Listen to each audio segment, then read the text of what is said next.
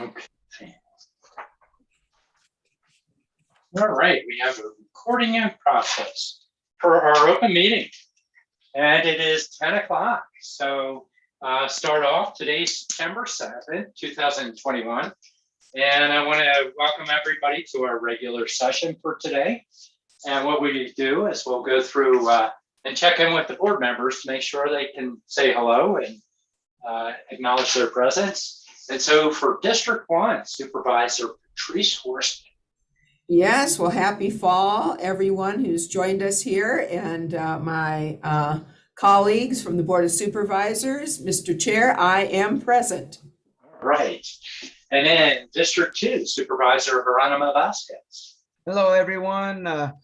Hope you had a great Labor Day weekend. Look forward to a great meeting today and a good week. Have a great day. Thank you. All right. In District 4, we have Supervisor Judy Begay. Mr. Chair, she's still connecting. She'll be with us shortly. Okay. And it should be noted, Vice Chair and District 5 Supervisor Lena Fowler is not in attendance because they have the USDA, the EDA, the Small Business Administration meeting that was coordinated with federal agencies, and this was the only day they could do it. So she'll be conducting business with those groups out there.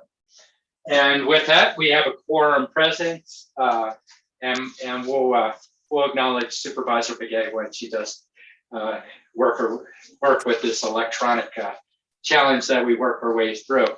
So the first item of business is Pledge of Allegiance. If everybody could please rise and join me in the Pledge of Allegiance. We post the flag, but we also face east if you don't have a flag. I pledge allegiance to the flag and to the United States of America, and to the republic for which it stands, one nation, indivisible, with liberty and justice for all. All right. And the next item of business is call to the public. The call to the public is a courtesy the board offers general public to bring items to our attention that are not on our agenda. We'll ask if anybody's out there that would like to bring something to our attention. I'll have our clerk of the board, Lindsay Daly, explain the process. Sure, thank you, Chair Ryan. If you would like to do a public at this time, you're just going to click on the raise hand icon at the bottom of your screen, and it's a picture of a hand. And that will raise your hand so that we know you would like to speak, and then we'll call on you to speak. Okay. I'm just opening mine up. I'm not seeing anybody. And Lindsay, are you? At this time, I do not see any hands raised. Okay. I want to check another item business here just for a second. Okay, here we go. And I'll acknowledge Supervisor Begay and just provide the opportunity for Supervisor Judy Begay, District 4 representative, to say hello. Good morning, everyone. I was speaking to the president's office about some issues on veterans and the redistricting, and then our roads. And as part along on the other side of the peaks, just in one place, I guess I was over an hour that I was parked. I didn't even realize it. But I'm here. I'm glad to be here and be part of the meeting. And thank everybody for being on. And then also my colleagues. Yeah, I'm looking for a good, productive day today. Yes, welcome, Judy. Yeah, we all get stuck in those places, and your internal clock is going on. In the meantime, if you move, lest you lose that phone call, you don't want to do that. So our challenges today with electronics. Chair Ryan? Yes, go ahead. I do have an email in the board comments inbox from Housing Solutions regarding the ARPA funds. Okay. And let's see. Oh, so you have it in your inbox. You want to go ahead and read it for the record? Sure. I'll go ahead and read that for the record. This day, September 7th, 2021. It says, Dear members of the Coconino County Board of Supervisors, I am writing today on behalf of Housing Solutions of Northern Arizona, Inc. to request that Coconino County Board of Supervisors consider designating a portion of its American Rescue Plan Act, ARPA federal funds to addressing our community's housing emergency. Housing Solutions works tirelessly each and every day to help low and moderate income households meet their basic needs. We provide housing services to help households experiencing homelessness at our Sharon Manor program. We are a HUD-approved housing counseling agency assisting households to prepare for homeownership. We own and operate scattered site affordable rentals, and we work with families to provide foreclosure prevention counseling to enable families to maintain homeownership. We are on the front lines of our housing crisis, and we see families struggle to find and keep decent, safe, and affordable housing. And we know that housing is a foundation for families to thrive. It's nearly impossible to work to improve health, increase income, support children in school, and build positive and safe futures without stable and safe housing. This ongoing struggle for affordable housing in our community needs to be addressed immediately. We know the Board of Supervisors understands our community's housing need. Data from multiple sectors continues to reinforce that housing affordability is at crisis levels for our communities. We ask respectfully for the Board of Supervisors to invest funding toward addressing that housing emergency. We understand Coconino County is considering how to spend state and local fiscal recovery funds under the American Rescue Plan Act. Other communities across our state, including Maricopa County and the city of Phoenix, are using these one-time funds to invest in housing. We implore you to do the same. We know that there are other funding needs and priorities for our community, but the lack of decent and affordable housing is a crisis we cannot ignore. We ask Coconino County to invest a portion of the ARPA funds to housing, helping to increase the supply of affordable housing and supporting programs to meet the housing needs of households experiencing homelessness. Now is the time to act, and the resources are available. We appreciate very much your consideration and support. Sincerely, Devonna McLaughlin, CEO of Housing Solutions.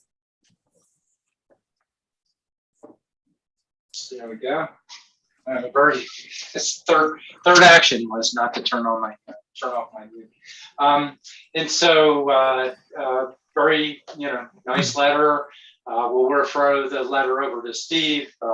As noted, we're going through an incremental evaluation of ARPA and how we proceed. We have one element that'll be introduced today as far as outside agencies. We have opportunities to have those discussions, which will be a later part of our process associated with that. And Steve, did you want to say anything else on that? No, Mr. Chair, the timeframe for ARPA will be covered in the agenda item at 11 o'clock today. Okay. Thereabouts. Okay. All right.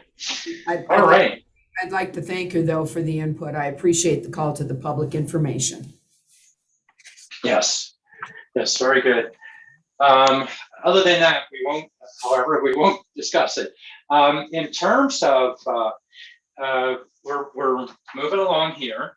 Next item of business is a really special time. And Lindsay, do we have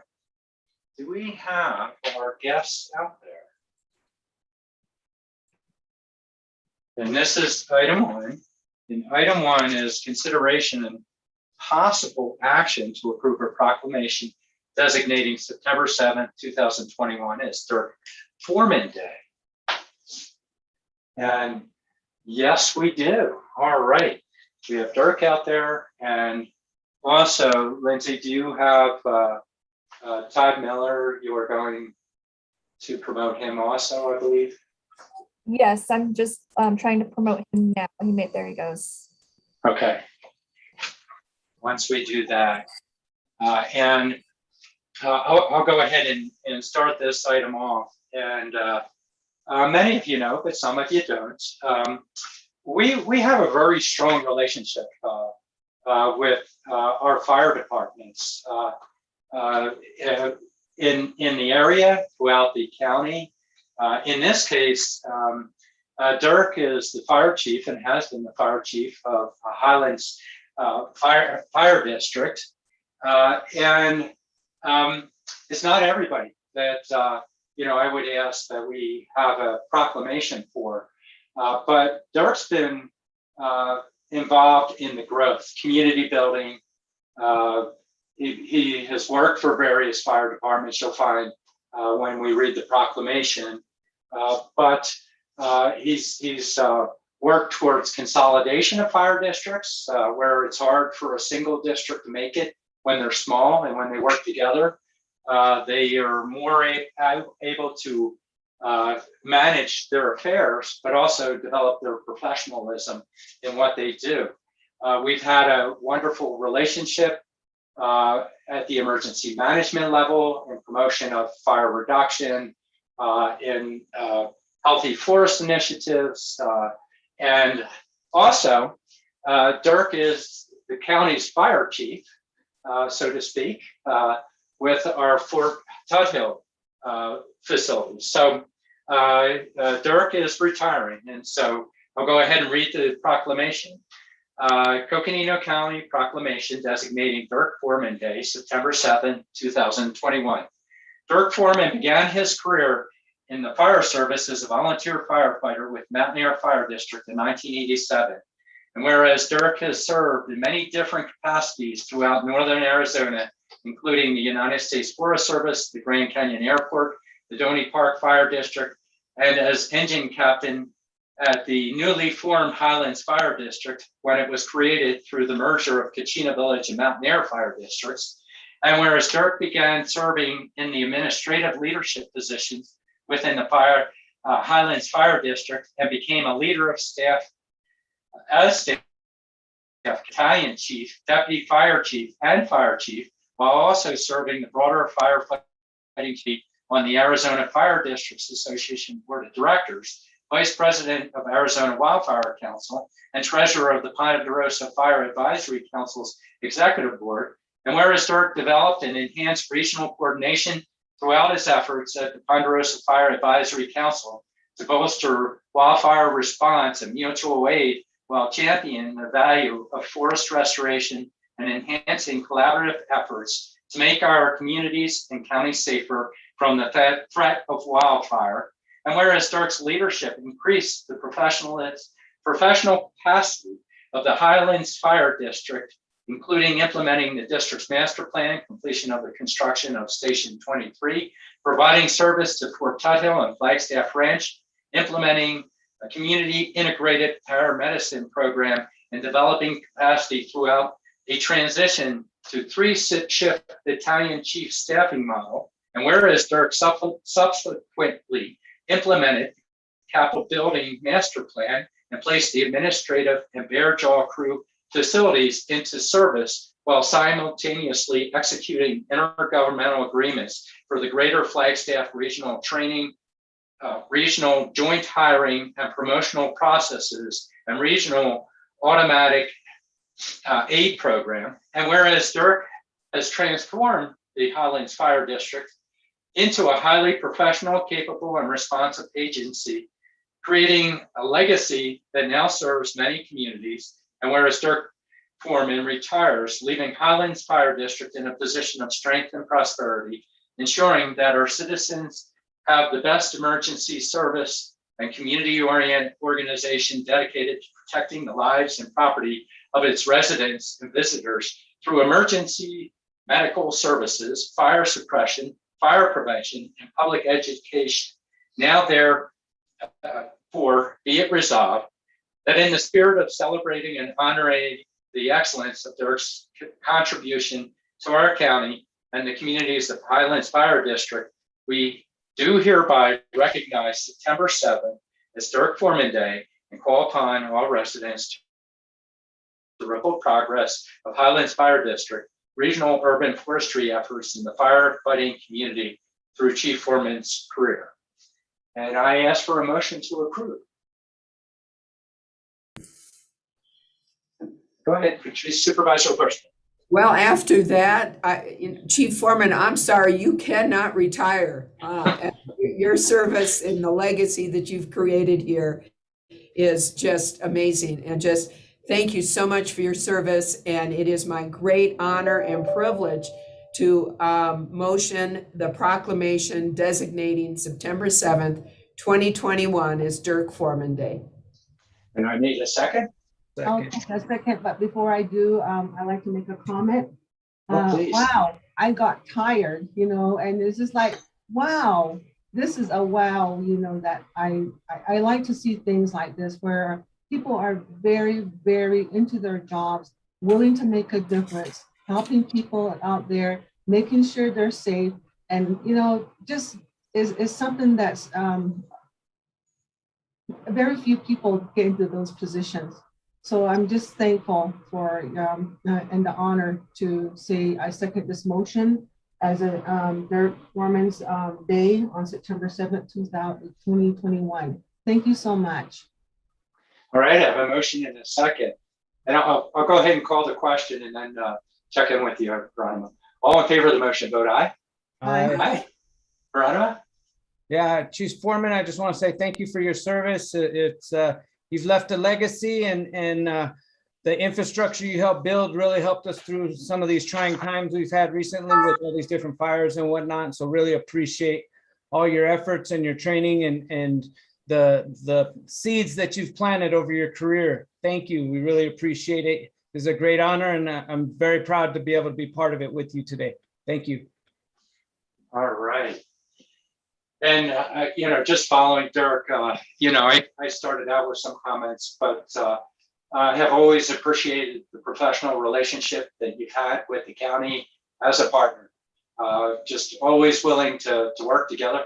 Oh, and you also, you weren't chief at that time, but helped us burn down our building and get some practice in for the firefighters as well when we were doing the open space out in the pump house wetlands there. So Dirk, I'll go ahead and open it up to you. Woo, that was a lot, and a little bit hard for me. I'm almost speechless, but I think everybody who knows me knows that can't totally be true. Thank you. I'm honored. I'm humbled by this. I have enjoyed my 35 years of service to the almost all of it really in northern Arizona, in the Forest Service, with the state of Arizona, with our fire districts, and I greatly appreciate the thank you that you had given me.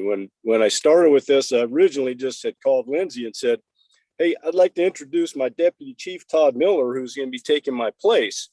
And I just was looking for a little spot in the call to the public to do that, but this has turned into a much more fantastic thing. I will tell you, I'm visiting with you from my pickup truck cab at the incident command post of the Summit Trail Fire in Inchelium, Washington, on the Colville Agency. So I'm here as part of the incident management team, 47,000 acre fire, and I'm going to continue doing that kind of work even in my retirement. So with that, I think Chief Miller is on the line as well. I give him a little opportunity to just say a couple words. Deputy Chief Todd Miller was selected to fill my position upon my retirement at the end of September. He's a veteran officer of our fire district, and I hope that you'll welcome him as you all have welcomed me, and I am sure he will do a good job for us in the future. So Todd, a couple minutes there to say hello. Good morning. Good Thanks. morning. Thank you, Chairman Ryan and the Board of Supervisors. Glad to be here with you. Certainly leave most of this to recognizing Chief Foreman and the big shoes that I have to fill now that he's retiring, but I am happy and excited to have that position, to get to know you all better and work with you in the future, and continue that great relationship that Chairman Ryan mentioned that we have with the county, all the county departments and the Board of Supervisors. So thank you all for just a minute. Look forward to getting to know you and working with you, and congratulations to Chief Foreman on a great career, and happy retirement to you. Thank you. And Chief, Yeah, congratulations on your appointment as well. Would look forward to meeting with you at, as you get on board here. which you're already on board, but you know Yes. what I mean. Dirk, you were going to say. Oh, just not belaboring anything and not taking any more of your time. I know you're busy. You've got a big agenda. And I've got some other work to do here on the fire. So thank you very much. And I'm going to try not to be a stranger. You know, I still let them, we want to be involved some and trying to figure out where I'll be best suited to do that kind of stuff. So couple months under the radar, I think, and then I think you'll see me come back in some capacity. Good, good. We can't lose you. That's wonderful. Look forward to it. Be safe up there. Thank you. Yes. Thank you. Thank you. All right. Chief, very good. Enjoy your day, Chief. and congratulations, Chief Todd. We're going to go ahead and move on to the next item of business and check in to see, Lindsay, were you able to connect with John? Yes, John Davison is here and I've promoted him as a panelist. All right.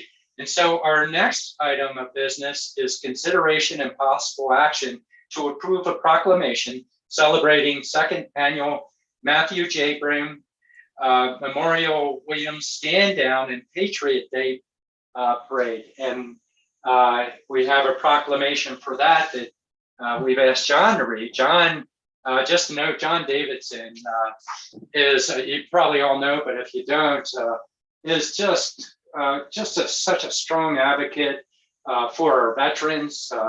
He has taken over and coordinated the stand down over the past several years, which is focused on homeless veterans, but all veterans, and has been fully engaged with that. And then also has been involved with the parade, Matthew Broom Parade, veteran that unfortunately we had lost in the past couple of years that this parade's memorialized over. So John, we're going to go ahead and promote you so you can read our proclamation.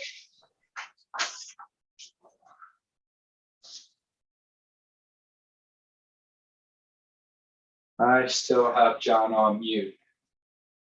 I'm not seeing him. There you are. There you are. Can you hear me? Yes, we can. Okay, I guess I got a shy camera because it's not showing me. But anyway, good morning, Mr. Chairman Ryan. Good morning, distinguished supervisors, and good morning, Mr. Peru. My name is John Davison. As was stated, I'm a veterans advocate here in Northern Arizona.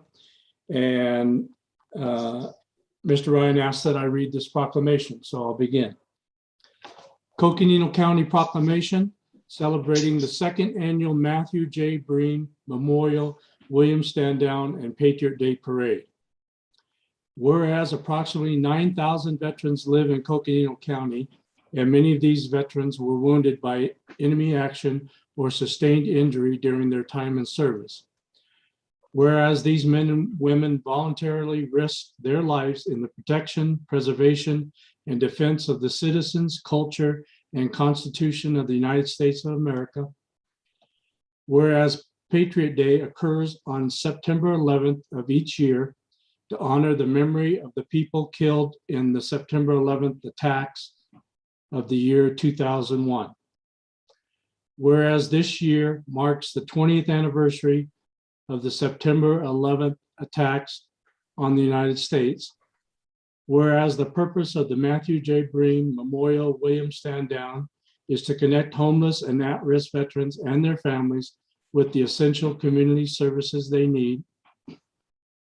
Whereas this year's parade is We Remember to honor the men and women who lost their lives 20 years ago in the September 11th attacks and honor their families who continue to bear the burden of this fateful day. Whereas by taking care of our veterans, we return the commitment to honor their sacrifice, to defend the Constitution of the United States, and to preserve the values we hold so dear, and that make us stronger as a community. Now, therefore, the Coconino County Board of Supervisors do proclaim September 11, 2001 as Patriot Day and celebrate the second annual Matthew J. Breen Memorial Williams Stand Down and Patriot Day Parade. All right, I need a motion to approve. Supervisor Horstman. Yes, once again, it is my great honor to move into motion this proclamation recognizing the approximately 9,000 veterans who live here in Coconino County, and also recognizing that we are coming up on that Patriots Day anniversary, certainly a somber and important day for all of us to recognize and acknowledge here in Coconino County and really across our country. So with that, I make the motion to approve proclamation celebrating the second annual Matthew J. Brougham Memorial Williams Stand Down and Patriots Day Parade. And I need a second. I'll second that motion. I have a motion by Supervisor Horstman, a second by Supervisor Vasquez. All in favor of the motion, vote aye. Aye. Aye. I'd like to make a comment. Please, Supervisor McKay, Judy. Thank you for this proclamation. I think it's very important. I don't really know how we're going to do more for the veterans. These are the people that have gone overseas and other areas, and they really protect and serve their country, and they're protecting us and ensure that we are safe, you know, in our country.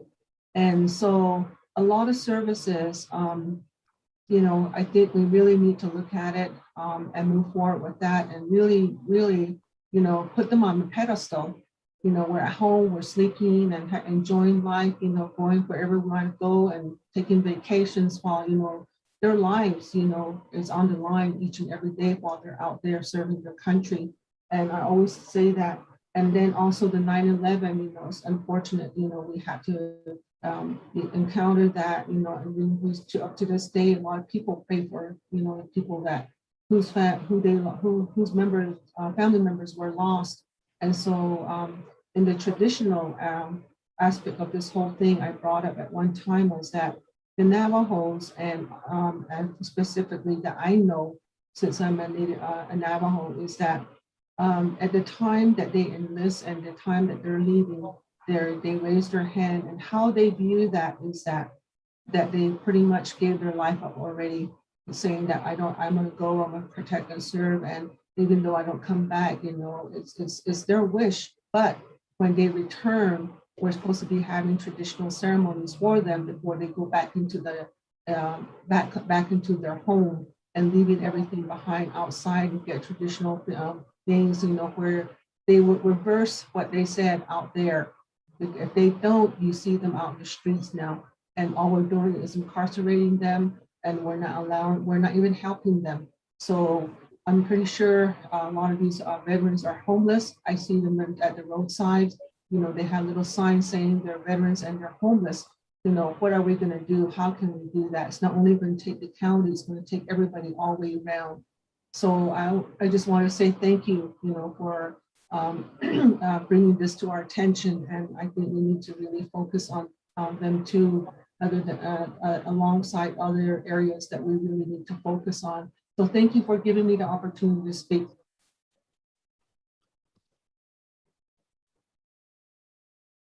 Well said, Supervisor McKay. And actually, you've been a very strong advocate for the veterans, which is wonderful. And John's somebody, if you haven't met, I'd love to introduce you to him or provide the opportunity for you to meet John. He's been doing so many things to help our veterans around the area.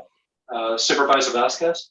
Yeah, I just want to reiterate what my colleagues have said and just say thank you for your service, and that looking for ways to support our veterans who have come back and have to deal with issues that are a result from serving in the military. And so just want to say thank you, and again, take this time to honor those that have put their lives on the line for other people. Thank you. Thank you. And then John, did you want to comment on the stand down for fellow?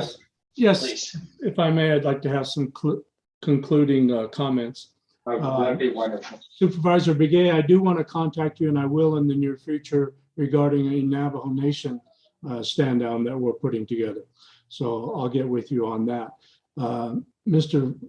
Vasquez, Billy Weldon had told me that you would be interested in attending the stand down Williams. So if you can make it over, we'd appreciate that.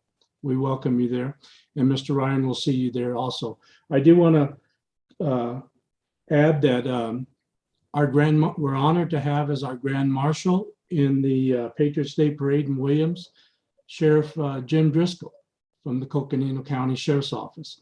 And you know, it goes without saying that he's a great man. He really is. He's just an incredible person. So we're honored to have them with us. I also wanted to add that Coconino County Health and Human Services has been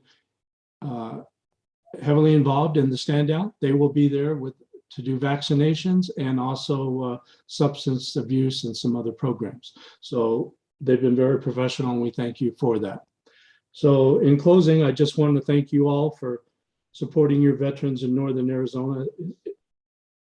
It's a very hard time for a lot of veterans and their families. We've lost several here in Northern Arizona in OEF and OIF.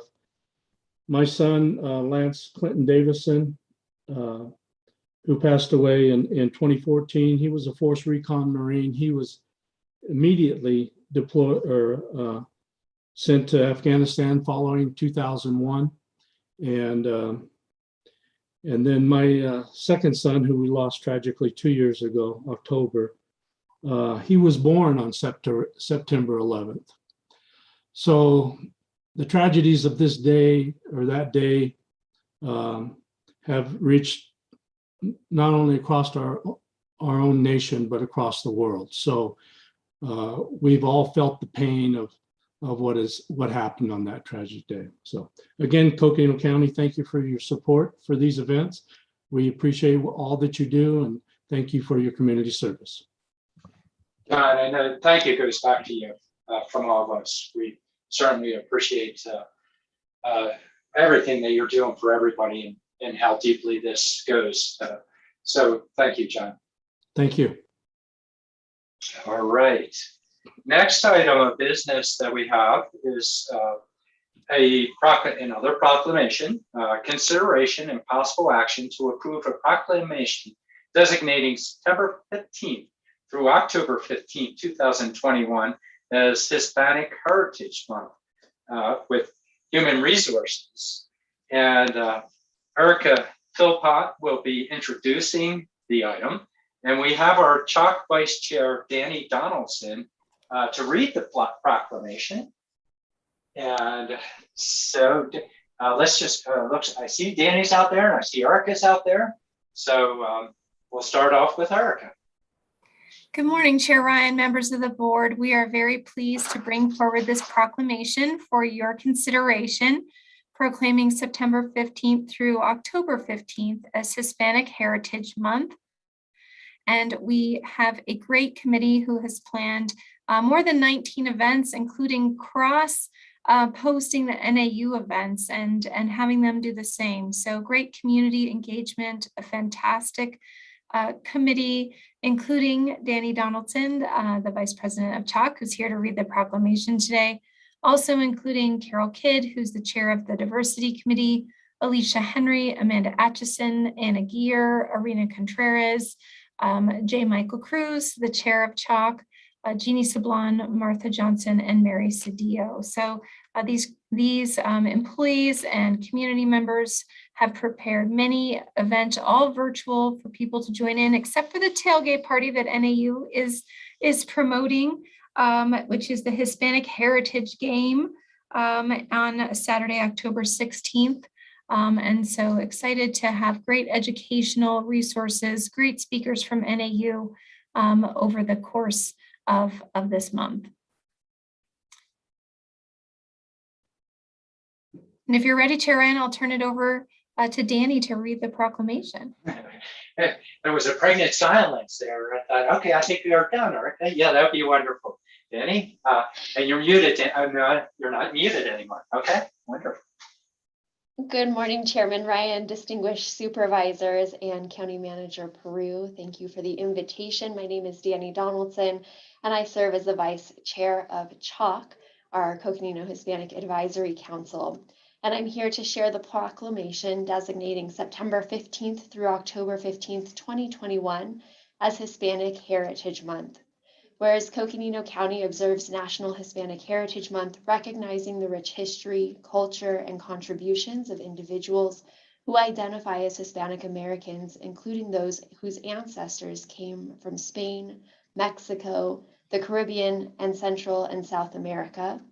And whereas Coconino County embraces Hispanic and Latinx traditions over the last 500 years, which enhance and shape our national character, promote, contribute to, and influence cultural pride, and are a part of Coconino County's identity. And whereas Coconino County honors the contributions of Hispanic and Latinx individuals of our nation, state, and community, especially those who have served in the United States Armed Forces to protect our freedoms. And whereas the Hispanic Heritage Observance began in 1968 as Hispanic Heritage Week under President Lyndon Johnson, and was expanded by President Ronald Reagan in 1988 to cover a 30-day period, starting on September 15th and ending on October 15th. It was enacted into law on August 17th, 1988, on the approval of Public Law 100-402. And whereas on April 15th, 2021, the National Council of Hispanic Employment Program Managers announced the 2021 Hispanic Heritage Month observance theme, Esperanza, a celebration of Hispanic heritage and hope. Coconino County also embraces the theme Esperanza, as it encourages us to reflect on all of the contributions of the Hispanic community that has made in the past and will continue to make in the future. It is also a reminder that we are stronger together. Whereas the Coconino County elected officials take great pride in encouraging and rewarding the accomplishments of our young and established Hispanic and Latinx role models through the connections in the classroom, community, and workforce who are fundamental to the establishment of Coconino County and its continued community growth, development, and vitality. And whereas Coconino County and the Board of Supervisors recognize cultural diversity as a core value of our organization, empowering the intersecting and overlapping social identities with a focus on equity, social justice, and actions that move our communities forward. Now, therefore, we do hereby designate September 15th through October 15th, 2021 as Hispanic Heritage Month to celebrate and honor Hispanic heritage and culture, and thereby strengthening us as a county, state, and nation forever. And Geronimo, would you like to make a motion here? Sure, I'd like to motion that we designate September 15th to October 15th as Hispanic Heritage Month in Coconino County. Is that enough? I have a motion. I need a second. Second. And I got a second by Supervisor Begay. I'll call for the question. All in favor of the motion, vote aye. Aye. And then just go through the board quickly. I've just mentioned, really appreciate CHALK's involvement in this, but so much more our community. Speaking of advocates, that strong advocates, I think you find it amongst our board members, but Geronimo coming on board, particularly with Hispanic community, has been fully engaged, which is really wonderful, and really appreciate all the efforts being made. But provide an opportunity for each of the supervisors to comment. Supervisor Vasquez. Well, thank you. It's a great honor today to recognize this proclamation, and I would like to start off by just saying thank you to CHALK for all their hard work in advocating for the community and getting out there. And I really appreciated that in the proclamation, it did mention direct actions and looking for equity and justice, and keeping that in mind as we're working with the community and celebrating all the different areas in Hispanic/Latino culture, and celebrating all those great things that make these different cultures so special and the contributions they make to our county. And so I really appreciate the ability to have that proclamation today, and it was a great honor to make the motion. Thank you. All right. Supervisor Beget. Thank you for this opportunity to speak. And I think, we should have proclamations for all the different type of nationalities that we have here that are really, they're pretty much involved, and their existence is here, and that they partake in the communities, and they're making everybody's making the ball rolling, and I support this a Chalk's proclamation, and I think that for that reason I really like to see them around in the community, and they're doing a lot of they're also providing a lot of services out there that are needed, and their celebrations that they bring to the community. That's I appreciate all of that. So with that, I just want to say for those reasons and others that Geronimo mentioned, I had a second the motion. Thank you. All right. And Supervisor Horstman, Patrice. Yes, I want to thank Danny and the members of Chalk for bringing the proclamation with us or to us here this morning. And obviously, it's important that Coconino County take the time to reflect and to honor the contributions that the diverse people of both the Hispanic and Latin American origin have made to not only our county, but our whole nation, both the culture and the arts and business and medicine, politics, history, and our military. Obviously the contribution as part of the melting pot of America is so important. And I want to thank Danny, the Chalk members, and it is time to honor our community, our full community, and full inclusion in all aspects for full diversity, inclusion, and equality. So I so appreciate the proclamation, and thank you, Danny and Chalk members for bringing this forward. And Danny, would you like to comment? The one comment that I would like to say is just echoing what Erica has already shared, that we have a number of events planned virtually, some taking place in person as well. So looking forward to celebrating throughout the county for Hispanic Heritage Month. Thank you so much. Thank you.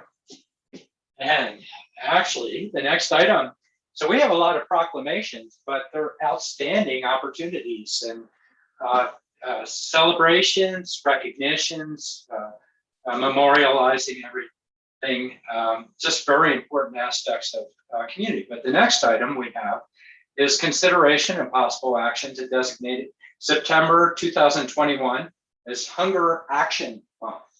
Very important. And for this, we have our HHS, that's Health and Human Services Division Manager, Michelle Axland, to read the proclamation. Michelle.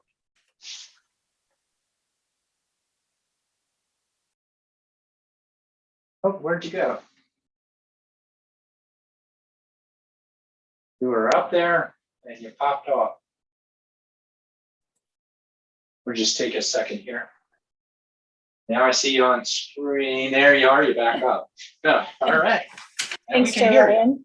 Wonderful. And Board of Supervisors, I appreciate it. And hopefully my colleagues are actually the ones who are reading this. Lorraine, who is from Health and Human Services and serves our senior population in the Congregate and Meals on Wheels program. Carrie from the Flagstaff Family Food Center, and Sierra from the St. Mary's Food Bank.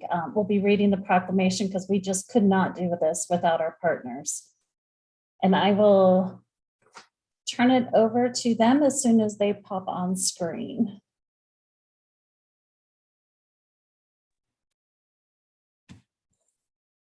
Michelle, you said Lorraine, Sierra, and who was the other person? Carrie Henderson. Thank you. Thank you. Good morning, Chair and distinguished supervisors. Thank you for having me.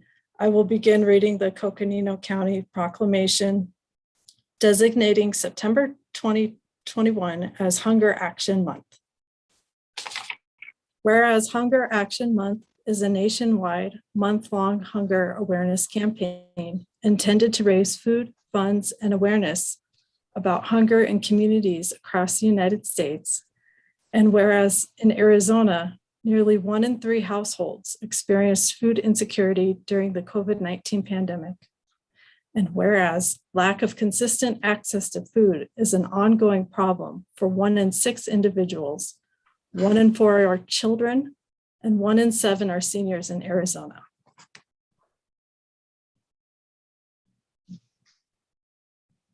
And then I will pass it on to the. Lindsay, is Carrie out there? No, I don't show Carrie on Okay, I'll read for her. Whereas the need for hunger relief services is even higher in Coconino County, with over 21% of the population considered food insecure and over half the children in Flagstaff qualifying for free or reduced lunch. And whereas the Flagstaff Family Food Center provides extensive and wide-reaching emergency food support for the Flagstaff community, serving approximately 2,000 Northern Arizonas per day and providing 30 local nonprofits with food support. Whereas St. Mary's Food Bank provides continued support throughout Flagstaff and rural communities, increasing food distributed in Coconino County from 7.5 million pounds of food in 2020 to 9.3 million pounds of food in 2021 to help meet the increasing needs of the community. Whereas the Coconino County Board of Supervisors encourages all community members to work to support the efforts of organizations that provide hunger relief services and long-term solutions to poverty to our most vulnerable neighbors. Now, therefore, we, the Board of Supervisors of Coconino County, Arizona, do hereby proclaim September 2021 as Hunger Action Month in Coconino County, Arizona, and call upon the citizens of Coconino County to join community agencies in a partnership of understanding and compassion to make our community a healthier, safer, more connected community where families have the resources and opportunities to improve their well-being. All right, I need a motion to approve the proclamation. Go ahead, Supervisor Horstman. Patrice? Yes, thank you, and really appreciate this proclamation and the importance of Coconino County standing against both hunger and food insecurity. Obviously, for tens of millions of people here in America, a daily meal is something that is not always forthcoming. And it is really important that we acknowledge that and that we all do what we can as a nation to make our community healthier, safer, and certainly more connected and availability of food for all. So thank you for your proclamation. And with that, I move that we declare proclaim September 2021 as Hunger Action Month here in Coconino County. I have a motion by Supervisor Horstman. I need a second. Second. I have a second by Supervisor Biquet. All in favor of the motion, vote aye. Aye. Aye. And so just following up with that, just really appreciate you bringing this forward, recognizing the needs that we have in the community, a lot more work that we need to do. That needs assessment, I know we're going through a new needs assessment, but it's telling in terms of in our own communities, whether you're in the metro area or in the rural areas, there's a great need within our communities, and we all work together. We need to work together to help each other and hopefully help resolve our issues that we have associated with this. Other comments from board members? Sure, I'd just like to say thank you for advocating for the most needy in our community. Food is something that's a human right, and we want to make sure that we're providing it with as many folks as possible. And so this demonstrates the willingness of all these partners and the county as well to address one of these issues affecting some of the most vulnerable in our community. So thank you for your hard work, and I really appreciate this proclamation. And Supervisor Begay, Judy? I just want to say thank you also bringing the proclamation before us as September 2021 as Hunger Action Month. And I think some of the things that were said by other supervisors, I will not reiterate, but I think that providing hunger relief services within the community and then also for long-term solutions to poverty and to our people that are very vulnerable out there is very important. And so we just need to all work together. It's just like saying, you know, it takes a whole community to educate a child. You know, this is the same thing.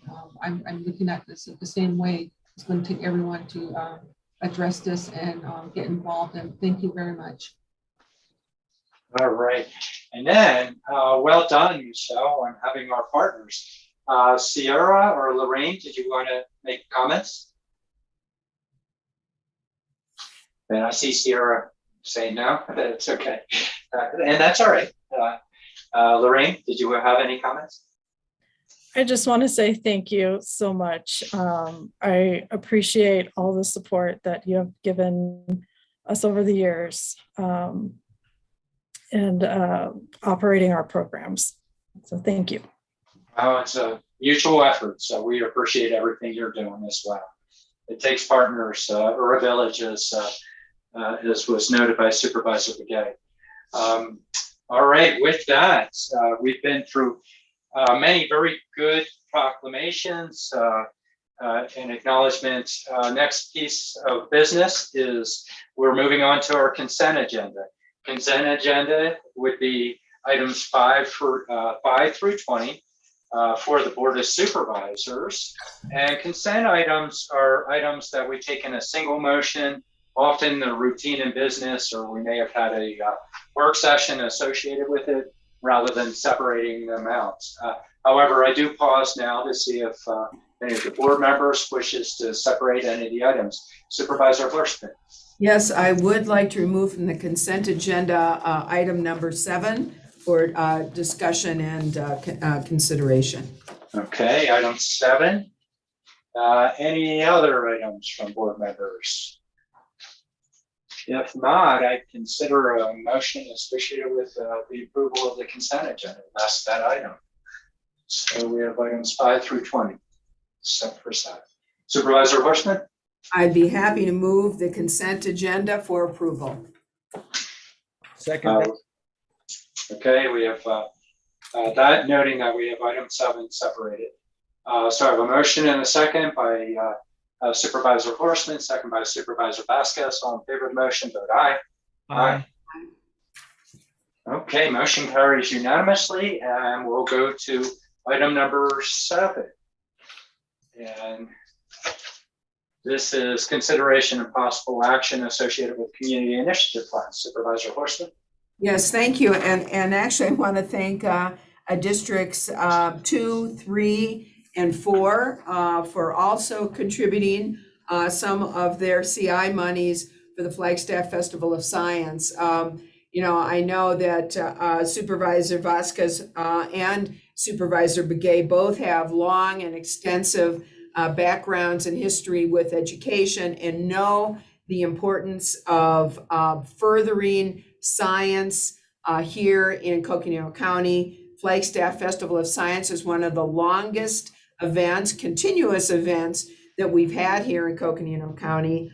Flagstaff's history is seeped in scientific discovery, and Pluto is still a planet, I don't care what they say.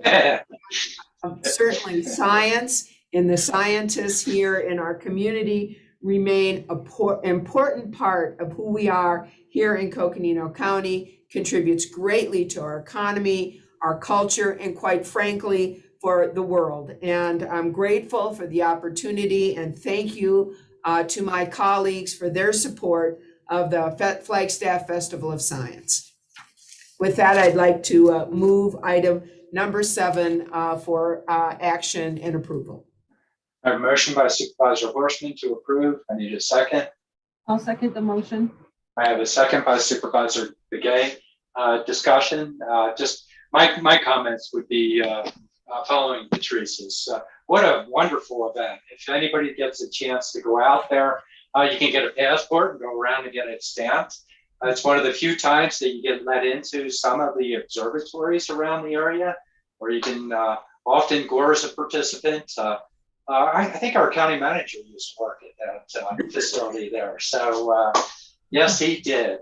And so the promotion of science, and it's well steeped, as noted. So I really appreciate all the work that all the partners are doing out here. Any other comments?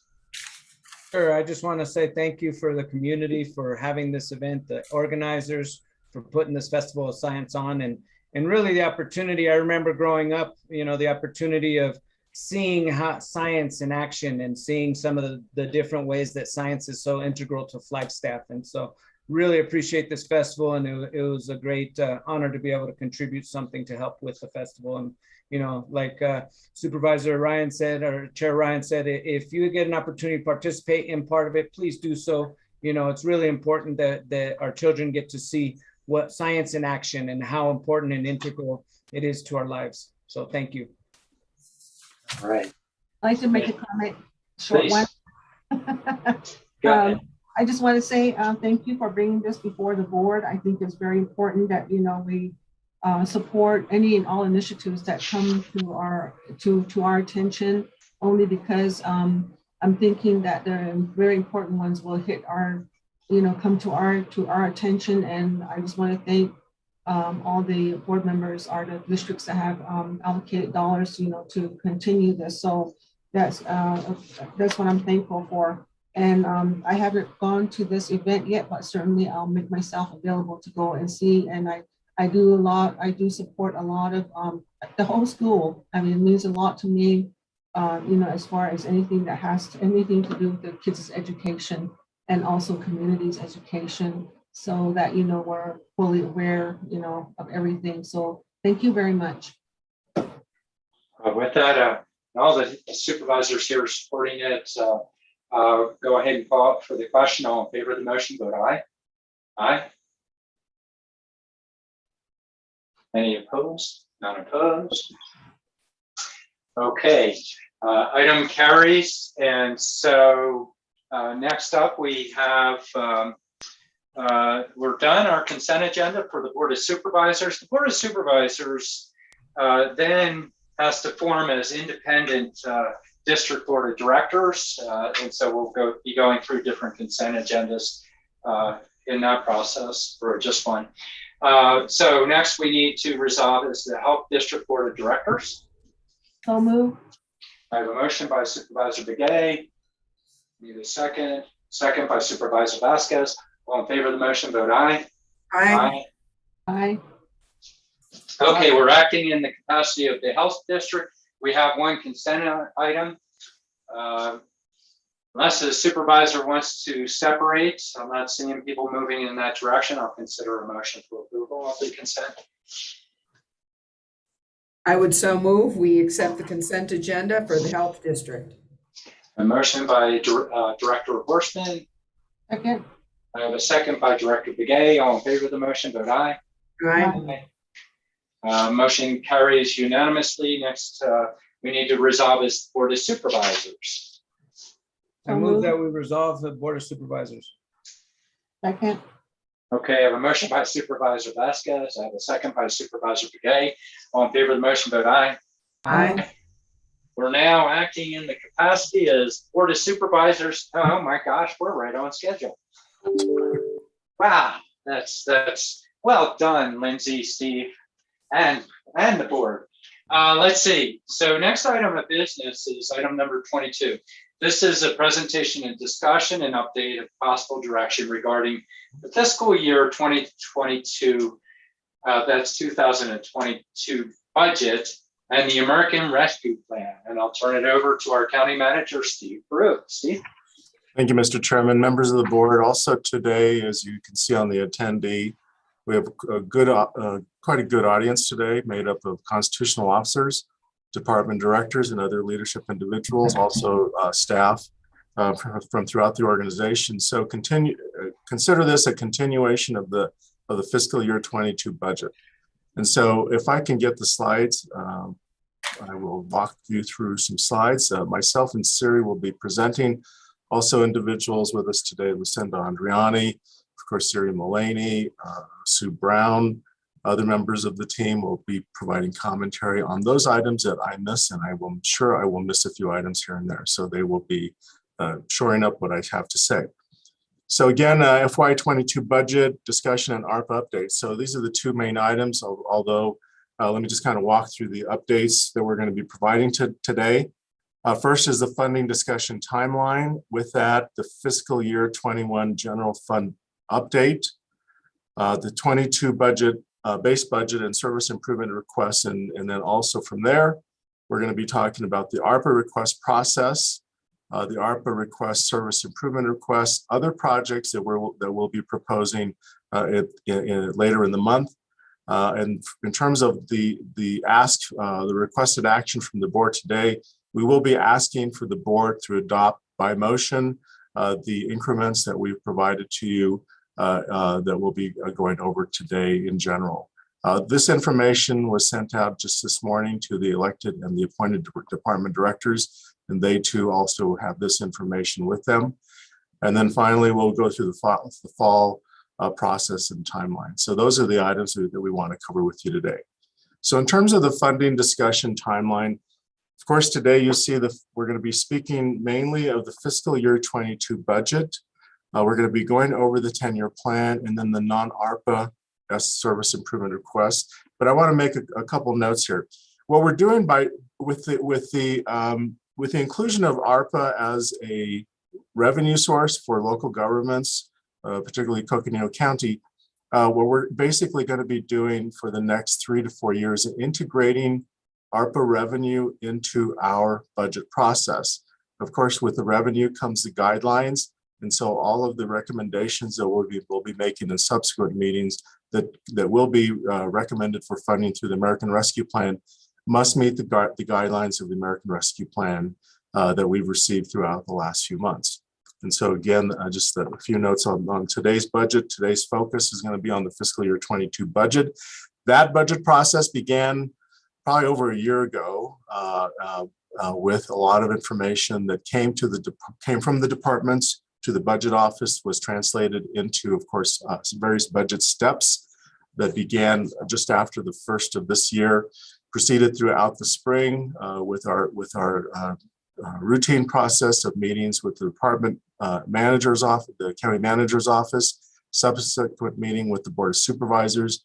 And of course, you'll recall leading up until May, where we adopted the tentative budget, and final budget adoption took place at that time. During that time, we did, for statutory purposes, adopt a budget. And so I do want to make note that we do have an adopted budget that took place, and you were all, of course, part of that because you adopted the budget. And that established the budget limit, the budget ceilings, if you will. Within that budget ceiling, though, what we're adding today are more detailed recommendations that get to specific department requests. I do want to make note that not all department requests are going to be taken care of today. And I want to repeat that. Not all service improvement requests are going to be taken care of today.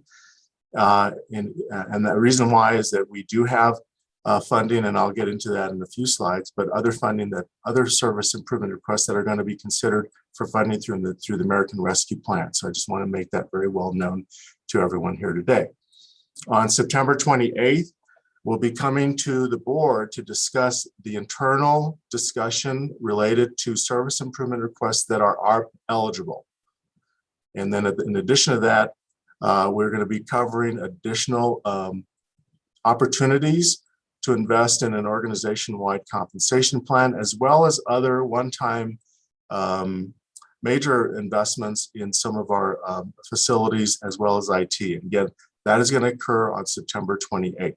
So that'll be taking care of internal requests that we have identified through an interview process that we embarked on with all county departments, as well as a more focused, in-depth review of our case flow in the criminal justice system.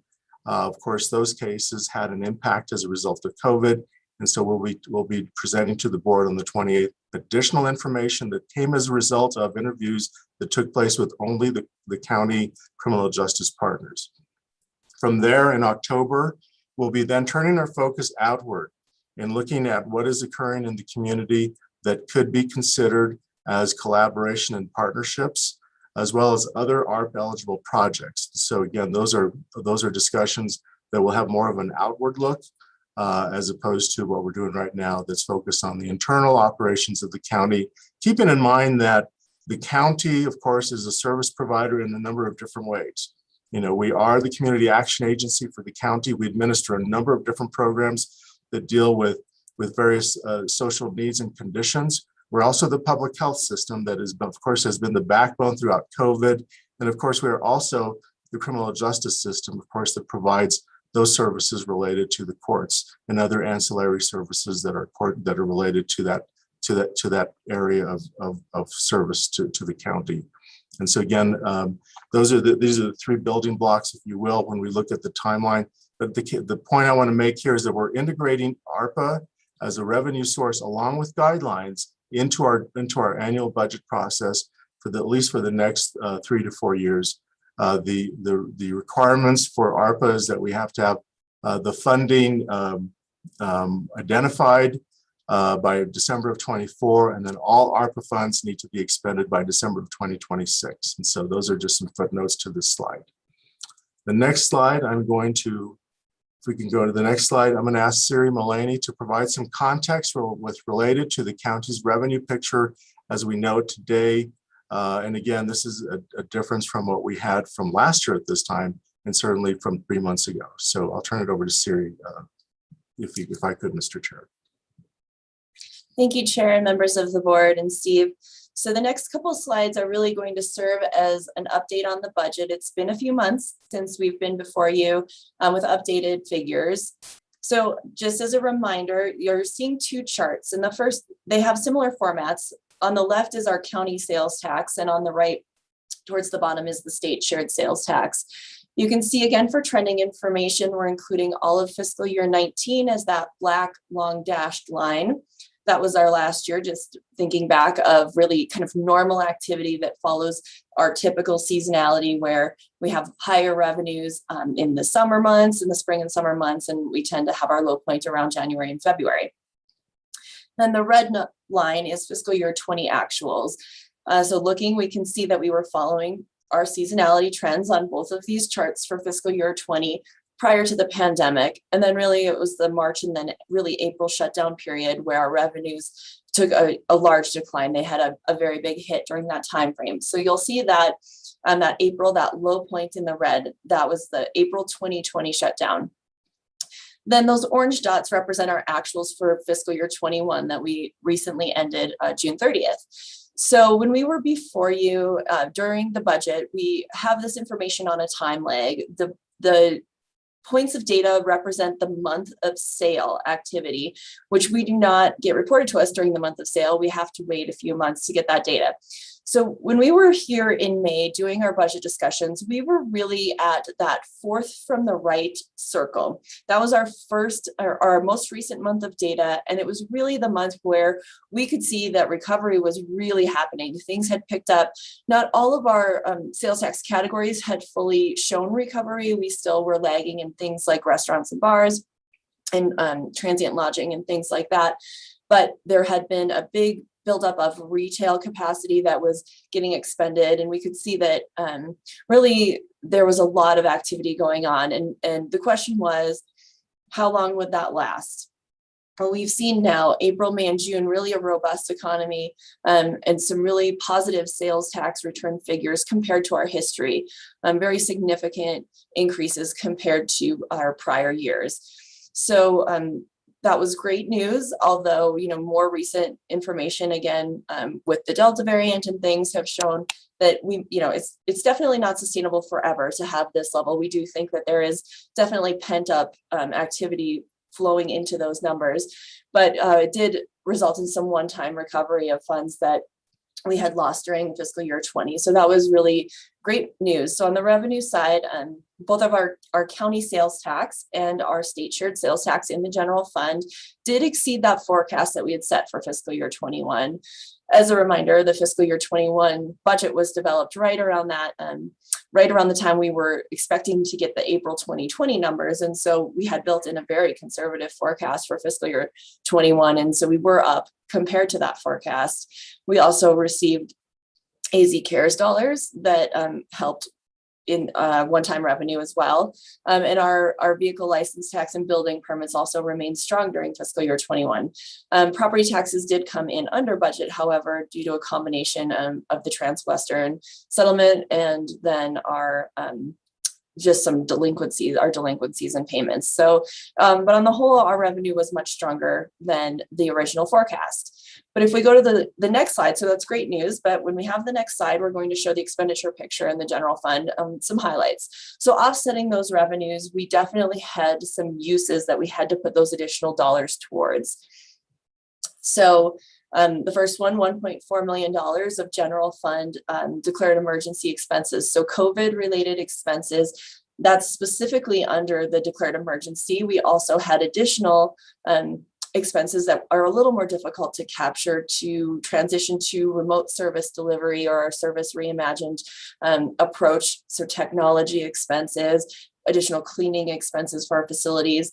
But the 1.4 really represents those expenses strictly for community COVID response that have come out of the general fund.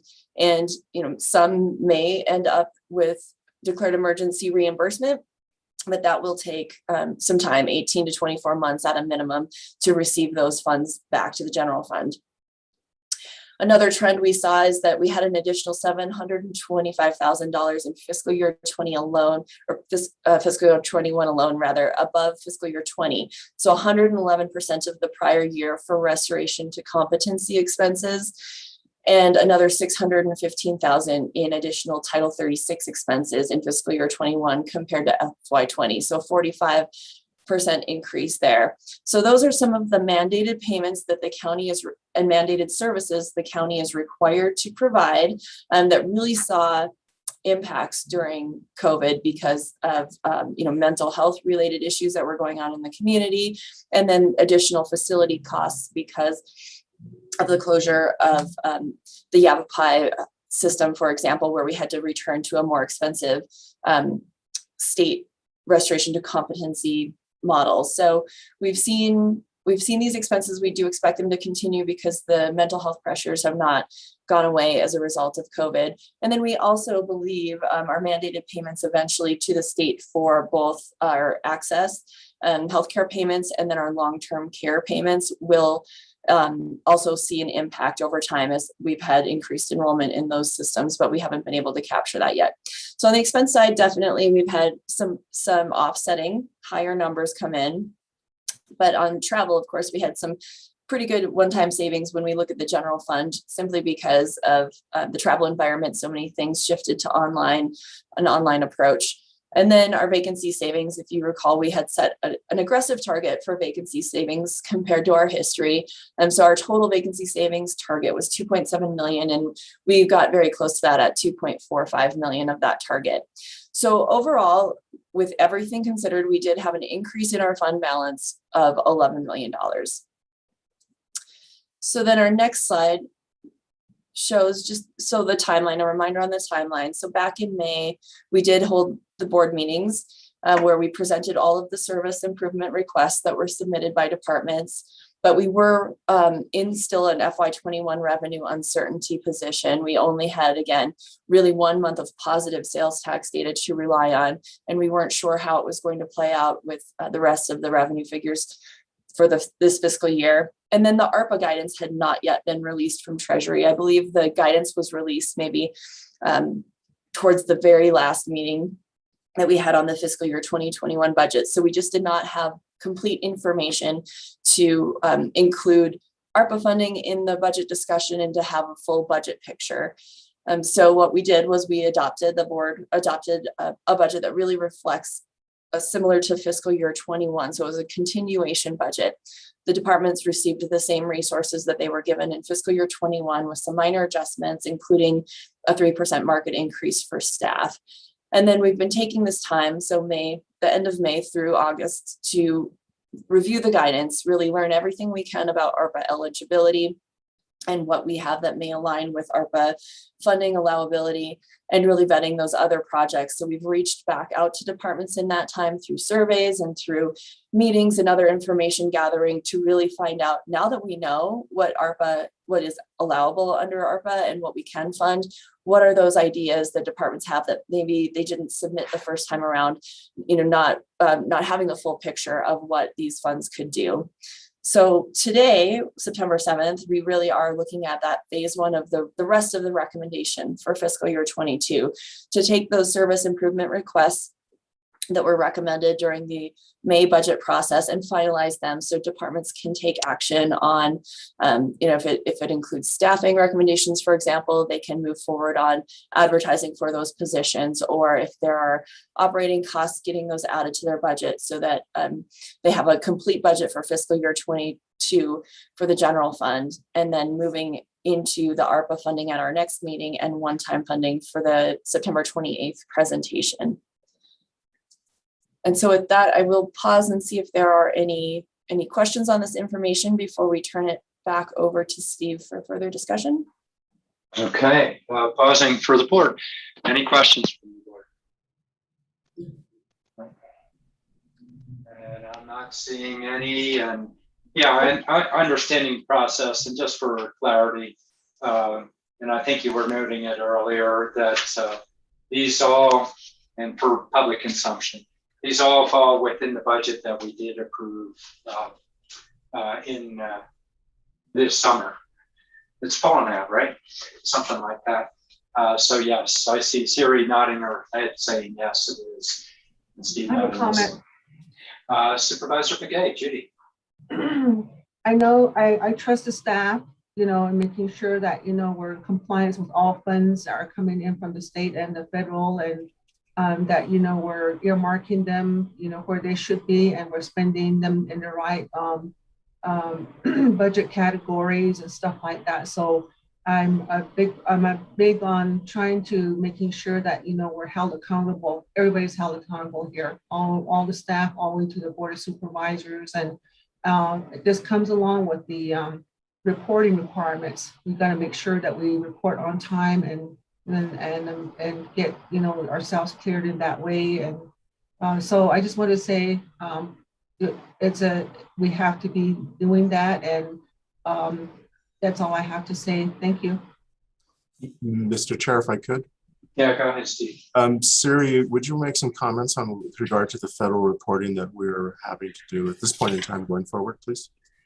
Yes, thank you, Chair, and thank you, Supervisor Begay, for the comment. That is very important. The federal dollars do come with reporting requirements. We've actually submitted our very first report to the federal government related to our expenditures of ARPA funds. So far, we have had administrative expenses, but we do have a full compliance supplement that is our guidance for how we will be doing our reporting. We also have a position in the finance area specifically dedicated to really understanding all of the guidance, learning about compliance and all of the allowable uses, and to advise then the board and to the county manager's office on what are the appropriate uses of the funding, what's allowable, and what are the processes we need to follow. So absolutely, like I said, report 1 is down. We're looking forward to report 2 is coming up here at the end of September.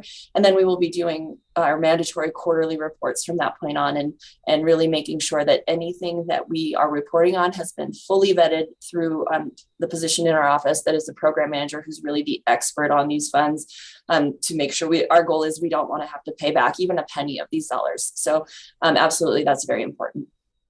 I have one more comment to make. Maybe it would be good to maybe just share the dates that are availability. I mean, where you're supposed to be reporting. Maybe just one sheet or something, for our information. Thank you. Also, Mr. Chair, I want to also make a comment. When we received the initial ARP guidance, we were very disappointed that it did not contain any reference to funding any COVID-related impacts to the court system. And that was a jaw dropper, because if you'll recall, when we were looking at the service improvement request budget increments, in the budget process, we had set aside a number of increments in hopes that the ARP funding would be utilized for that purpose. And when the initial guidance came out and did not include that, we were very concerned because that definitely was going to change our ability to fund other service improvement requests in other parts of the organization. So with that, there was a strong lobbying effort that took place on the part of the Board of Supervisors, the staff, our relationship to CSA and NACO. We worked with our federal lobbyists, John Holmes and Anna Ma with Nexus. We had, of course, numerous letters and communications with Treasury through those channels. And as a result of that, the guidance did come out that did allow for COVID-related impacts to the court system to be allowed. And that was a game changer. I will tell you right now, and I would anticipate that our county criminal justice leadership would echo the same thought, because that is a game changer for us to be able to proceed. Definitely is going to be helpful going forward. And so just wanted to add that footnote. Mr. Chair. If I may, Chair. Go ahead, Patrice. And thank you for that clarification, Steve, because obviously that is just necessary for maintaining our constitutional mandates and for fundamental fairness and justice here in Coconino County. So thank you for your advocacy on that, County Manager, and all those from the staff for doing that, and important to have added. So thank you. Thank you, Mr. Chair. We'll go on to the next slide. So the budget recommendations, so the service improvement requests that were received were allocated into the following categories. And so the funded fiscal year 22 general fund, that is for the most part the list that we sent to you all for consideration today. Then there are a number of service improvement requests that are going to be ARP eligible. And that, of course, is coming to us in a couple of different ways. As Siri indicated prior to in her comments, we did sit down, we surveyed departments, we had interviews with departments, and our goal was to identify current or actually potential programs and services that could be ARP eligible. And that's an important piece, of course, as we said before, the guidelines for ARP eligibility are more focused on COVID-related impacts than probably the CARES money that the county received earlier this year. And so with that, of course, we'll be bringing to the board, as we've indicated on a couple of different slides, information on the internal review of ARP eligible projects on September 28th. There are also going to be some increments for this year that we're just not able to fund, and that's an annual reality. Just given the capacity of the budget, we're not able to fund all requests that do come in. You'll see on some of the requests that on the list that we provided, we're able to, in some cases, provide partial support for some of the requests that have come in. But again, not everything is going to be able to be funded. Then we have consideration for fund balance. And the fund balance, of course, that's the capacity that has been created as a result of our revenues looking better. As Siri indicated, we've had some improvements, certainly in the sales tax outlook. We've also, of course, had other positives with regard to revenue.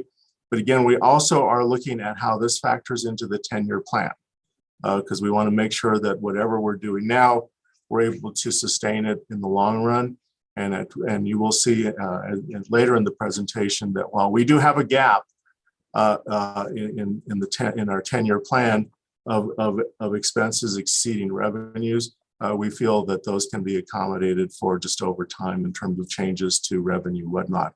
But the other part that's really important to note is that with regard to, and we'll talk about this, of course, in the end of the month of September, but an important part of the funding with the American Rescue Plan that we need to note, it is one-time funding. It is funding, of course, that we need to obligate by the 24th and spend down by 2026, but it is one-time funding. And so the improvements or the expansions or the creations of programs supporting budgets, et cetera, that we will be proposing through the ARP funding. We need to be looking at what that ramp down is going to be post ARP funding.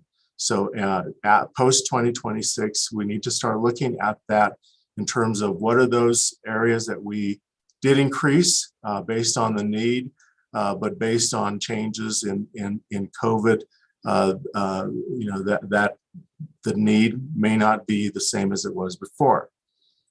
We also want to factor in the fact that COVID is not over.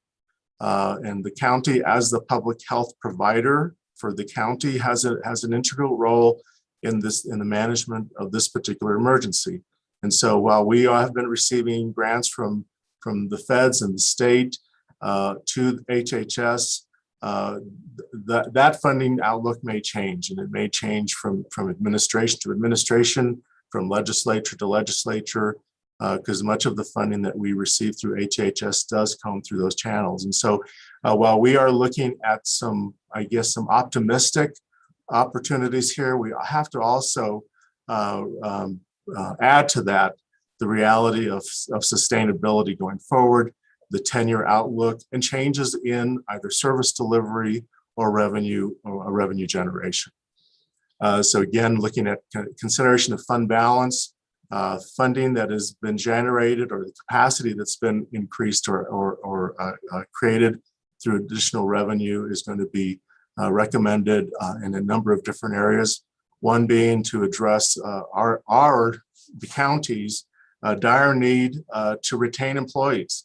Also to look at how we can recruit employees. We have several employee specialties here at the county that are nearing critical stages based on our inability to recruit and retain. And so we'll be bringing to the board a consideration for an organization-wide compensation strategy that we hope is designed. Our goal is to curb our turnover and to increase our retention. We'll also be looking at investments in major areas related to facilities, also critical life cycle issues there, also network stability and sustainability in our IT systems. And so that's another area of increments, categories that increments are going to be falling into. And then there are going to be other increments that are going to be funded through alternative methods. Alternative methods include, currently we have, of course, the jail district that is, of course, operated by the board of directors that the board of supervisors sit with. The administrator of that, of course, is our county sheriff, Jim Driscoll. Other grants, as I said, there are a number of grants, and you've seen this through all of the agenda items and through the board agenda items, a number of grants that have come through to the county to address COVID and other impacts related to this emergency, as well as our own emergencies. You'll recall, of course, the county and the county flood control district has been very much focused in on the museum fire and flood event that has occurred this year. And that is going to be a reoccurring a situation to manage in partnership with the city of Flagstaff. And so that's another example of an obligation that we have related to county service. And then also public-private partnership funds, particularly when we look at some of the joint ventures that we have out of Parks and Recreation that they've designed so well with the private sector. We also have another other sources of revenue that'll include other federal dollars. We talk about the infrastructure bill, and so a lot of focus will be focused there in terms of broadband and some of the uses that the Infrastructure Act can be used to support, as well as other federal grants, Greater Outdoor American Act. There are just a number of different federal sources of revenue that can potentially fund additional service improvement requests that the organization may have. I also want to make a note that, as I said before, we're integrating ARPA into the county budget process. And so I anticipate future years, future budget years, particularly now through 2024, 25, and 26, are going to be different.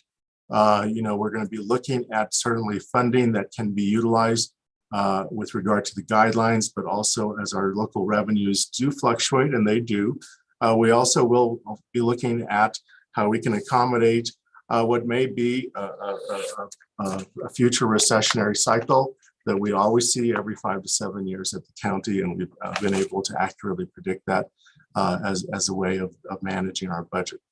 So again, the budget recommendations, as the slide indicates here, we've allocated the service improvement requests in the following areas that I just went over. Okay, we can go to the next slide. So the next two slides, and of course you received this as a separate spreadsheet, and we posted this publicly, also provided this to elected and appointed leadership. These represent the service improvement requests that came through the 22 budget process. They do not include some of those items that we have done subsequent work with departments and constitutional officers with in identifying other potential uses of our funding. That is going to be presented toward at the end of September. But again, what you have here are increments that were requested through the 22 budget process, that at the end of the day, on that May day, when we were at the end of the budget process, we said, we'll come back and revisit increments when we have a better picture of ARPA. These next two slides represent that list that you have as a separate spreadsheet in your board packet. And so you'll see here a number of different requests here. So I'll stop. Yes, sir. Yeah, just checking the list.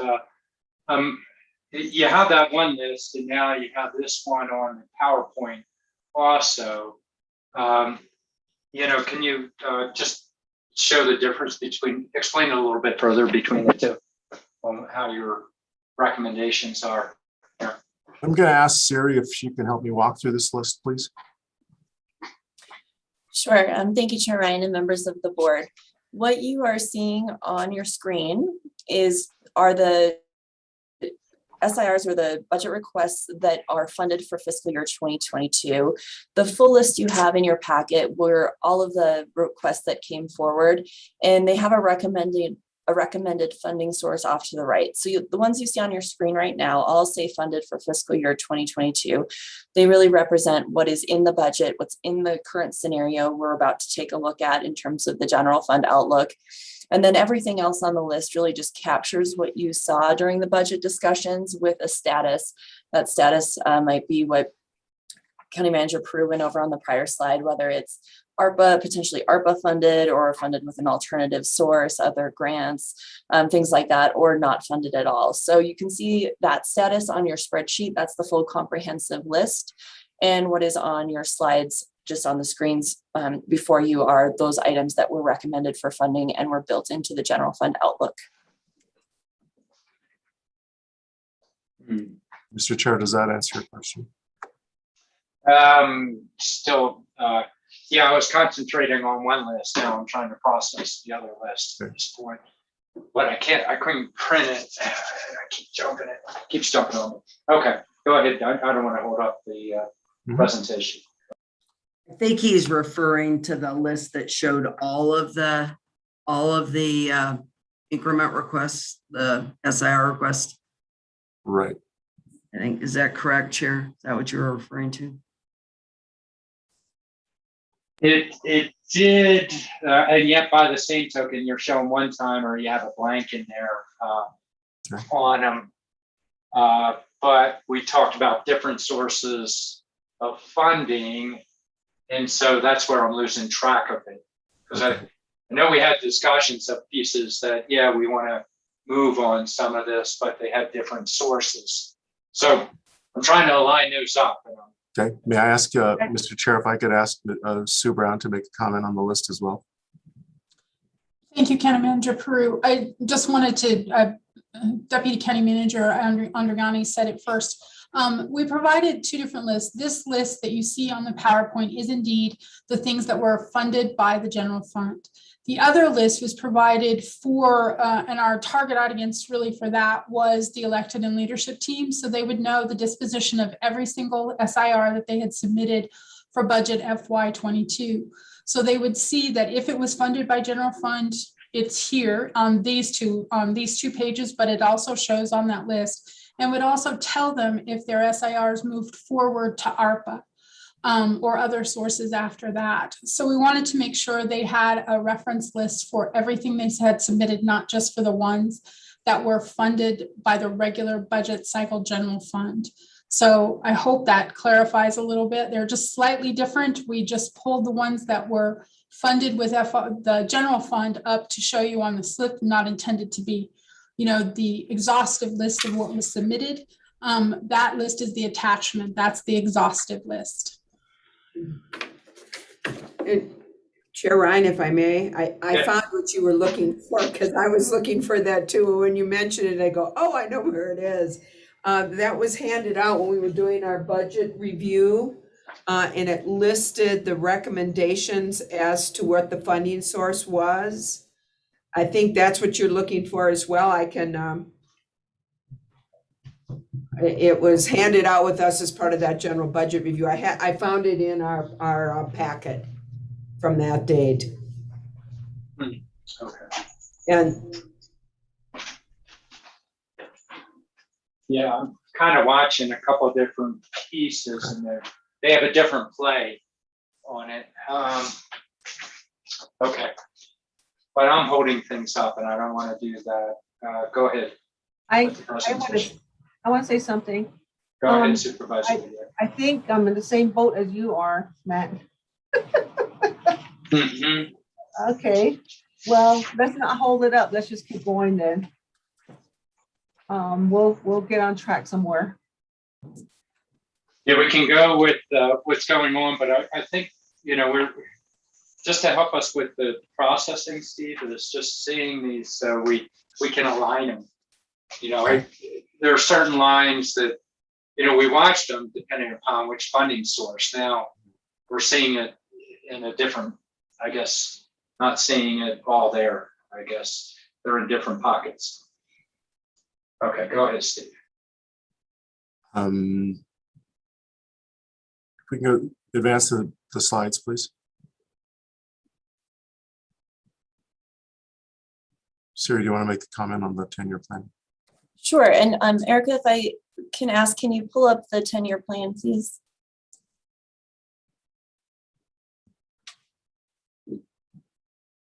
So this morning you received a copy. We're pulling up the 10-year financial plan for the general fund, and we'll show that before going back to this slide. So what you're seeing before you is an updated forecast for fiscal year 2021 as of August 31st. This is not final for fiscal year 2021, just because of the way that the closeout process happens with our audit and all of our end of year adjustments that need to be calculated and put in. But our current forecast is pretty close to where we expect to end fiscal year 2021. So you'll see that in the solid black box. So again, our original budget, which was, as a reminder, incredibly conservative on the revenue side and really included budget strategies to lower our expenses given where we were when we developed the fiscal year 21 budget. Our expenses did come in higher than we had originally forecasted, our expenses and uses.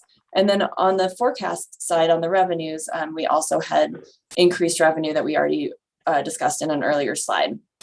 As we move through the plan, we have now updated our forecast for all of the items that were in the fiscal year 2022 budget recommendations.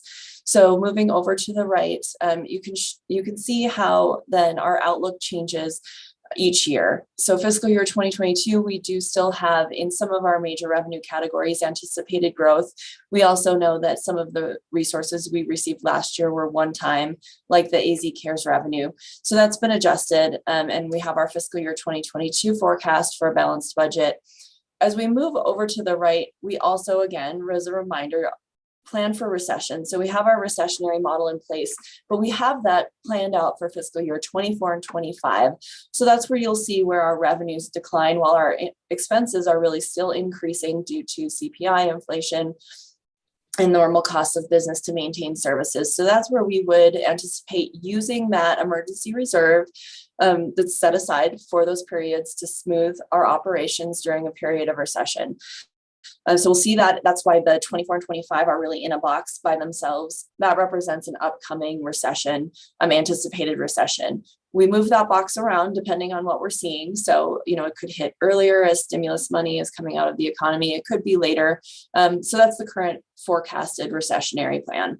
Then we try to balance over the long term. So when we look at all the way off to the right, fiscal year 2030, our net change in fund balance, that's really where we're looking at, are we in balance over the long term or not?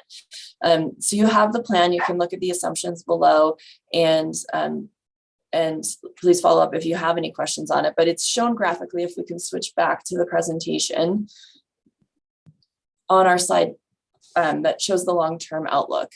So some things to note are that dashed line, or that red line, is our total expenditures and transfers out, both our actuals and then a forecast for 21 through 30. And then the solid green line is revenues and transfers into the general fund. It looks, when we look at actuals, we have to remember what was happening at the time and kind of tell the story of that. So in fiscal year 2019, our expenditures were much higher than our revenues because we used some one-time money to make a deposit into the PSPRS, or the Public Safety Retirement System. So that was a one-time use of accumulated capacity. Then in fiscal year 20, we were essentially in balance. Our revenues and expenditures were very much aligned. As we went into 21, again, a reminder that budget was set with a whole lot of uncertainty about COVID and the revenue situation. So our revenues did kind of peak in 21, much higher than the budgeted amount. While our expenditures, we held them down intentionally through things like hiring strategies of trying to increase our vacancy savings, asking departments for operational savings. And we really did see our revenues had been lower than prior years up until the last quarter of this fiscal year, which really resulted in that bubble, along with, again, additional one-time dollars that came in through stimulus programs, COVID relief programs. Then in fiscal year 2022, our current match of revenues and expenses. But we know that we have one-time capacity accumulated. We can see that in fiscal year 2021 with that gap of revenues and expenses. So we expect to change this chart for fiscal year 2022. You will see that when we come back in the next session, talking about utilizing one-time or allocating one-time dollars, then that number will change to reflect a one-time 2022 investment in one-time items. But for now, fiscal year 2022 is balanced. And then as we go through time, we're looking at, again, that recessionary drop with a return of balanced revenues and expenses.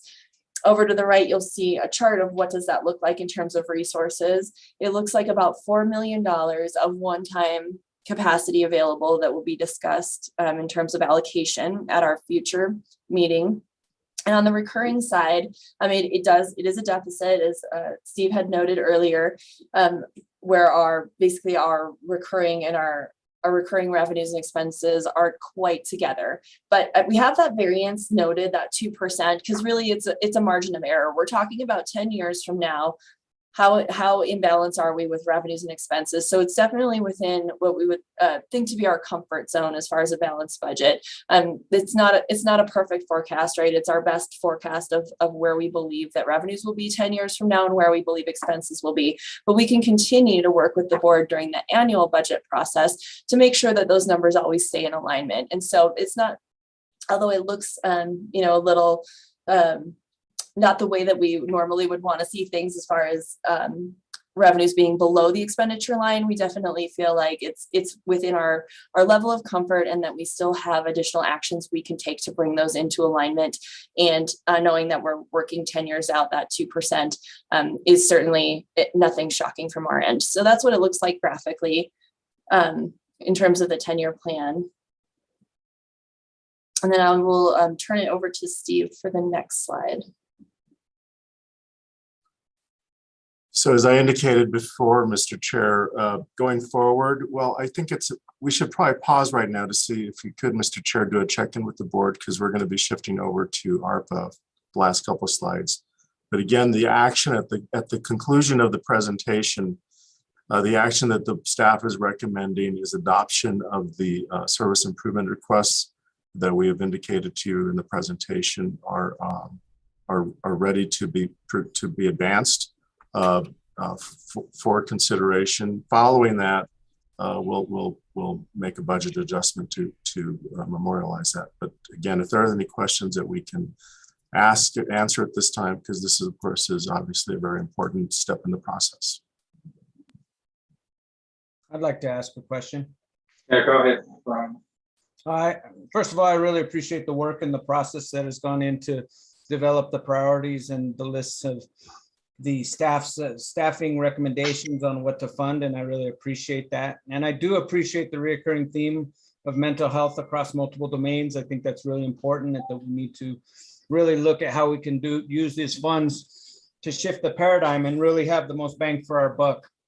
The one question I had was, given our public comments earlier in the morning, there was a request about support for affordable housing in the area. And so I just wanted to ask, what would be some ways that Coconino County could support those affordable housing efforts, knowing that we don't have a housing department in the county, and that's really not one of the areas that we focus on. But what would be some of those ways that we could help support those efforts as requested at the beginning of today's meeting? Mr. Chair, Supervisor Vasquez, it's a little challenging to envision. We certainly would want to, of course, look at our current housing support programs that we administer through Health and Human Services. We have, of course, eviction, rent assistance. So we have a number of different programs that we already administer for the county.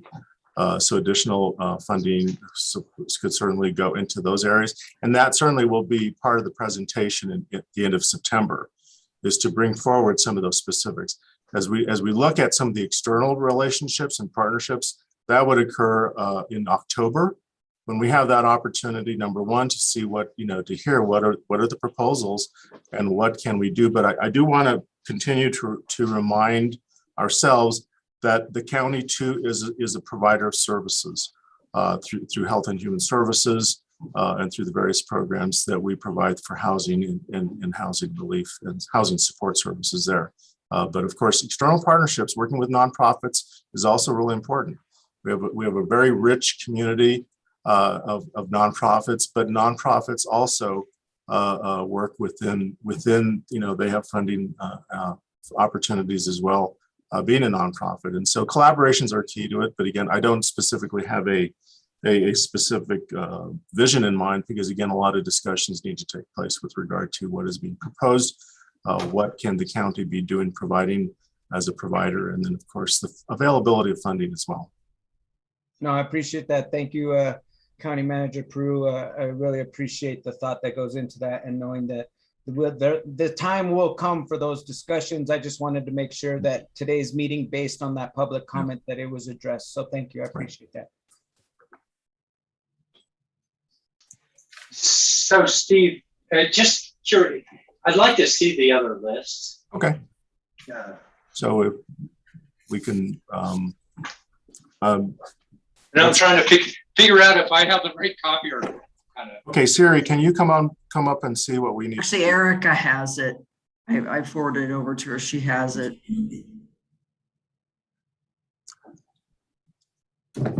Thank you, Erica. So, Chair Ryan, may I ask, is this the list you are looking for, or were you wanting from back when we were doing the budget discussions where we had all of the requests and then we had a column of recommended or what their status was? Well, I'm looking at, I mean, that would have been helpful, but I'm looking at this list. This is not just general fund here. That's different than the list that I have copied off. So apparently I've been looking at the wrong list. So Chair, this is the general fund list, just to clarify. Yes.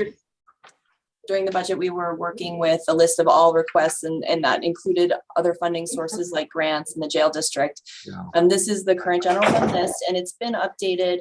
Originally, as a reminder, we had so much uncertainty about ARPA that we had put some requests into the ARPA budget, or bucket rather, for recommendations. This is a refined list of recommendations, knowing what we know now and with the guidance that's available. So it's very similar to what you saw back in May as terms of the county manager recommendations, maybe just with a couple tweaks between items that may be ARPA eligible and things that may be considered for that fund balance or the additional capacity. that we realized in fiscal year 21. Siri, the list also that indicated there was we had a column for CM recommendation with a checkbox. Mhm. So that, yes. Can you reference that list here? Sure. So really that what you were just seeing on your screen, the comment to the right that says funded for FY 2022 replaces that checkbox. So for example, the first item, the fee fund transfer from the general fund, it was recommended, it had the checkbox filled in.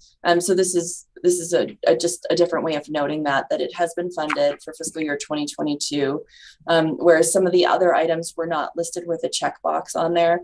On that original recommendation, but they are part of ARPA eligibility due to our ability to provide services during the pandemic.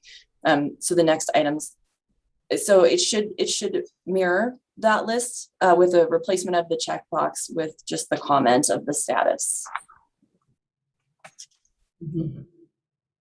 Okay.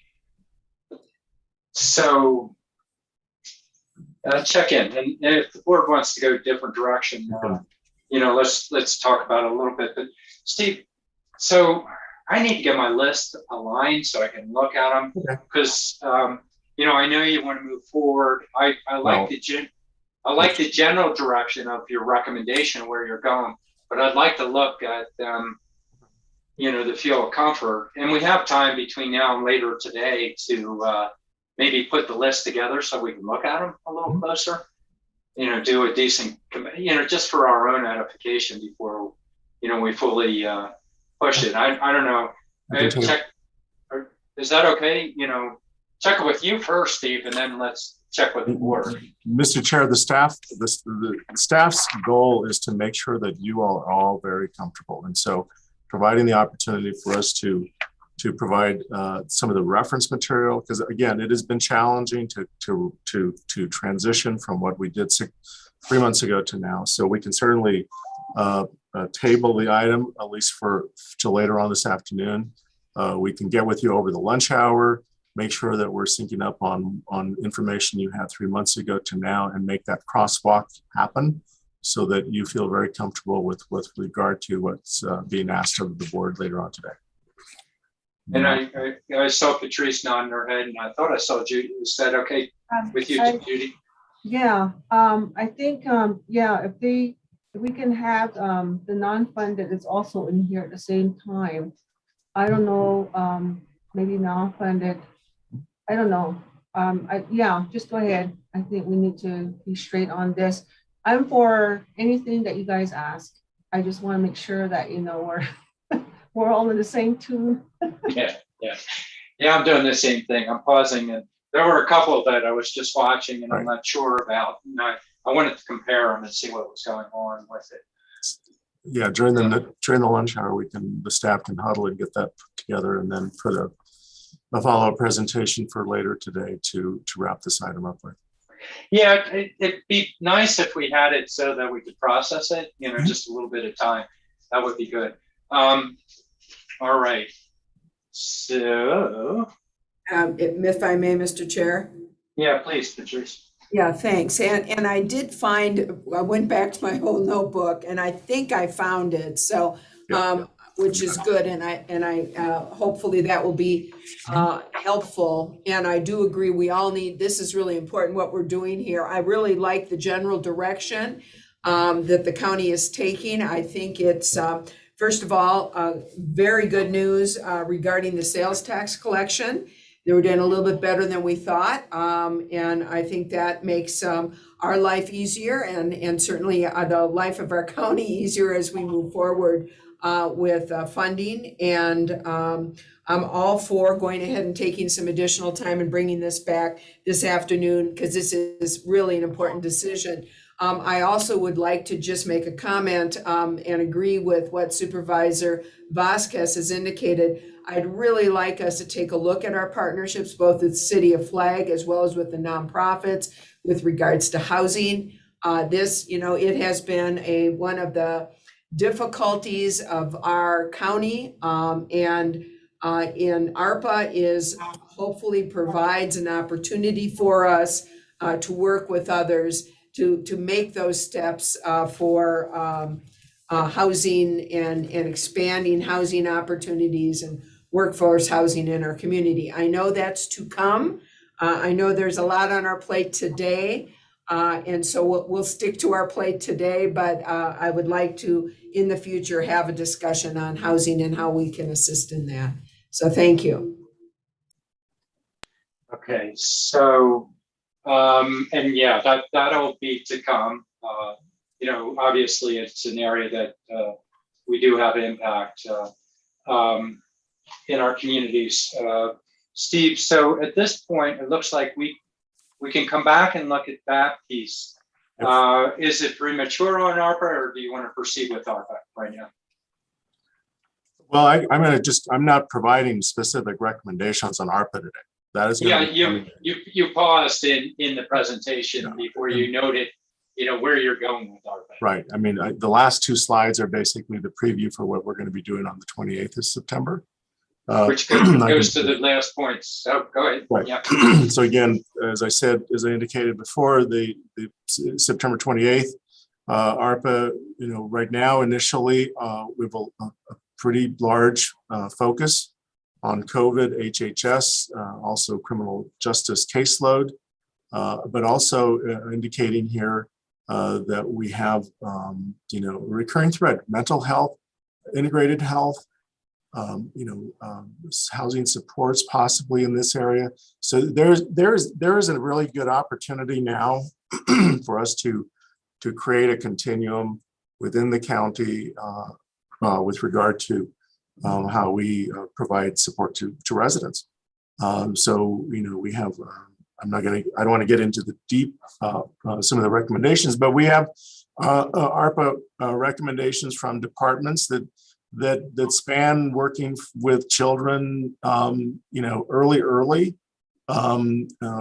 in looking at deferral, deflection, looking at what we're doing with restoration of competency, looking what we could be doing related to the continuum of those that may be incarcerated to reentry. And so we have a really good opportunity to look at a broad range of supports, but it needs to be built around a framework. And that's going to be an important discussion and presentation with the board later in September to look at considering that as a sizable investment for the right reasons.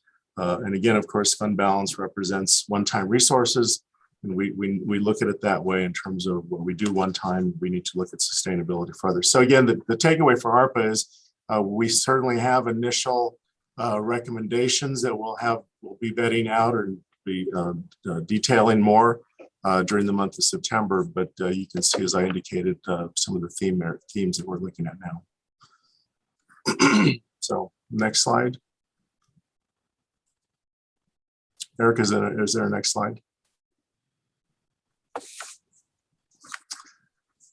So here, of course, the September 28th recommendations, of course, that I just indicated, I'm not going to repeat myself, focus on ARPA requests, looking at organizational compensation strategy, and then from there, looking at more of the more additional ARPA activities, including external partnerships.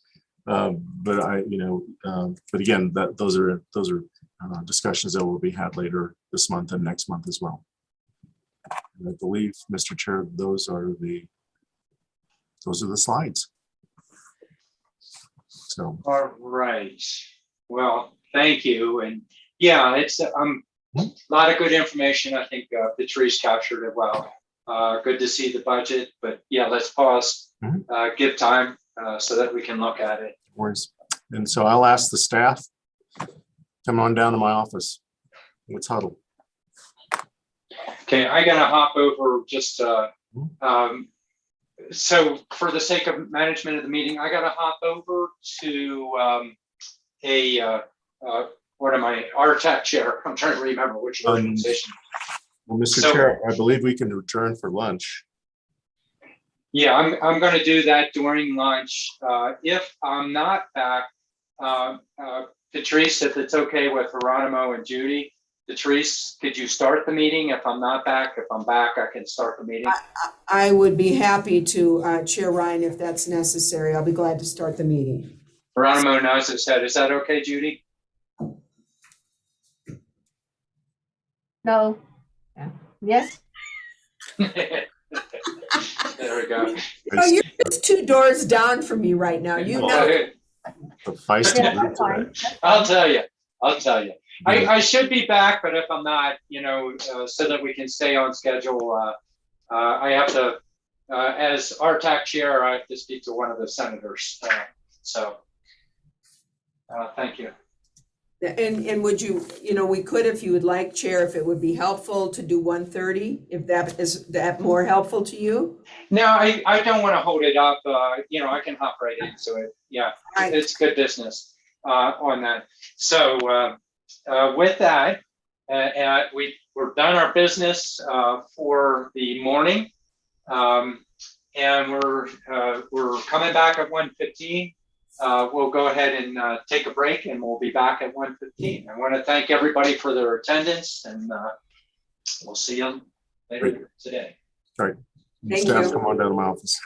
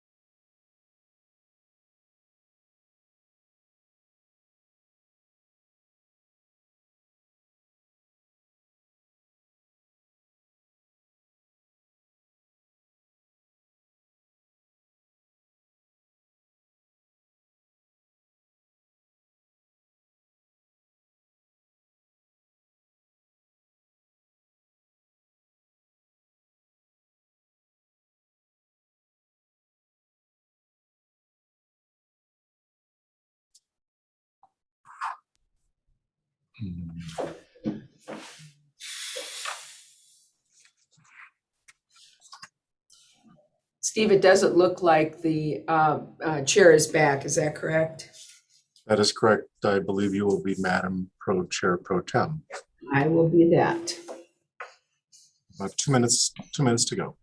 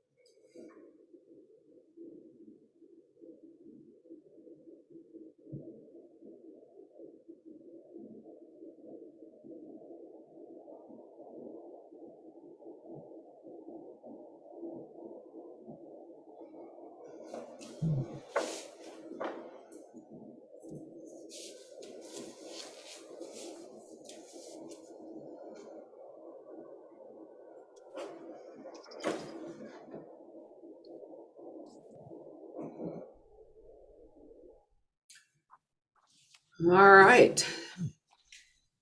So, Mr. County Manager, I guess we're back here for our afternoon session, and I understand that Chair Ryan has not been able to make it back. I know both Chair Ryan and Supervisor Fowler have business for the county outside of our board meeting here today, and I know that Chair Ryan will be back as soon as he can. So with that, Mr. County Manager, let us proceed with our agenda. And just for the record, I think it's important that we check in with our remaining supervisors to make sure we have our quorum to move forward. My name is Patrice Horstman. I will be the pro tem chair, District 1 here. Supervisor Vasquez for 2. Hello, everyone. Good afternoon. Looking forward to a great second part of our meeting. And thank you so far, staff, for a great job, and looking forward to moving forward. Very good, thanks. And Supervisor Begay.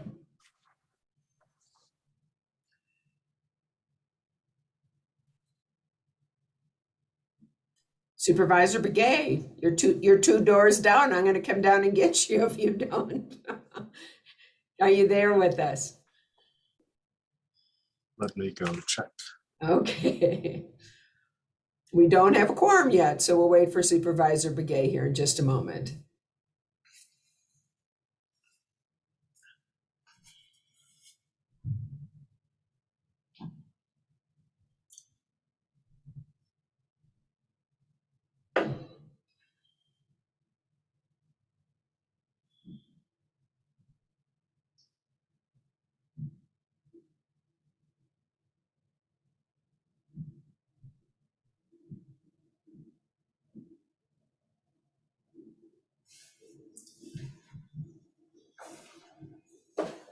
She's been momentarily delayed. She'll be on in a few minutes if we can just hold. Sure, absolutely. Thank you. Thanks for checking.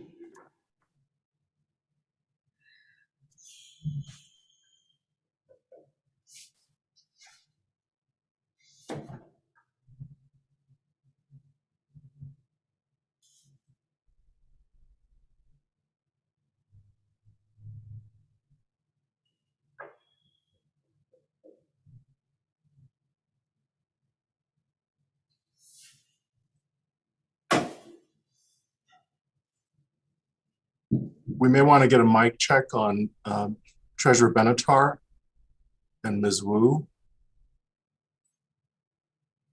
Sarah? This is Paulina. Can you guys hear me? You're good. Paulina, you're coming in loud and clear. Am I coming in Great. okay? Okay, Treasurer Benatar, you're loud and clear too. awesome. Okay, I'm gonna turn off my video for a second. My monitor disconnected, so. I'll be right with you.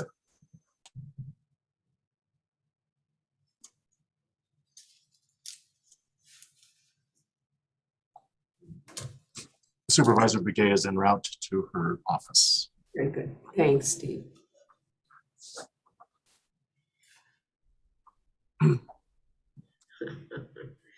Supervisor Begay, it's good to see you this afternoon. We're just doing roll call. We have District 1 and District 2 present, and Supervisor Begay. And can Supervisor Begay, can you turn off? You're on mute. I'm just nodding my head. Okay, I'm here. All right. All right, County Manager, we do have a quorum, and so proceeding with item number 23, presentation and discussion with Coconino County Treasurer regarding the annual update and economic outlook. And Madam Chair, members of the board, Treasurer Benatar is here to provide the annual, as you've indicated, the annual report to the Board of Supervisors as required by law. And then also part of the presentation as an economic outlook, and with her guest today, Ms. Paulina Wu. So with that, I'll turn it over with your permission to Treasurer Benatar. Thank you, County Manager Peru and members of the board. It is a privilege to be here with you today. I'm going to share my screen.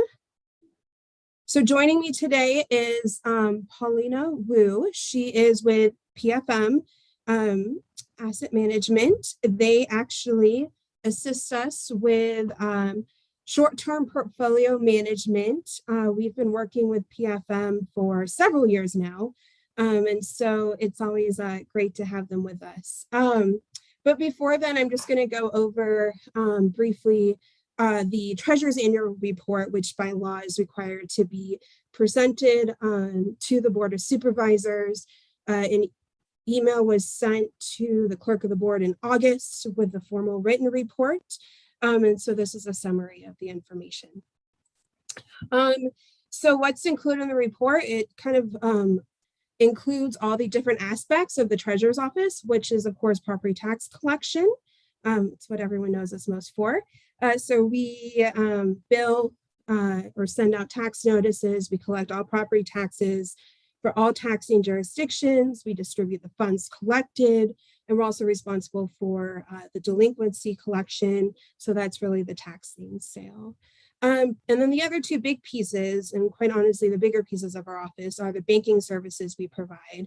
The easiest way to think of us is the bank for not just the county and the county departments, but for every taxing district located within the county, which is well over 45. I believe we're close to 50 now. And so that's a big piece of what we do. And that's everything from receiving and dispersing monies, paying off bills, debt service, credit lines, etc. And then the investment portfolio management, we are responsible for the pooled investment portfolio of all of these different entities, which this past year was just under $300 million, which is the highest it's ever been. So a couple highlights from this past fiscal year. We were very successful in our advocacy work. We were lead on SB 1603, which was the Trans-Western Appropriations. That resulted in over $16 million statewide.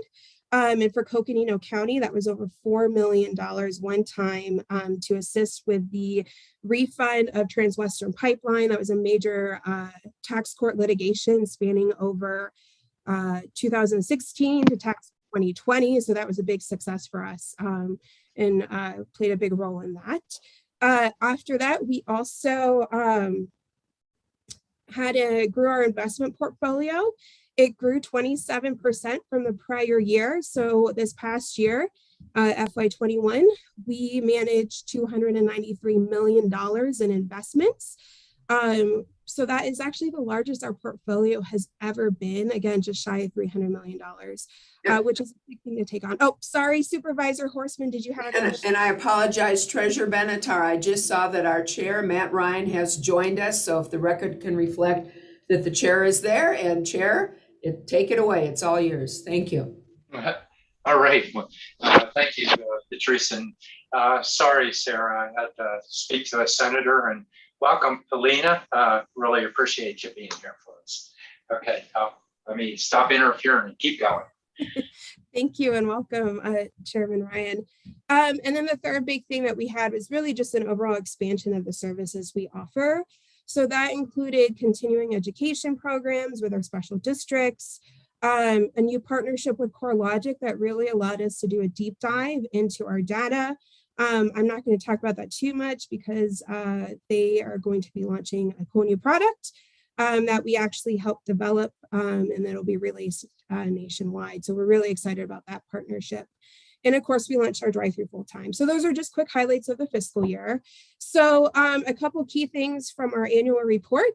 Our property tax collections were higher than I anticipated, which I am very happy about that. We had a 97% collection rate on 6/30/2021, so that's end of fiscal year. We did see a bigger increase this year in terms of delinquencies with commercial properties, specifically related to the tourist industry. So part of that partnership with CoreLogic has allowed us to identify the types of property and even be able to manage and identify where exactly they are and compare that to prior year delinquencies, when they paid, et cetera. So instead of us spending the time, it is now very easily accessible in this new database they created. And so that has allowed us to really identify where we're seeing those delinquencies. We also did see an increase in single family resident home. So that's essentially your what you think of like your home, a regular house. They did see increase in delinquencies as well, but the dollar amount is truly attributed to that increase in commercial delinquencies. So we'll see how this upcoming year comes for tax year 2021, which you guys just approved those rates not too long ago. So kind of our balance sheet, sorry. We receipted in just over $483 million this past year. That's an increase of 15% from FY20. And FY20 saw the year with the most dollar amount with increases. So this past year was, again, just our biggest year in terms of the finance banking side of house. That includes property taxes, sales tax, delinquent interest and fees, earned interest on investments, and just other deposits for agencies. Disbursements, we paid or sent out just under $430 million, slight increase from the prior year. So revenues came in, which we were kind of expecting with all the federal aid, more revenues coming in than expenditures going out the door for the fiscal year. And then at fiscal year end, we had $313 million on deposit with our office. That includes our checking accounts, our cash on hand, our investment portfolio, warrants clearing the bank, and our credit card deposit accounts. So again, this is the most we've ever had on hand. We've never actually had over 300 million at fiscal year end. So that's pretty significant. So you can start to see the huge increase over the years that our office is now managing and responsible for safekeeping. So the funds breakdown, we had, again, just under about $60 million increase on funds on deposit with us from the prior year. Reasons for that, of course, ARPA dollars. FUSD had a big bond sale. Other COVID relief dollars for different government agencies, and of course, wildland fires. Sorry, that's a mouthful for me. So as our fire districts are responding out, we do get to see an increase in those funds.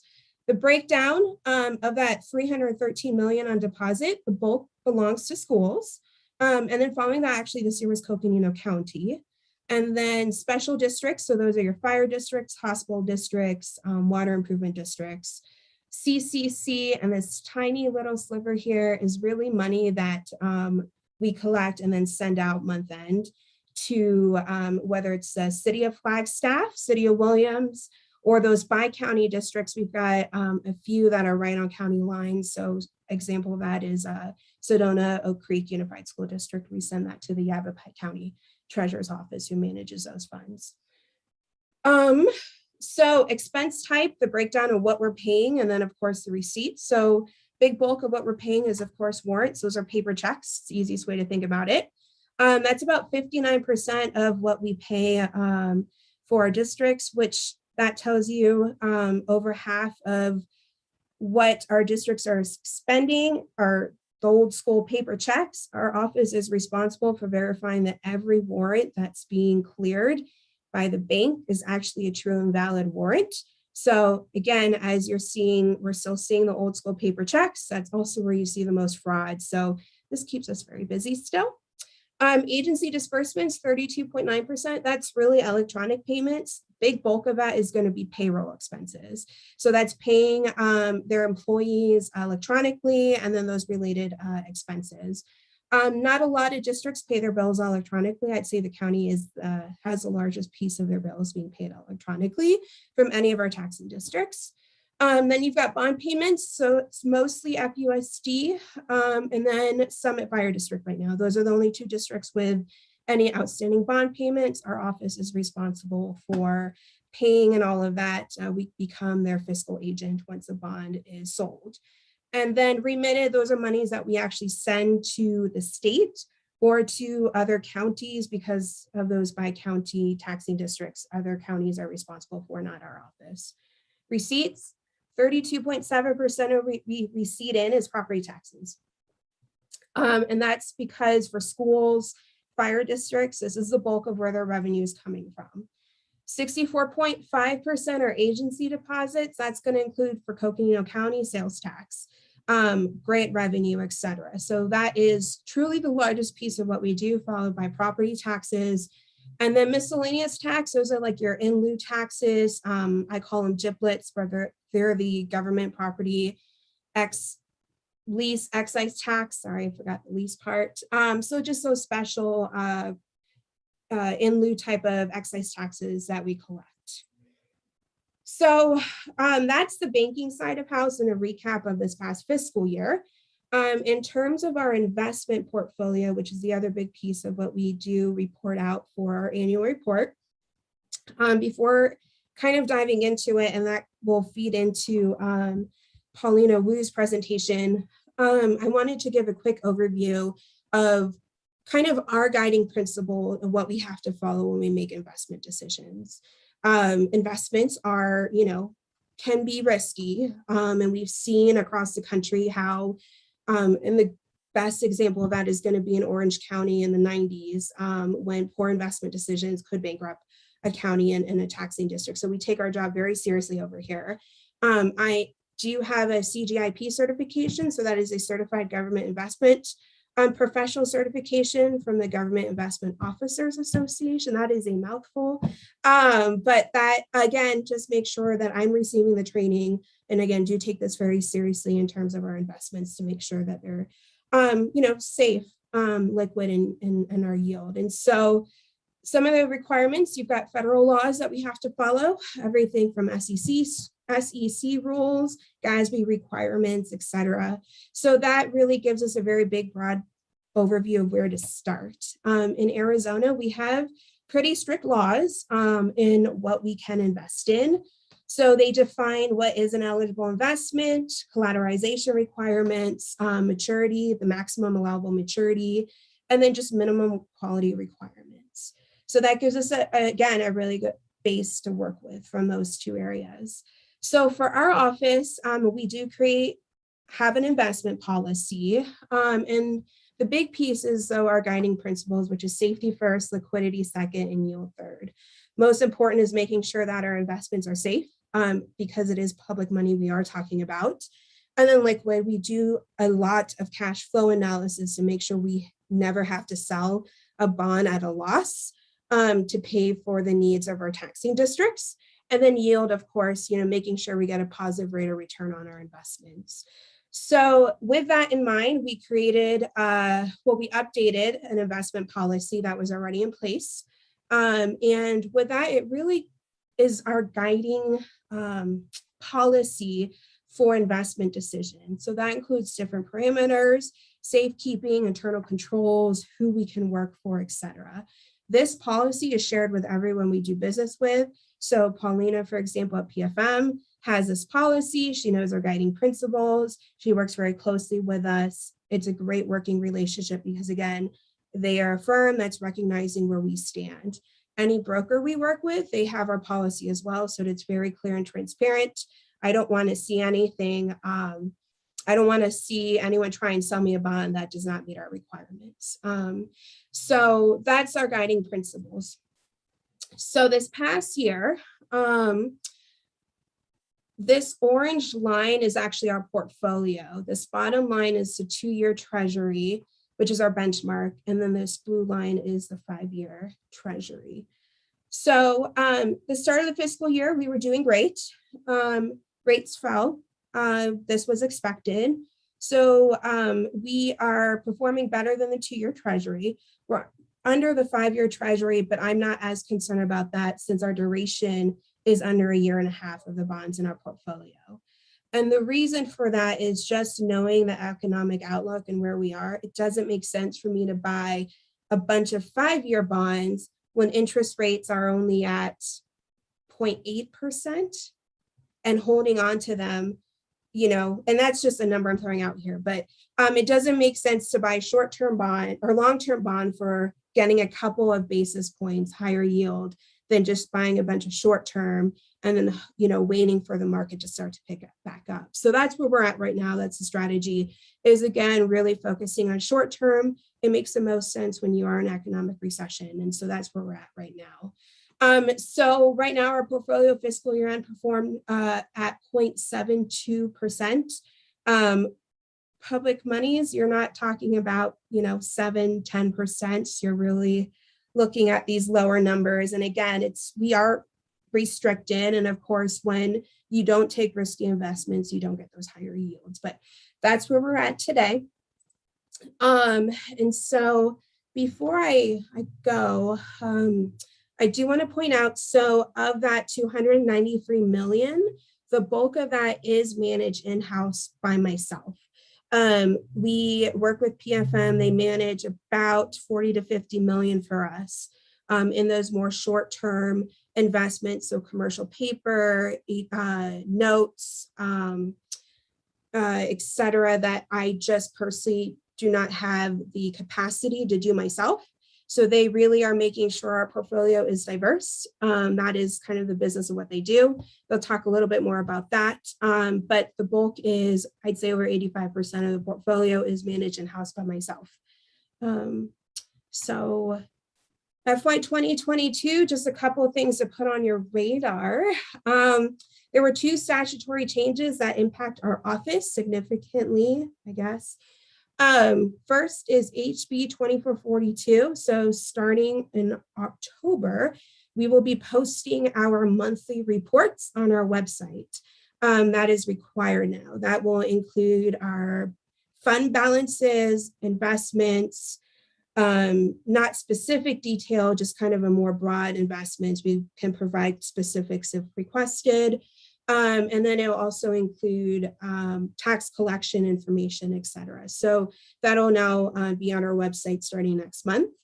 Then HB 2025, that also will impact the board. And the reason is that for the first time ever, there is now a reason for us to be able to waive interest on delinquent taxes.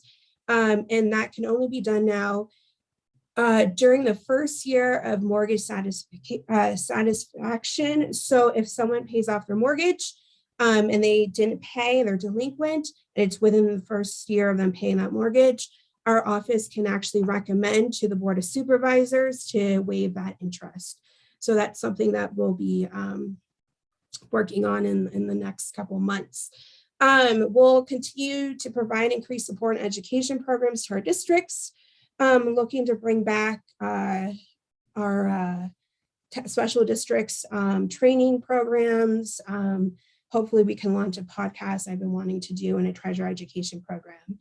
And the other big thing we have this year, which of course the board will be involved in, is it is our banking RFP time. So by statute, we're required to go out to bid every 5 years as a maximum allowable for you to be able to be in a contract with a bank.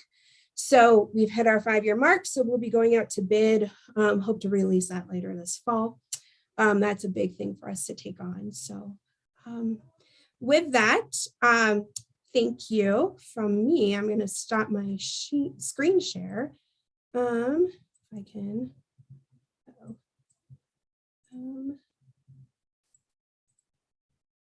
Okay, I am having, there we go. So before I turn it over to Paulina with PFM, does anyone have any questions for me? Okay, questions? The 5-year bank thing seems like it did it yesterday. My gosh. I know. Yeah, that did seem like it was yesterday, and we did actually award a new bank 5 years ago. So that was a big undertaking, and here we are now ready to go. Yeah, well worth it when we did it. Yeah. All right. I'm not, oh, there's Patrice. Go ahead, Patrice. Just a comment, and Treasurer, thank you so much. We know how important it is to have a treasurer keep close tabs of our money, especially when we have the most money we've ever had on hand. And so I want to thank you for all of you and your staff's efforts on this, and we appreciate everything you do. I remember not too many years back, there was a treasurer here in Northern Arizona that did have some problems, and it really had repercussions all across the county. And we so appreciate your good diligence, you and your staff's diligence on this. And I want to just thank you, a very special thank you on Senate Bill 1603, settling the Trans-American Pipeline. That had such drastic effects for our school districts here in Northern Arizona, here in Coconino County, and others as well. So thank you for your advocacy on that very much. Really appreciate your very, very good work. So thank you. Thank you, Supervisor Horstman. And you're right, the staff is great here, and we have an amazing team. We are very small, so there's 9 of us full-time, and that includes myself, the elected. And so we're a small team that does a lot, and so I couldn't be here without that amazing team. Thank you. All right, go ahead, Judy. I want to thank the staff, for putting this presentation together. I know how hard it is to, shuffle fund dollar amounts here and there to make sure that everything is even down to the penny. So I've been there and done that. So you mentioned something about when you said we had an amount that when was it here? I have it on here.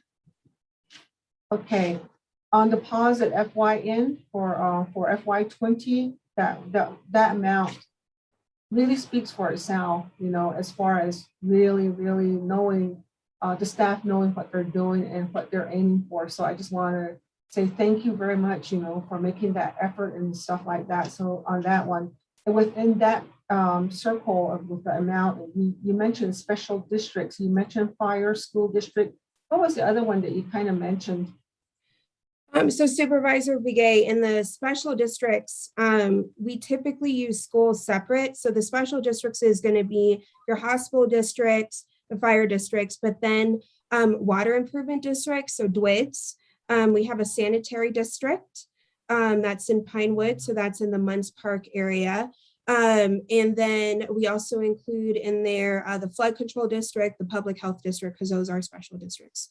And then if we had road improvement districts, which we don't at the time, I don't think I'm missing anything else. I think those are our special districts in our county right now. Okay. And then I have another question here.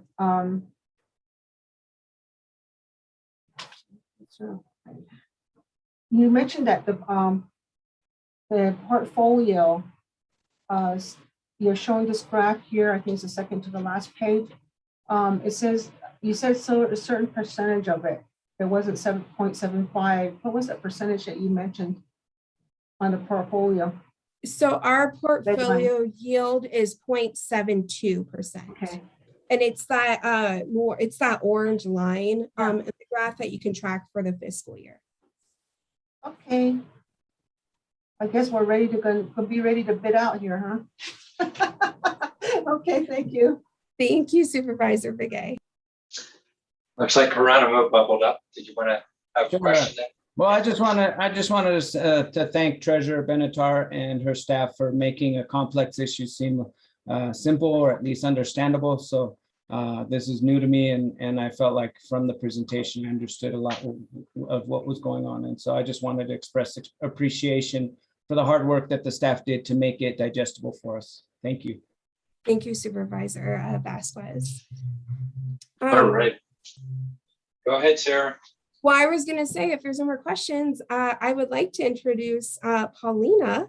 Ms. Wu has been working with Coconino County, I want to say for about 7 years now. I've had the privilege of really getting to work closely with her and her firm. And we're really proud of the work that PFM does, not just for us, but who they are as a company. And so you'll see that a lot of the firms that we work with, at least on the investment side, they're either veteran-owned firms, they have really strong diversity,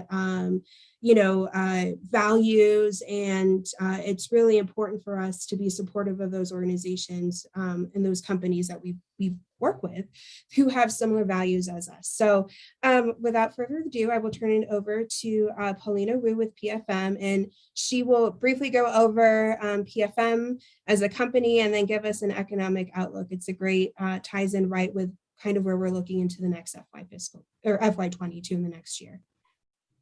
Thanks, Sarah. Hi, everyone. Thank you so much for having me. As Sarah mentioned, I'm Paulina Wu. I'm a managing director at PFM. We like to think of ourselves as local national. So all of our service team is here in Arizona. We love being able to serve the communities that we work with. So we'll talk a little bit, I know some of you are a little bit newer, so we'll talk a little bit about our firm and what we do with the county and how we work with Sarah and her staff to ensure that the county's funds are both safe, but also well managed, and give you a little bit of an economic update. And obviously, if you have any questions, please feel free to chime in and ask. I'd rather hear you talk than me talk. So let me share the screen.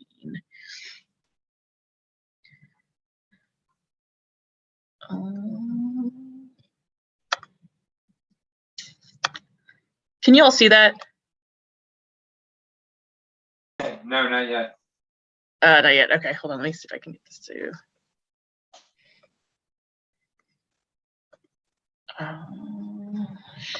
Okay. Hopefully you can see my desk. Can you see that now? Yes. Okay.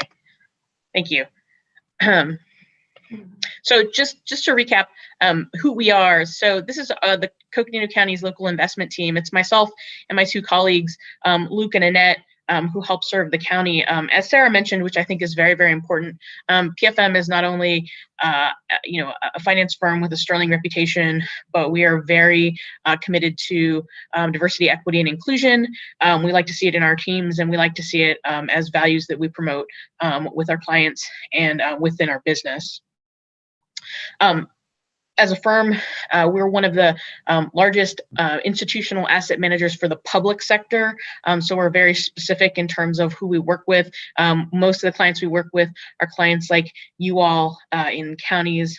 We work with I think seven of the largest cities in Arizona. And I'll show you that in a minute, and several of the counties.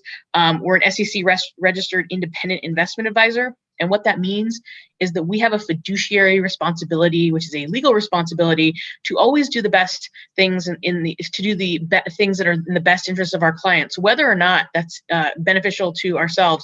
We are advocates for our clients, and and that is a legal designation. So we're very, very proud of being independent and a fiduciary.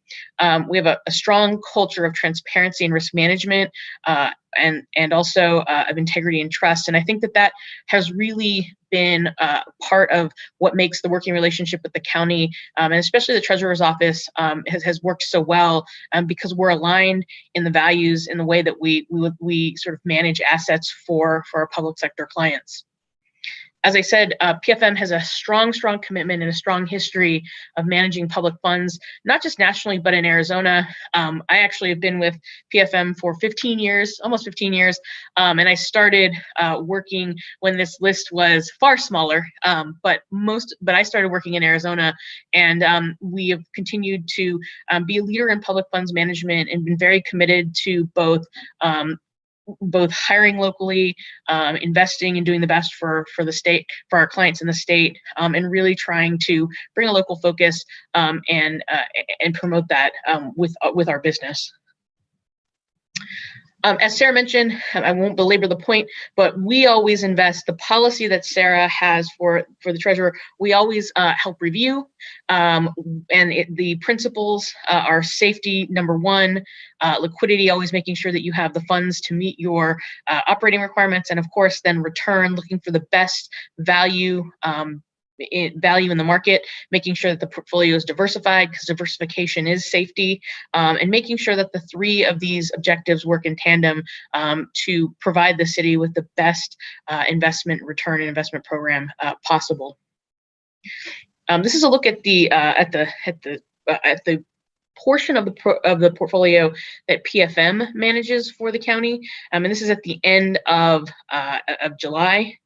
So as Sarah mentioned, we manage about a $50 million balance. It's a short-term portfolio, and what that means is that there's a little bit of it that's a bit longer, and we did that a little bit purposely when rates were a little higher to lock in some of that value.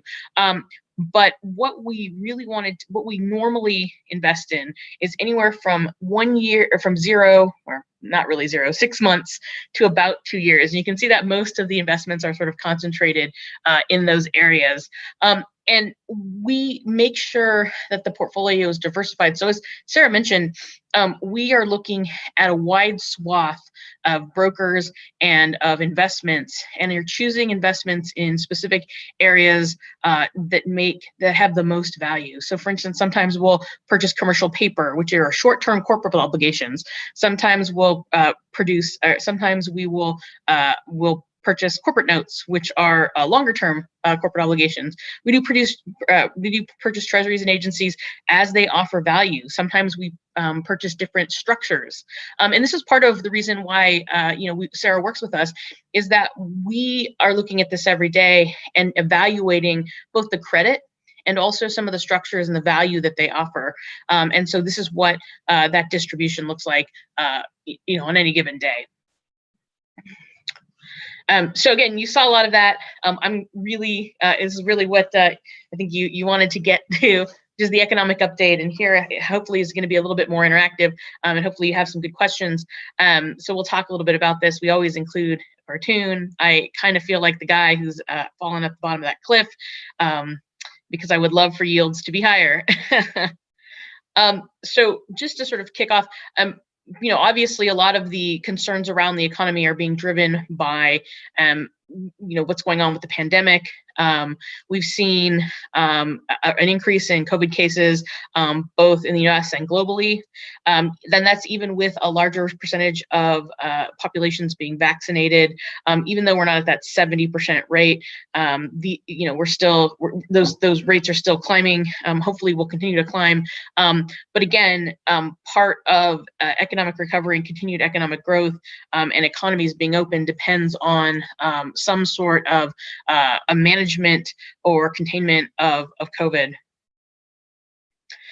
For the second quarter, we just got that GDP reading. It was a little bit less than we expected, but still 6.5% overall, driven mostly by personal consumption. You can see on the far left-hand side about 7.8%, because personal consumption and business investments were the net positive contributors to GDP, whereas residential investment, private inventories, net exports, and government expenditures were net detractors. Our economy is, of course, driven by consumption. So the question is twofold. One is, in the first and second quarters, you had stimulus checks, you had enhanced benefits, and so people were able to consume. So as those things go away, there's a real question about whether we can continue the level of consumption that we have in the last couple of quarters, or whether that's going to subside. If you look on the right-hand side, the Fed puts out economic projections every quarter. So this is their most recent July projection for GDP. And as you can see, for the balance of 2021, the Fed thinks that we're going to end the year at about 6.5%, which looks amazing. But you have to remember that most economic pieces of data are comparisons, so they're usually year over year. So remember that last year we had very, very low to negative GDP, and any growth is magnified because it was so low. So it looks very high because you grew a little bit, but you were negative last year. It's called a base effect.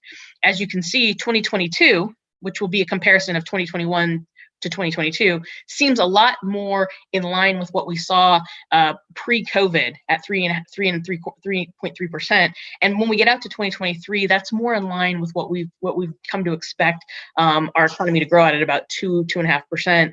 Even in the longer run, the Fed is a little bit pessimistic about growth. If you look at they're predicting 1.8% in the long run. So there's a little bit of a certainly some recession built into their projections in the longer run as well, which I think is prudent. But what you can see is that even though we have strong growth, it's a little bit dependent on personal consumption, and the factors that affect personal consumption will swing GDP. Will heavily impact our GDP and growth. The good news is that, and this is the July job numbers. The August numbers just came out. So in July, we continued to add jobs. We added almost almost 1 million jobs to the economy. The jobless rate fell to 5.4%. With the new numbers that have come in for August, we now have an unemployment rate at 5.2%, and we added about 235,000 jobs, which is far less than we added in July. One important thing to sort of point out here, and I think it's important to sort of see the difference, is if you look at the left-hand side, you can see the U3, which is that headline unemployment rate, and that only includes people that are actively looking for full-time work. If you look at the U6, what the U6 number represents, it's the unemployment number for those that are actively looking for full employment, but it also includes part-time, underemployed, and discouraged workers. So it's a more accurate reflection of the job market. And you can see that number is still close to 9.2%.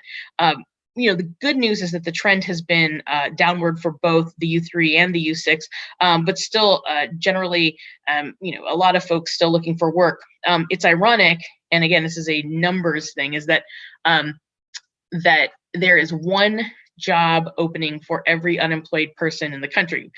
The issue is that doesn't mean that every person can fit the jobs that are available, but from a numbers perspective, there are as many job openings as unemployed workers, and that actually that's why the labor market is so tight, because you have you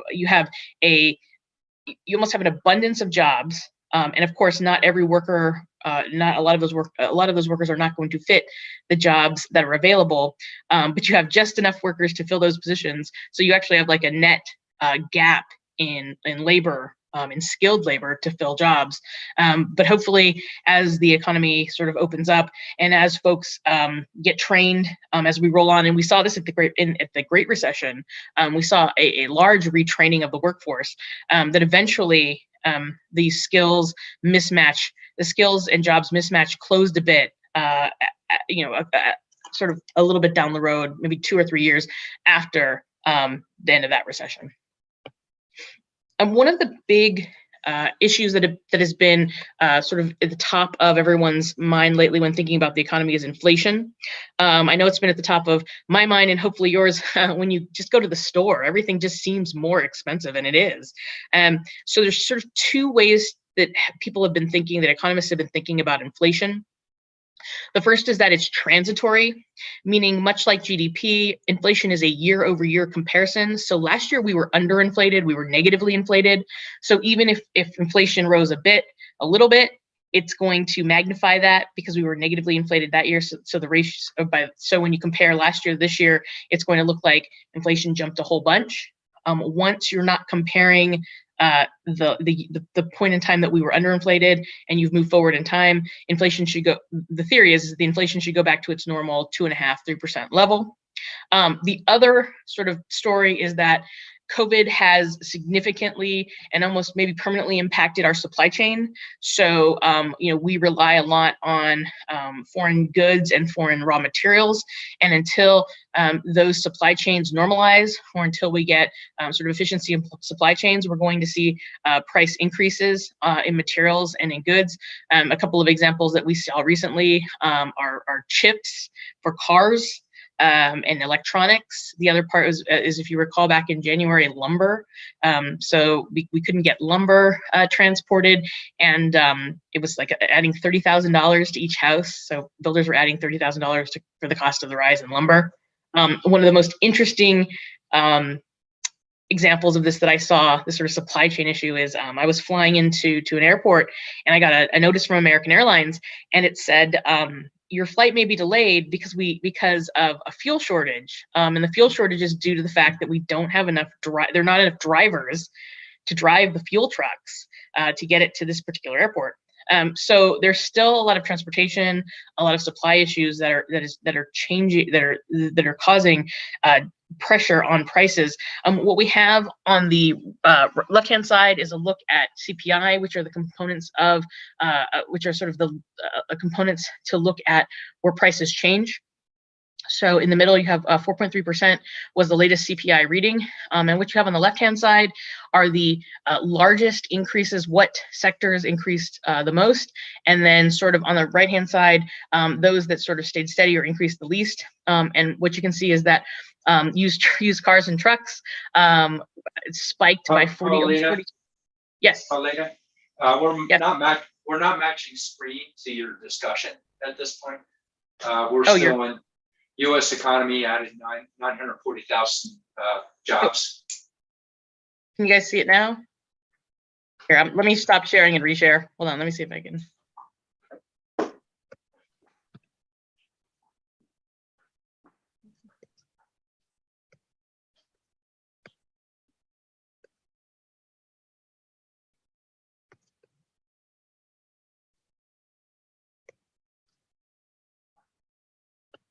There, can you all see that? With the inflation slide? Yeah. Okay, sorry, thank you for letting me know. So, so here you go on the right-hand side. Now you can see it. You can see that CPI, the core all-in, and what core is. We can't see your screen. You can't see my screen.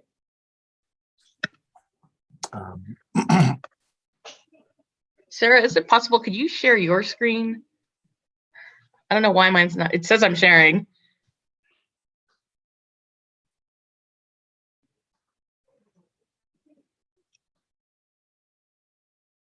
We're able to follow the conversation, but the.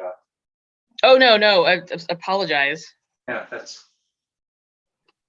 But we all use various senses also. There you go. There you go.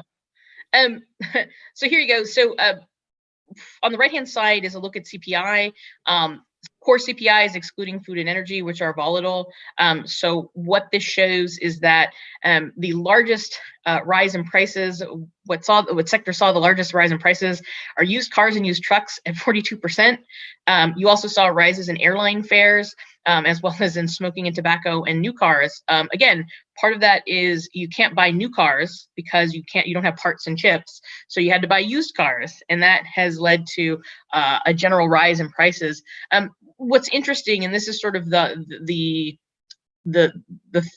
argument, I don't think the argument is the right word, but certainly something to think about is that where you see a very stable price appreciation is in apparel, shelter, and medical care. Obviously, except for apparel, many of those things are not reliant on like a supply chain. Like you're not looking for parts for your medical care, but also those things are generally things that you use more.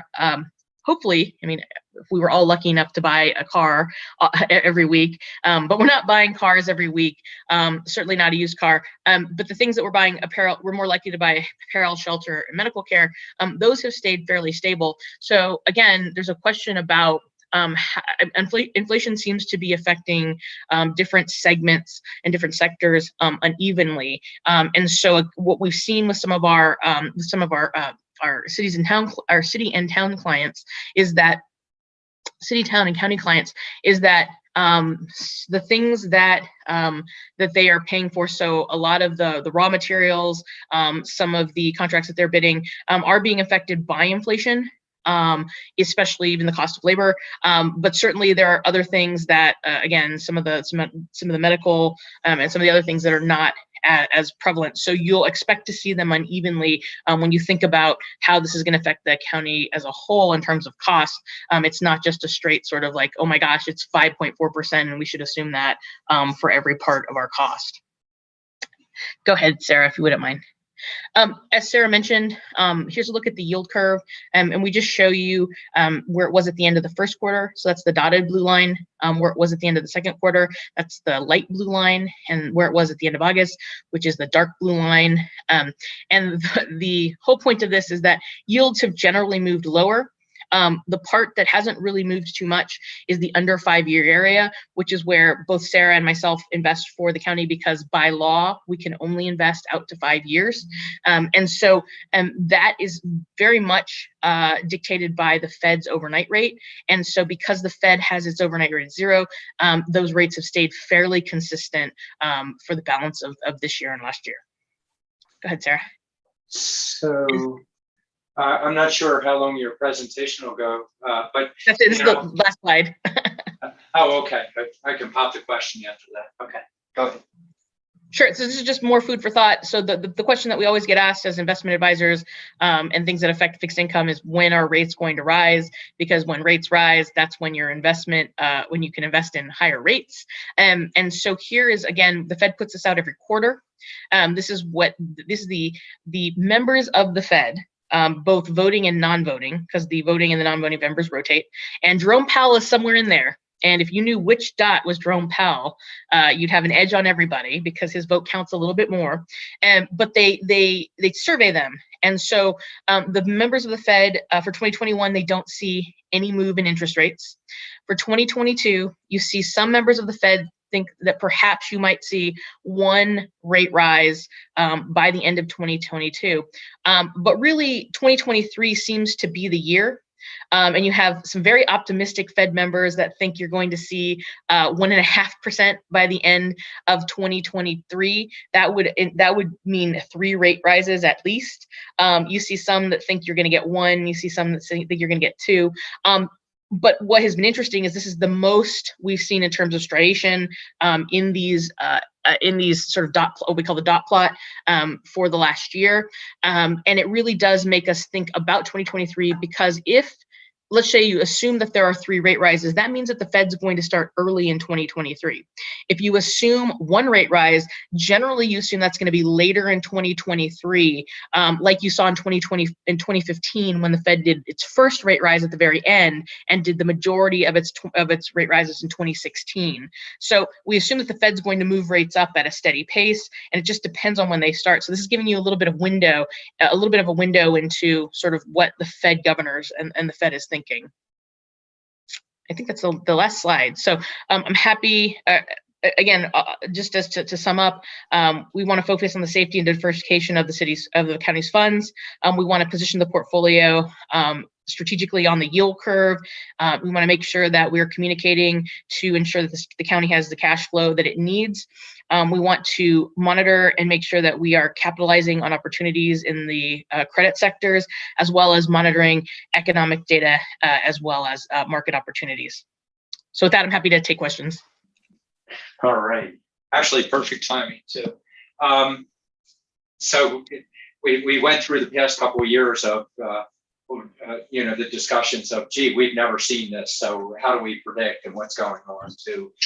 We're starting to move into a little bit of predictability, but by the same token, we also try and base our budget associated with recessions.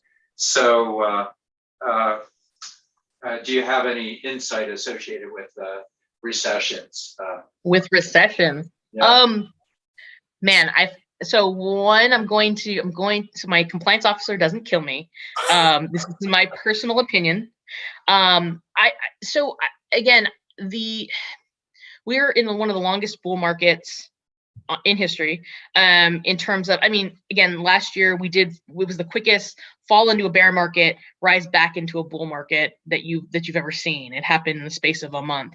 I still consider, if you look at the balance, we've been in a bull market, for a very long time. And the question continues to be, how long can you be in some level of growth without having a correction? And it's always to the tune, they always talk about a 10% correction.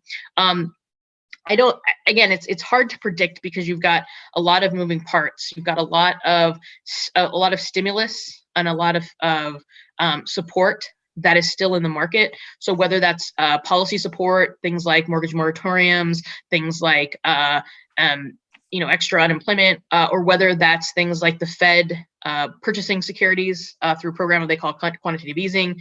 The Fed also has several facilities that they monitor the markets with, that they're able to tap into to make sure that there's liquidity in the market. Those are still very active.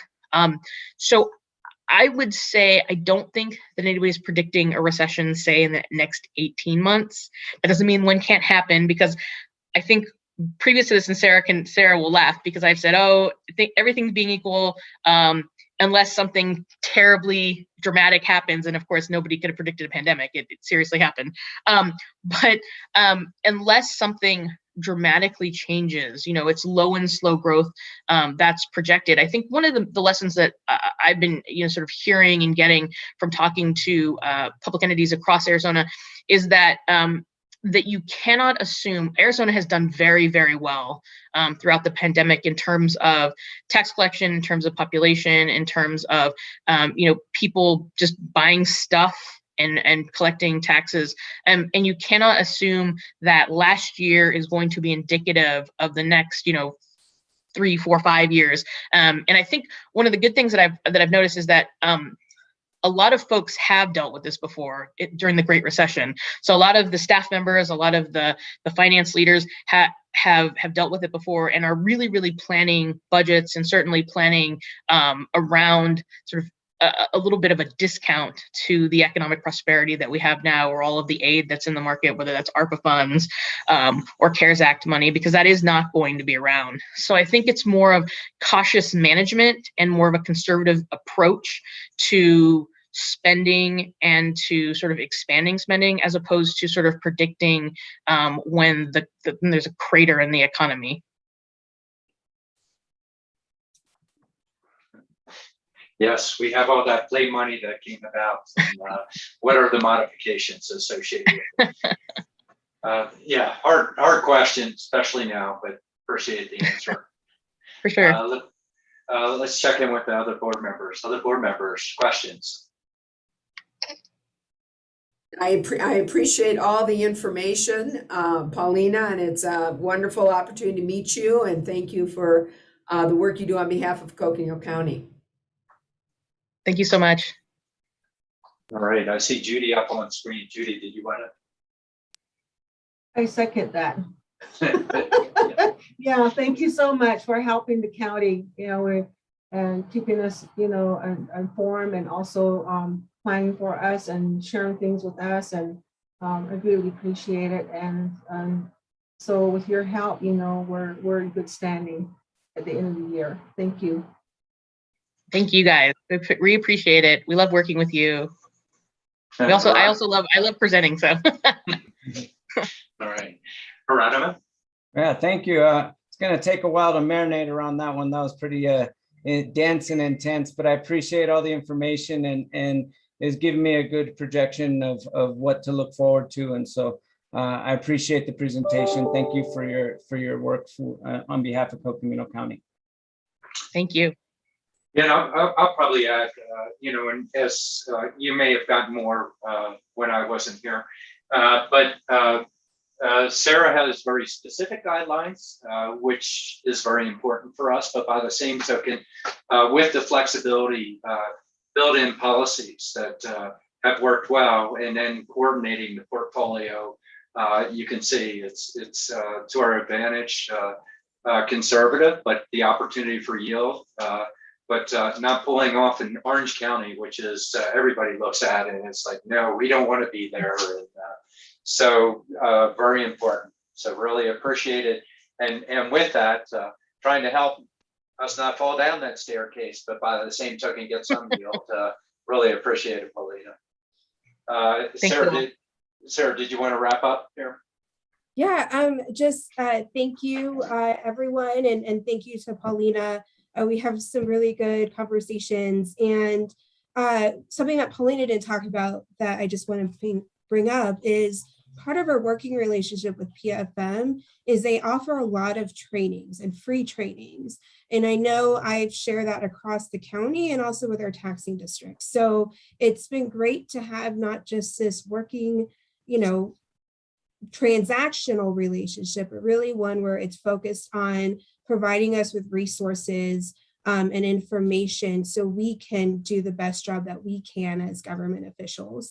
And so that's been really valuable to the county as a whole in our taxing district. So, I just wanted to point that out. Our office works with a lot of different vendors, and PFM is one that we really do value that working relationship and what they've been able to do for us and work with us. So thank you. And if you guys ever have any questions on banking or treasury, please let me know. And we're getting ready for a tax season, which means cash inflow and looking, this is the time when we start to think about our investments and what we're going to be purchasing and mapping that out. So it's a busy time for us, and looking forward to FY22. All right. Go ahead, Steve. Just really quickly, just to keep you on exact time for the next item at 2:15 as planned. I appreciate our treasurer for all the work she does. She's very, very collaborative with all the taxing entities, and it really appreciate it, as evidenced with the Transwestern pipeline, a lot of communication coordination. Really appreciate that. And then also to Paulina, your comments were spot on. Just this morning, we were talking about our 10-year plan and a recession cycle that we know is going to probably come within the next 24 months to 36 months. But at the same time, it provides the opportunities for testing the system. And so with that, we have a revenue smoothing fund that allows us to buffer those dips during the recession. And so I really want to give credit to someone who's not here, Mike Townsend, who helped us create the 10-year model. Mike, of course, is now head of the public safety retirement system and turning that system around. And so it's always good to know that he came from us. And we're all disciples of Townsend, including our CFO, Siri Mulaney. And so again, just credit to Mike Townsend. But again, our 10-year financial model does work. We've tested it. Unfortunately, the economy tests it for us, but we do have that in place to buffer those recessionary years. So, Mr. Chair, thanks very much, and you are right on time. All right, very good. Yes, no, I'm glad you're bringing that up, Steve, because we are in a public meeting. I know it's been pointed out over and over. Let's check and make sure we're doing everything correctly, and this is a lot of good work of a lot of people focused and keeping us focused and doing things appropriately, but optimizing and yet protecting the county money. So very good. So that concludes the presentation by our treasurer, Sarah Benatar. Next up, we have item 24, which is presentation, discussion, and possible direction to staff regarding an update on economic development opportunities. And so, Steve, are we ready to? Yes, we are. Let me pull up my notes here. So again, with us today, Mr. Chris Pastors, who is our economic development guru here at Coconino County. Chris has been with the program for a couple of years now, I believe, and has done a phenomenal job in working with the county and also with many, many partners here at Coconino County and throughout. And so really want to credit Chris for his collaborative philosophy of working with many to create more opportunities, especially in the area of economic development. Chris is here today to provide an update on the various economic development activities that he has been working with in the county, in some districts more closely with opportunities that are happening at that particular time in the district. But he's here to give an update. And then following, we're going to be in item number 25, an action from the board on a specific grant application submission. So with that, Mr. Chair, with your permission, I'll go ahead and ask Chris to start presenting. All right, thank you, Steve. Go ahead, Chris. Chris, it's all yours. Thank you very much. Chris Pesters here. I think that this is a great opportunity because we've just heard about what's happening with the U.S. economy from Paulina Wu. And right now, what we're looking at doing is we're pulling this into Coconino County. But we're going to be looking at this in the framework of some of the most recent happenings, ARPA, and County Manager Steve Prue said it. What economic development does is it works in collaboration with different opportunities that are happening around the county. So we're going to start dropping into some of those opportunities as the presentation goes. But what I wanted to do was turn it over to our Stronger as One manager, Erica Shaw, to share a little bit of the interplay that economic development and economic stability has with our community and in other ways that aren't necessarily quick to mind. But as you see this presentation, it is a collaborative kind of networking, if you will, of economic development and community and individual health. So I'm going to turn it over to Erica Shaw, who's going to take us through the next few slides. Thank you so much, Chris. Thank you, Chair Ryan, Board of Supervisors, for allowing Chris and I to share with you today. So I think County Manager Prue and Chris both captured really well kind of the intent behind sharing this perspective throughout the economic development presentation. That spirit of collaboration is essential. When we think about economic development, I think that there is a tendency to view it sort of in the abstract or in this sort of arm's length understanding that it's black and white dollars and cents all the time. But I think especially in the context of the American Rescue Plan, there's a really unique opportunity to view this entire collaborative endeavor as an impactful opportunity to support overall well-being of communities and of individuals. And in that collaborative spirit, to really maximize the impact across our county and to support the concurrent projects that are being proposed or are already underway and services across the county as well.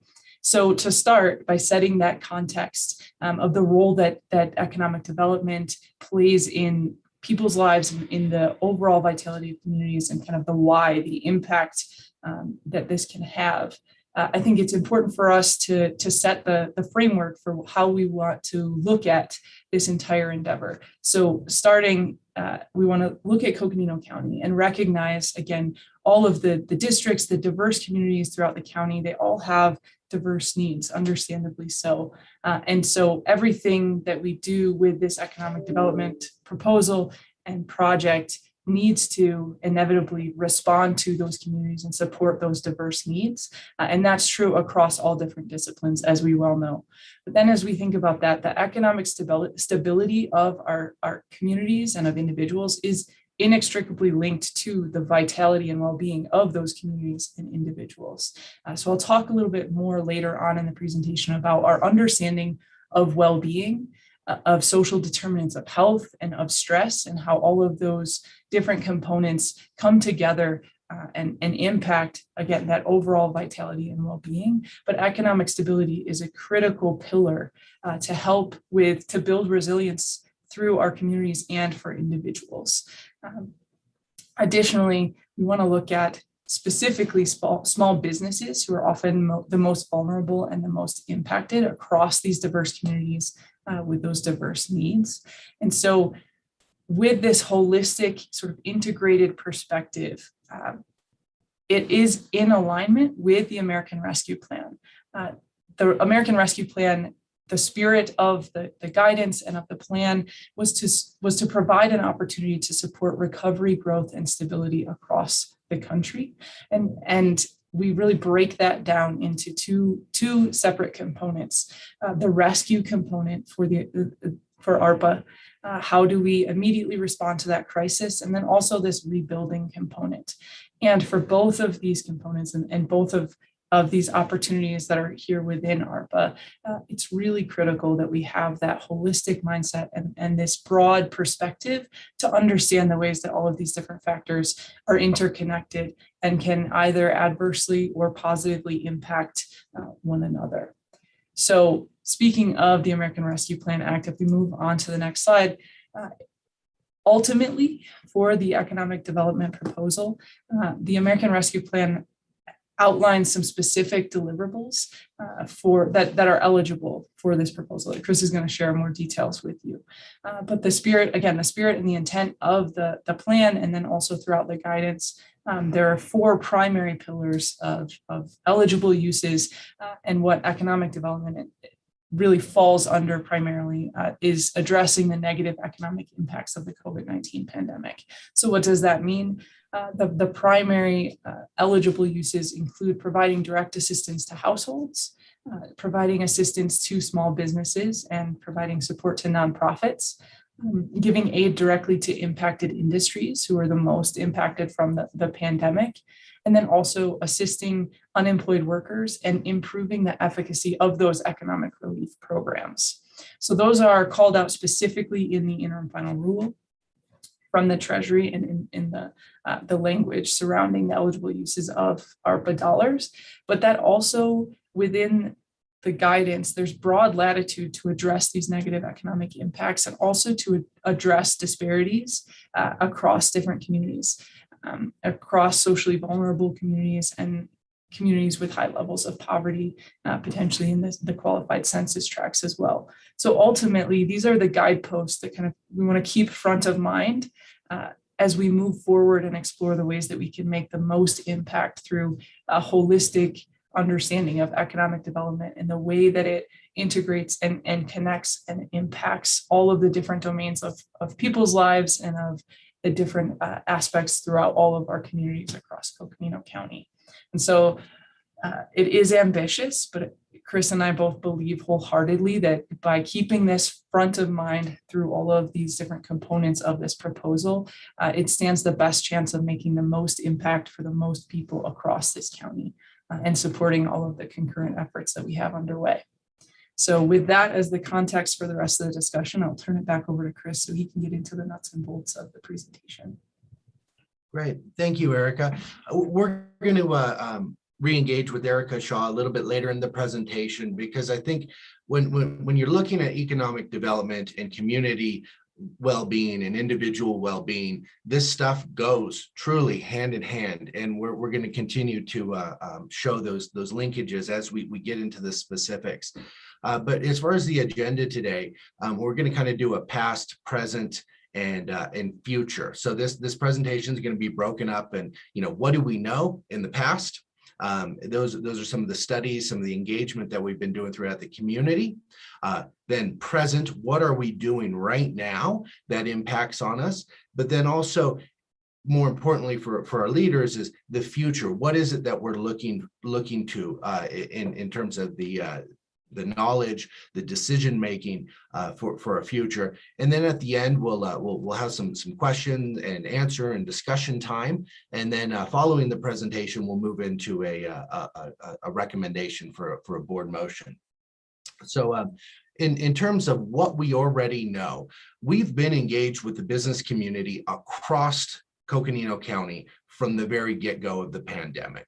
Right. So we've actually done a series of 6 business leader surveys across the county. We used all of our municipality partners as well as NAU, and then also a lot of the business organizations across the county to get this longitudinal, quantitative and qualitative data, but more so qualitative data from our local business owners. So this is information that we've been referring to, and we continue to work on this, because this was actually an effort that was put forward by then Chair Lena Fowler, as well as Jimmy Jane and Dr. Guzman back in, I believe it was early March of 2020. And we actually led the state in the study, and the survey was replicated by many counties across Arizona. So it's kind of one of those things that we were the first movers. We've had the best data, and we've actually been setting the tone for many of the counties so that they too can know what their business community is saying in a timely fashion. So what the businesses said to us at the end of the series of 6 surveys is, essentially everybody was hurting. Our revenues were down. We're looking at 50% down in revenues, 55% in reduced revenues.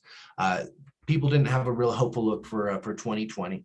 About 30% of the businesses were letting go of workers. And we started to look at, okay, so things are tough, we know, but what are some of the things that are working for you as a local business in your community? And this was broken out by rural towns as well as, across the county. So we had, groups from Page, groups from Williams, rural northern Arizona, as well as Flagstaff. And so we really got some interesting information about how these businesses were adapting, what their outlooks were, and what their needs were as far as going forward. So this is information that they were coming forth in these surveys. We even got down to the level of saying, hey, what do you think needs to be done in order to stay prepared or to encourage resiliency? And so we've got those individual comments, right? And these comments will actually come back to some of the policy enacted by local officials. So it's really helpful in terms of guiding and saying, do we have the thumbs up, thumbs down of the business community? This is a slide shot of what they've actually said in terms of what they think we should do in terms of being prepared for another economic shock. So that's what we know, right? Moving forward to present day, there's a couple activities that are hot on the boil right now, and those link in with economic development across the county. One of them is a USDA Rural Business Development grant for the Camp Navajo Railway Feasibility Study Plan. So there's details in your packet about that application. We're going to be asking at the end of this presentation for a motion to approve the application in the pre-award packet. But the other part that's really informing us, and once again, Coconino County is leading the charge with this, was we were awarded a NACO Economic Recovery Cohort grant, right, for supporting and implementing an equitable, and I say equitable, economic recovery plan. And that key, that equitable is the key, right? And understanding what equitable is it's often hard because people have different ideas. Is it equality? Is it, is it most impacted? Is it, how do we measure that equitable? And so in order to help bring clarity to that, NACO has actually partnered us up with Brookings Institute and the Aspen Institute, as well as 7 other counties across the United States, to be the leaders in developing these equitable economic recovery plans. And so this is another area that, we are leading the charge. We've got a big rural diverse population. That's part of the reason they selected our application to be members in that. So in terms of those grants, you'll see packets in your board, you'll see details in your packet about some of the memos that are out there, some of the data that's been brought forth from the Brookings Institute. I mean, this is cutting edge stuff. You know, only 7 other counties in the entire United States are able to see this and utilize it. This is a 2-year program, so we'll be able to measure now, measure later, be involved with it over the coming years. So it's not like a one-shot, one-time deal. No, this is actually a full movement that Coconino County is engaged in. So I'm going to come back to this at the end of the presentation. Just want to give you a heads up that we'll get there. Now, in terms of the future, everybody's heard it, what measures gets done, right? What gets measured gets done. So in terms of economic recovery and in the equitable lens, if you will, we've been shared dozens and dozens of data sets, right? But when we look at those, sometimes it's kind of hard to see the wood from the trees. So we're going to take some time in this presentation and look at those data sets, in particular, what are the most critical for our county. But then, so those are the measures that we would be looking to use. Then how do we know what we're doing is working, right? So we're going to talk a little bit about the future of the business leader survey. There's actually the 7th pulse being developed now, about to go out. So we're going to have some more immediate feedback from our business leaders. And then, you know, as far as being able to focus on, I think Erica said it, how do we keep this stuff front and center? How do we know what we're thinking about, what we're trying to do is actually being impacted? And so that's what we're going to spend a little bit of time talking about, a visible dashboard. But then the last part of the future is rebuilding better. And I'm going to spend some time diving into that because we aren't going to just rebuild better by ourselves. It's also going to be our partners in a collaborative way. So I'm going to propose a framework for us as we get into that part.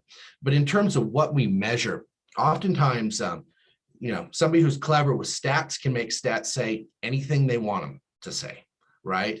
But I think so what we're going for here is finding clear, consistent measures that can be taken at any point in time that are truly going to show us what is important for our community. I liken it to that little game, you know, at the carnival where, you know, they put a shell in a cup and they're moving it around and they're moving the data sets and they can show anything, right? But it's how do you follow the right data?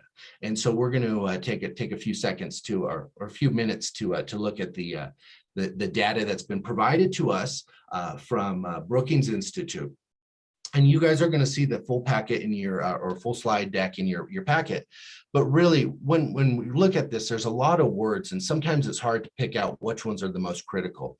But when we're looking at measures, what we should focus on for measuring our progress, the big ones for Coconino County they come back to inclusion, racial inclusion, the creation of jobs, business growth, and vibrant communities. So I pulled these out after spending hours and hours looking at the data. And so really we got kind of, you know, 4 sections that are really the more poignant parts for Coconino County. And I'm going to drop into those a little bit and explain those. So number 1, as far as the measure, is racial inclusion. Now, I'd like to say that these measures were taken pre-COVID, right? Before we had ARPA money, before we were focused on this equity thing. And so what we're seeing with this graph here is very alarming because we're seeing poverty rates go down for those that are white and going up for those of Native descent. That's an alarming figure. We both need both of those to be going down. And I think everybody would agree that that's this is alarming, but it's a good starting point for us to look at poverty in terms of racial inclusion as it pertains to our equity lens with economic development. So that's measure number 1. And I've only got 5 measures, right? Because you need kind of a handful of measures. Any more than 5 is too much. So number 2 for the measure really has to do with the communities, and they call them vibrant, connected communities. So this is talking about how folks can be rent burdened. That means paying more than 30% of their gross monthly income in rent means that they're rent burdened. And when we look at this graph, what this shows is that overall in the county, there's only about, a little bit, probably around 20% that are, 15% that are rent burdened across the county. But when we look at the census tracts, the qualified census tracts, and everyone's familiar with those, we see that over 50% of the people living in qualified census tracts are rent burdened. They aren't going to get ahead like the rest of the county. And so what this is this is a measure of, rental housing. And this shows some of the disparities that we have amongst our community when it comes to rental housing. So this is a good number, measure number 2 that relates back to our communities. The next measure, number 3, also has to do with housing, but it is looking at the ownership aspect of housing. So what we're seeing here is we're seeing a steep increase in the median listing price of year after year for homes, owner-occupied homes. And that's something that we need to be able to measure and keep track of, because we all know that you sell your house up here, you've still got to buy up here, right? But is up there affordable based on the median income wages in our area, right? Or are we bringing out of town money? Are we gentrifying our communities? So this is an important measure that we keep in focus. It's number 3, has to do with housing. But then the 4th measure also has to do with inclusion. So if we're going to start, putting support into our business community in different sectors, which sector is most disproportionately impacted? When we look at this, it's accommodation and food services. By far lost the greatest amount of jobs in Coconino County. It's those businesses and those employees that warrant and call for the support from any kind of programs that are out there. It's not our construction. It's not our real estate and rental, right? This screen really helps us to see how we're going across the industry sectors, so we can target our policy, target our decisions on those sectors that will make the biggest impact. As Supervisor Vasquez says, I want to know what the biggest bang for my buck is. You can see what sector here is going to make the biggest bang for your buck if you address it. So that's measure number 4 that has to do with inclusion. The last measure that we're looking at is an overall measure that looks at job revenues, or excuse me, business revenues. So this is kind of that, are we running hot or are we running cold? If business revenues are up, that means that we're also increasing our workforce and job opportunities. If they're running flat and down, well, we know that story because we've been there for the last year and a half. So this is the 5th measure in the final measure that I propose that we take a look at in a dashboard, so we know what is going on in our county. Remember, all of these measures are pre-COVID, right? So many of these things, we're going to see bigger problems happening as we start to measure, but also seeing a lift and movement in the right direction. So we've got the measures taken care of. So I'm going to transition now into how do we fix this? We can't do it all by ourselves, but there's a helpful framework, and it was alluded to in the beginning. With ARPA funds, it can be rescue funds, immediate short-term stuff, or rebuild better.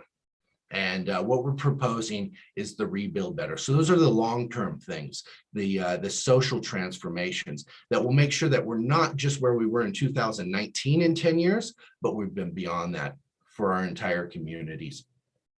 So when we look at the rebuild better and rescue, and you guys will see in your packet, there's the memo from the Brookings Institute that really drives into these different pillars, if you will, and how these pillars can be funded through ARPA funding.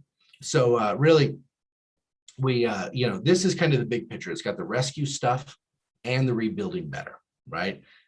All of these programs sitting under these things can be funded, but all of them are not equal, nor are all of them going to have as much impact as the others. So when we look at this framework here, it's important now to kind of go, okay, so this is big picture. Where do we fit? And this is where I'm going to turn back to Erica Shaw in order to kind of break this down a little bit more for us as a community and us as leaders of that community. Thanks, Chris. And yeah, in that bigger picture, ultimately, we wanted to look at and reconnect with our commitment as a county through our mission and our vision. So what is it here with this opportunity through additional funding that's been made available to us?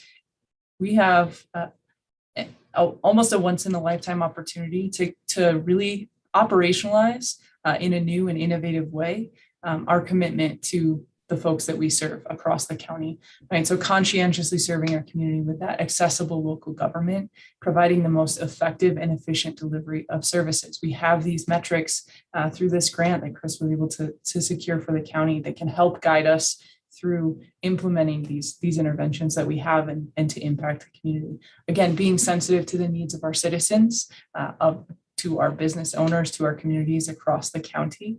And again, in partnership with our residents, really living up to our commitment to being that dynamic community that has the shared values, that spirit of progressiveness, that is flexible, responsive, and innovative in a way that directly impacts the lives of individuals and communities throughout the county. So all of that sounds fantastic, but what does that mean in practice, right? How do we understand this? Well, it is incredibly difficult to capture the richness and complexity of the human experience, because ultimately that's what we're talking about, is the human experience across these different communities, and that interconnectedness of our experience as humans here. So how do we capture that and then also target the interventions that we want to improve those outcomes? Well, we've made significant progress as a whole, understanding and articulating what we mean by well-being, and that these two frameworks here that kind of make up this health and well-being stress nexus, if you will, help us to understand the ways that people's lives are directly impacted, and the ways that we as individuals and communities respond to stressors that are introduced. So on the left, and you received two sort of brief one-pagers that provide an overview of both the 8 dimensions of wellness and the social determinants of health. These are really important frameworks for understanding the ways that stressors that are introduced into people's lives are interconnected and are and layer up, right? So as human beings, we have an inherent resilience. We have a capacity to respond to stressors and to overcome those. And that's true on the micro level and also on the macro level when we scale up to the community level. But how we understand those 8 dimensions of wellness, they break down into our intellectual well-being, our spiritual well-being, environmental, both built and natural, our financial well-being, our occupational well-being, social well-being, physical and emotional. So that is the best way that we can kind of capture and understand the multiple dimensions of a person's life. And then there's also our understanding of the social determinants of health. So these are the different factors and domains that impact the outcomes for individuals. They can be protective factors, or they can also create risk factors for folks to have those adverse outcomes. And so when we look at this nexus between our wellness and the social determinants of health and stress, when we introduce stress or protective factors across these different domains, we can better understand the ways that communities and individuals either build up their resilience or become more vulnerable. Right. So what does that look like in practice? Well, in my role as the program manager for the Stronger as One Coalition, I work directly with people across the county and across our region. And one individual, for example, has been diagnosed with a mental illness. And so that individual over the course of the pandemic did not have the flexibility at their workplace, right? And their occupational well-being was threatened because they They didn't have the sick time and the flex time to be able to attend their appointments, to manage and to live their life in recovery and to maintain that sense of stability over the course of what it has been one of the most stressful periods of time for our community. Well, because they didn't have that flexibility, then they ended up losing their job. And so their financial well-being was at risk. Then also because they had this introduced financial stressor, their environmental well-being was also at risk because they were rent burdened to begin with, and then also couldn't make those rent payments and were at risk for eviction. Their intellectual and also emotional well-being were at risk because their identity and who they are and how they provide for their family were then at risk, right? So these all layer on these stressors. When we introduce a stressor or sort of remove the stability across any of these domains of wellness, then we see that spiral that can happen as a result. And when we look at the social determinants of health, right? As I mentioned in this example, the economic stability of that individual and throughout that community was at risk, right? It was threatened. When we destabilize different components of these social determinants of health, then we introduce risk and adverse outcomes for individuals and communities. And so it's really important. Again, I mentioned that we look at economic development often as sort of existing in this vacuum, but it doesn't. We understand that it's a critical pillar across these different domains, right? For folks with or without diagnosed mental illnesses, for folks who are experiencing a multitude of different stressors across these different domains. And so the green check marks that you see on this slide here represent the different areas that supporting that economic stability across our communities, that introduces a protective factor in these different domains. It helps to stabilize people's experiences so that they can build up that resilience, and that if one component, there's an additional stressor added, that doesn't necessarily mean that all of the other components sort of fall like dominoes. That's what we're really trying to prevent from happening. And it's really, again, important to understand how all of these different domains are interconnected and lead to significant challenges for individuals and communities throughout. When Erica talks about this, I think everybody goes, yeah, that makes sense. That's what I know. I know it intuitively. I know it intellectually. That feels like it all fits together. And that's because it does. Nothing that happens with economic development in a community should happen in a vacuum, because it's real people. Serving people is ultimately what these programs boil down to. And so I think that there's a trend across the US, but particularly in Coconino County, about this interrelation between health, community wellness, and economic development. And we're going to be seeing this in the future here. This next pulse from NAU's Business Leader Survey, there's several questions in there that start to drive into some of these connections. And so those results will be shared with the board, so you will all know and all have that direct feedback from the business community. So I just wanted to give you a heads up that this is coming.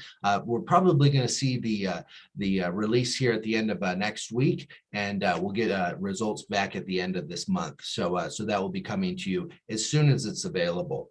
But I wanted to let you know. But in terms of seeing how our decisions and how policy can impact these metrics, we aren't the first one to be doing this.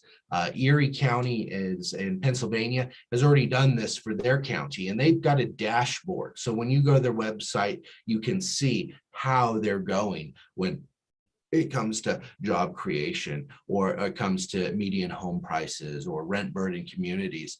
So this is one of the proposals that we'd like to push forward as part of our economic equitable recovery plan, so we can see the metrics that we're supposed to be impacting on. So when it comes to how we impact on those metrics, you're going to come back to this screen again here. So this is rebuilding better. There's a few things that really stand out. Based on our collective lived experience. There's programs out there that work and that are proven, that are being used across the United States, across the state, and across the world, but may not have the legs here, or they're developing and budding here. And I think you'll see this. But I outlined a few of these programs in terms of housing affordability, inclusiveness of entrepreneurship, small business productivity, and economic development or districts or corridors. And you'll see a lot of the county's economic development work is it sits within these this area of rebuilding better. So looking at solutions that are proven and that work under rebuilding better. Now, this is kind of where we break things down. And I heard Geronimo Vasquez, Supervisor Vasquez, ask earlier, what housing assistance programs are out there that will help? You know, there is effective, proven programs out there. But one of the keys about this is all concept, right? This isn't about who does it. It's about what's being done, because it's these programs or programs like these that actually change communities, change individuals in that transformational way, not just, you know, give them a utility bill paid for a month. No, we're talking truly transformational programs, a lot of which are revolving loan funds. So, you know, down payment assistance plans, community land trusts that ensure affordability for land programs, and also home ownership for the perpetuity of it. No Airbnbs, no VRBOs, you know, employer housing programs. There's a lot of those out there. So those are employer-driven plans to support employee housing. You know, we also talk about small business health and well-being support, right? So having that connection between wellness and commerce.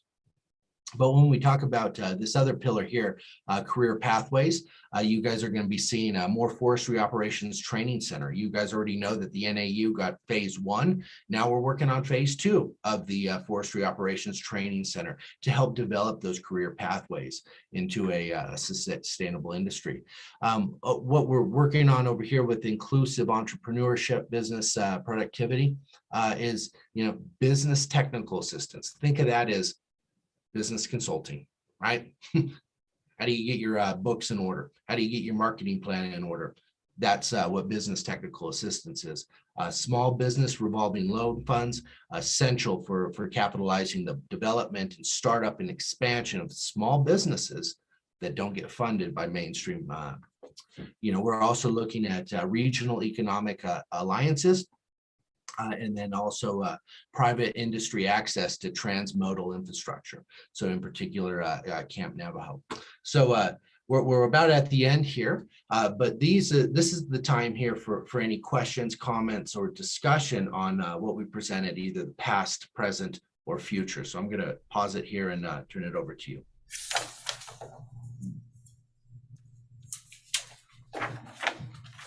There we go. You know, I'm going to hop on a couple questions, but, you know, obviously we'll probably have more from the rest of the board on it. So, you know, part of me is excited and part of me is cautious. It's almost feeling bureaucratic, to be honest with you, on what I'm hearing. And I don't mean it in a negative way. We're creating a system that we are inclusive. We definitely want to deal with inequities in underserved population. By the same token, you know, I'm listening to a business recovery discussion associated with what we just went through with the pandemic. And so, you know, the discussion of rebuild better is, you know, really, it's good. It's objectivity.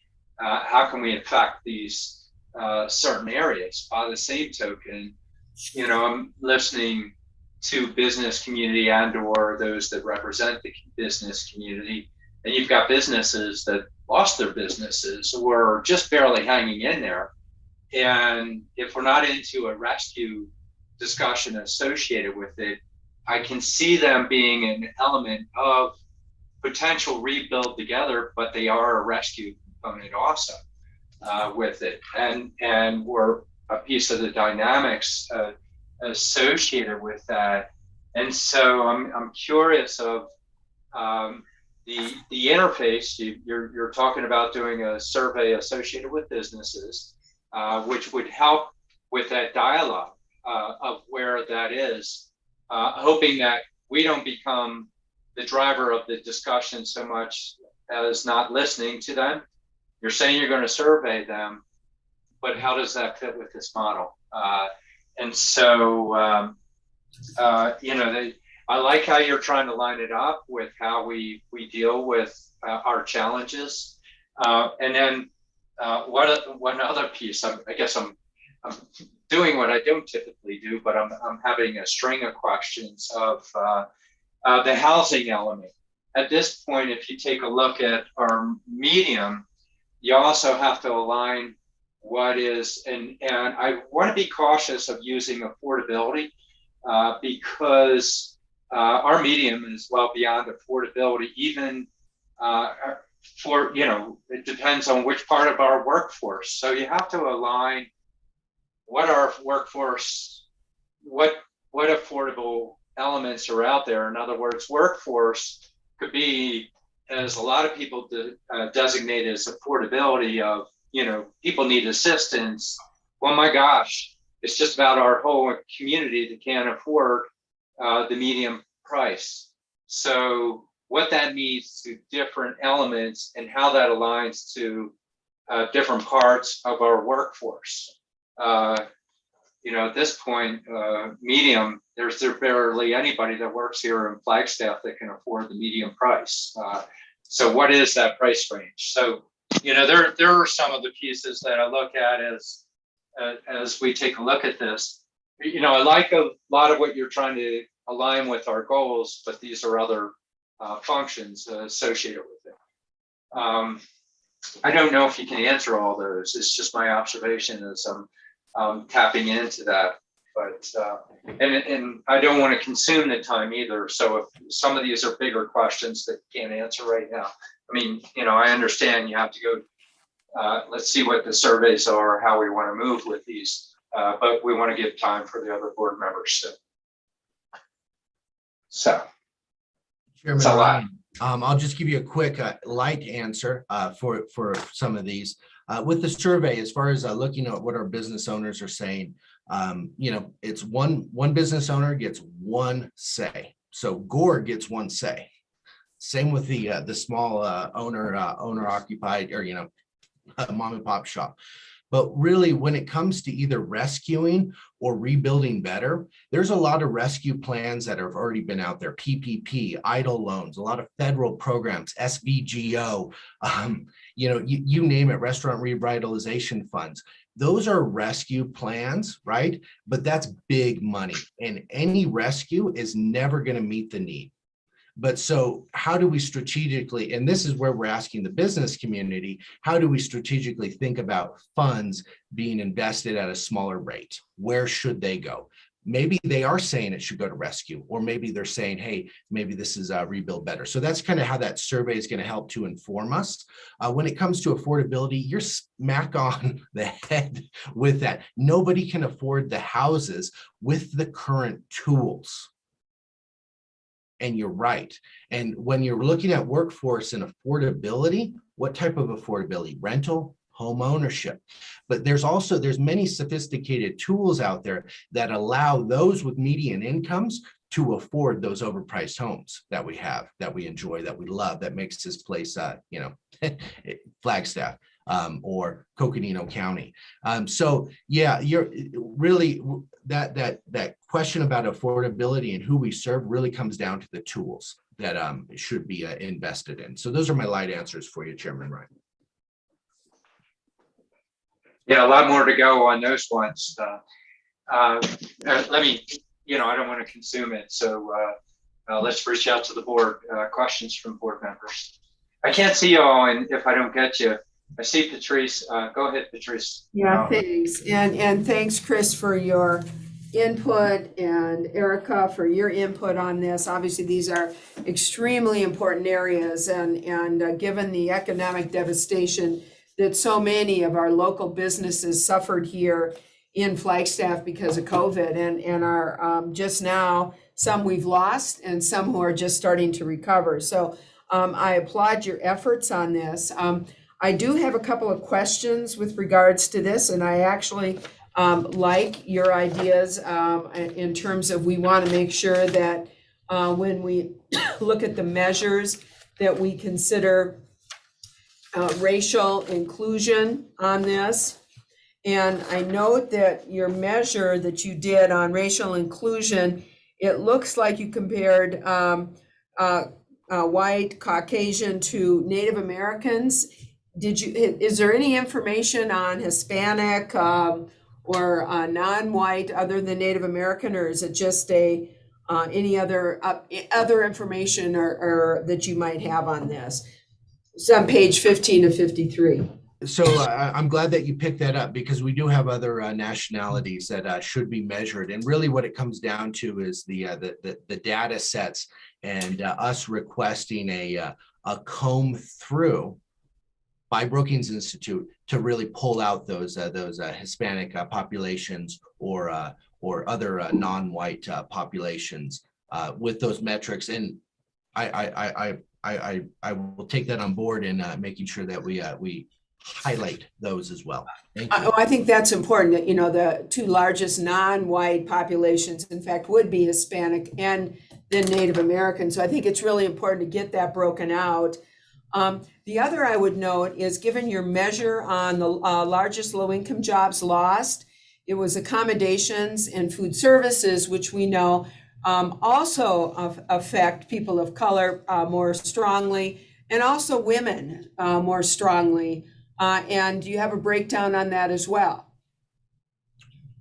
I can look into that, but you're right. That kind of helps to target even further workers within a sector. I'll see if I can find a breakout of those demographics within those sectors. I would really appreciate it. If the outcomes are inclusion and racial inclusion, I'm assuming that we will take a look at those groups, including women who have traditionally been in lower economic areas and have been more greatly impacted by devastation and things such as the pandemic. So I think that that's really important when we take a look at inclusion and racial inclusion, that we consider obviously the Hispanic population and also, of course, female population. And I would really love to get more information on that. And again, I appreciate what you're trying to do, because I think it's really, really important. And then the second comment I would make, which I think is of interest, and we just talked about this at the beginning, we in Coconino County continue to be plagued by housing, or what I should say, a lack of housing, a lack of workforce housing, affordable housing, whatever that means. And everybody seems to have their different definition, but that we cannot have our workforce afford to either rent or home ownership.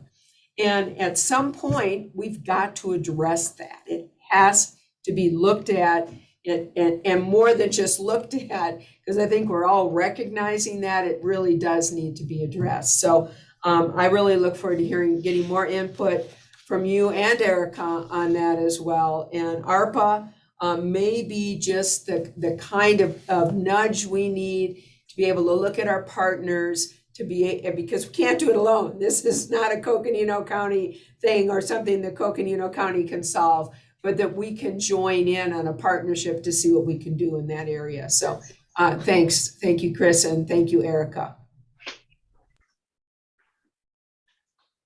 And I'm assuming you were following up during it, Chris. So at this point, it looks like I have Geronimo up on screen. Sure. Supervisor Vasquez. Thank you. First off, I'd like to thank Chris and Erica for a great presentation. It's very encouraging to see the way that our staff and our county are planning on addressing some of these issues. I really appreciated seeing the connection made with social determinants of health and using those as part of the metrics, and seeing what some of the data says that we should apply funding towards moving forward. The other piece that I really appreciated from the presentation was understanding between rescue and rebuild better. I thought that was well done, and it made me see the whole issue in a different light, even though we've been talking about the ARP funding for months now. So I really appreciated that approach, and look forward to seeing more details about it. I was wondering if, and maybe I missed it, but could I get a copy of the presentation, or if a copy of the presentation could be sent out? Because I would really like to go over it again. Yes, Supervisor, we'll send a direct copy to you as well. Yes. If there was problems in the board packet, our apologies. It's in there, but yeah, we can make sure you get it. Great, thank you. And the one question I had was the one about the metric with the Hispanic population, but Supervisor Horstman already covered that. So again, I just want to reiterate what she said about, applying equity and inclusion in all aspects of this, and really looking at those groups that have traditionally been marginalizing, including women, Native Americans, and Hispanics. So thank you. All right. And Supervisor Begay, go ahead, Judy. Yes, gosh, this is a lot of information, and I'm very pleased with the commitment that the county has made, and the responsibilities that go along with it, to really be looking at how they're going to be effectively and efficiently delivering delivery of services to the communities, and being sensitive to them also. And then also to have accessibility to the local government that they're going to be pursuing and helping with the families. And I think that really means a lot right there to me, because we need to look at a lot of things, and if we can't do it in-house, then we have to really advocate. I know we're talking about affordability of housing, and what we're doing, and the list that we have is like a Band-Aid. It's not really going to detail to really move forward with affordable housing, meaning that people can get home ownership housing, or they can get rent going. And I know that HUD programs has affordable housing, and they do home ownership, they do low income housing, they do veteran housing. And so I know that if we can advocate for these, for our students and our veterans and our workers, I'm pretty sure, we can do a lot, partnering with other organizations and agencies, to get this going. So I'm just kind of thinking how we can do that. And then also rescue versus rebuild. I think it kind of goes hand in hand. There's a lot of things that we need to do in right away, to assist. And then there are other things that we have to think in rebuilding, because we're not just going to leave everything the way it is, after 1-2 years, but, we need to look in the future. So I like that. How that's been thought out and, presented to us. And then also,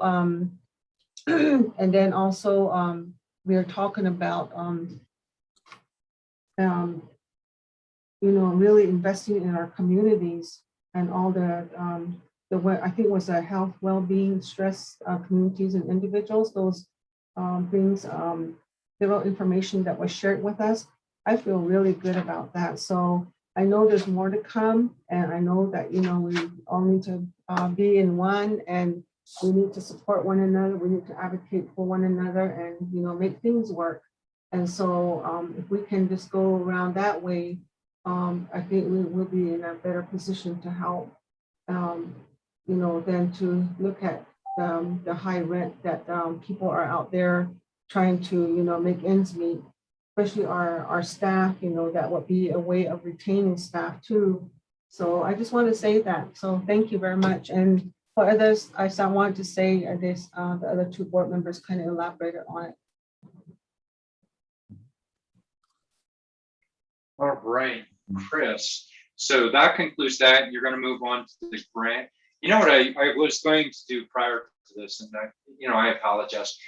We need to pause to provide people a chance to have a bio break and that kind of thing. And then we can come back to your piece on the presentation on this. Okay.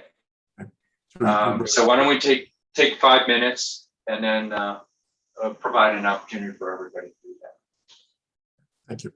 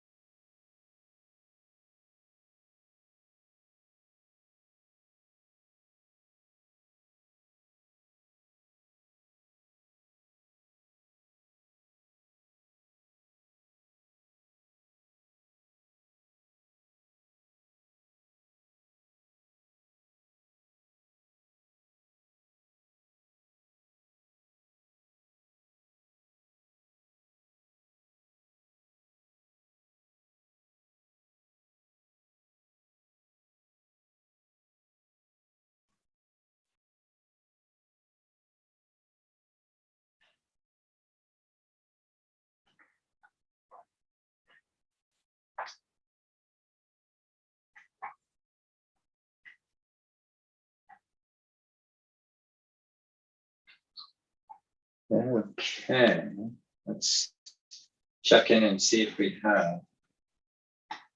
Let's see. Trying to figure out if I'm on my up screen or down screen. There. See Patrice in there. And let's see if we, is Geronimo or Judy out there? There's Geronimo. Check in on Judy. See Steve. She's on her way back to her office. Okay. I was just chatting with you. And how about Lindsay? Do we have Lindsay in there? I'm here, Chair Ryan. Oh, cool. Yeah, some of us can escape, and some people can. So I apologize. Usually I check in about 2 o'clock, and we were on a roll, just beating our time schedule. And, wake me up if I'm not checking in for folks to give you a break so you can. Okay. So let's just check and see. Judy was walking back to her office. And see if Judy's there. Otherwise, we have who we need here. Just on that last piece, I guess we're going to step away from 24 and step into 25, but I didn't pause long enough to see concluding comments on that last piece, Chris or Erica. Chairman Ryan, no concluding comments. I appreciate your direction and the kind of pinpointing some more of our demographics. I've got some notes and I'll endeavor to build those into our future metrics. Thank you very much for your inputs. Thank you. And I know there's a lot of work that goes into these multiple areas. So I'm not thinking lightly, and I'm sure the board isn't.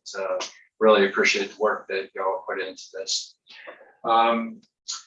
Okay, let's move on to item 25. And just a note, I don't think we shared it. It looks like we have the opportunity for Steve to, he's prepared to bring back the budget pieces that we talked about earlier today. And so we have that for 4 o'clock or approximately 4 o'clock. Mr. Chair, we'll finish with this item and then I'll present on redistricting. And then after that, the staff will come back in for the budget wrap up, which probably around 4 o'clock. Okay. And for the board's sake, each of those items, some of them are you'll see that they've come in on email as well. Some of these items. Okay. So item number 25. Steve, did you want to pass over to Chris, or did you want to make comments? Chris can go right into the presentation and the action item that's requested for the grant submittal. Okay. All right, Chris, the floor is yours. Thank you, Chair Brian.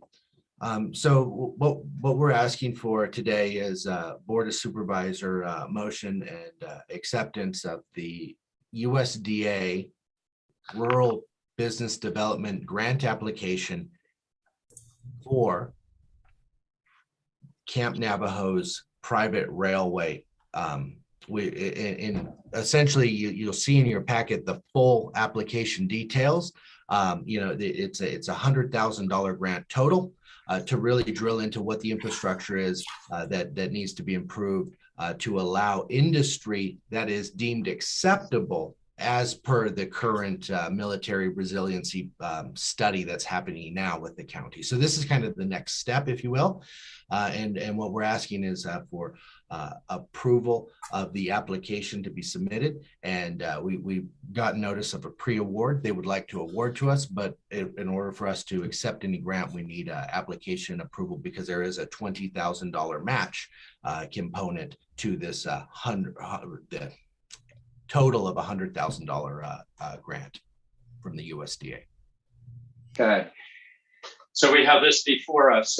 Just a note, I had set aside $20,000 in community initiatives to provide the match, but we also have forest initiative money that we haven't been using. And our discussion that we went back to is you know, I can move my money forward in terms of community initiative, but if the forest industry is more appropriate, that works fine. And we can move the community initiative into a similar type of opportunity with this economic development and or forestry piece associated with that. So if we have money no matter what for the match, which is wonderful. And actually, just to compliment you, Chris, for going after this grant and being successful of having the board moving forward here. So with board members, any questions or comments associated with this?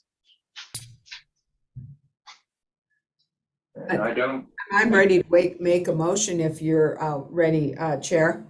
Yeah, actually, Chris, could you take down your screen of the last list? Is this? Yes, sir. Yeah, because I can't see the full board while we have presentations up there. There you go. All right, if you could, Supervisor Horstman, Patrice. Yes, and by the way, I think this is, so important with that J-Luce that you've been working on for so many years, Matt, and this is just kind of part of that economic development of Camp Navajo and industry at Camp Navajo. So kudos to all that were involved with the grant.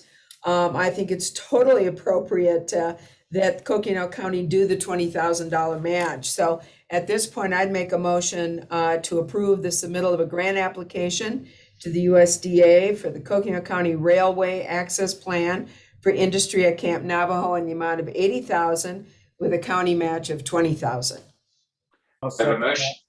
All right, a motion by Supervisor Horstman, a second by, it looks like the second district beat the fourth district out this time, although it didn't happen earlier today, but a second by Supervisor Vasquez.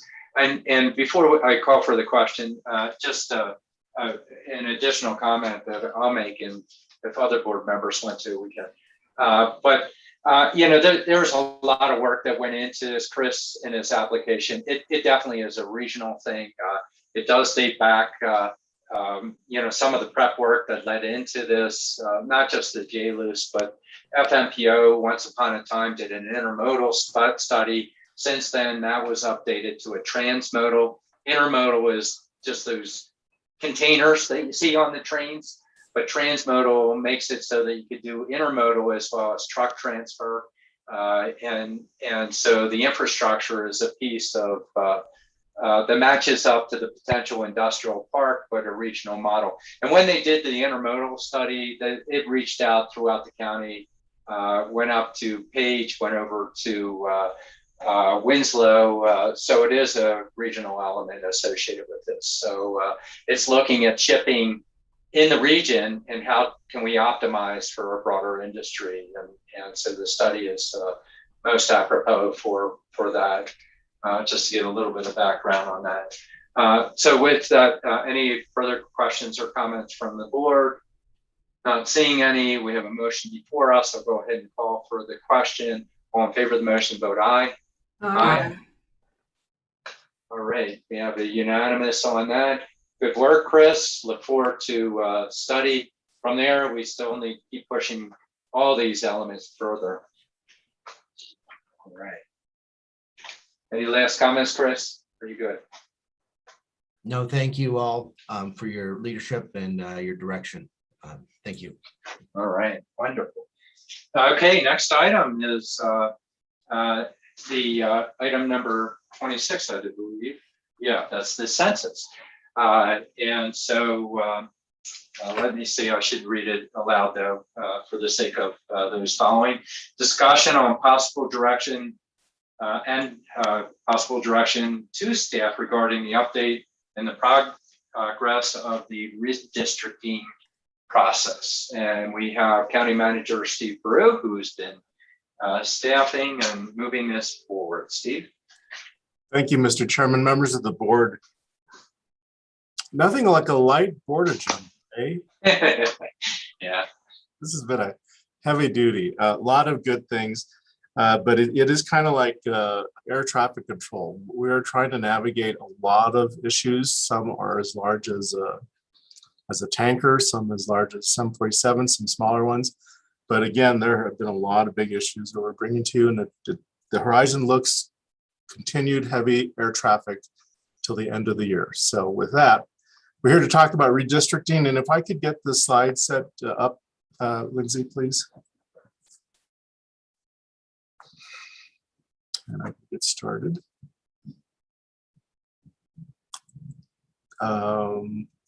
Lindsay, are you able to put up the slide set? Yes, let me pull it out of my S drive. Hold on a second.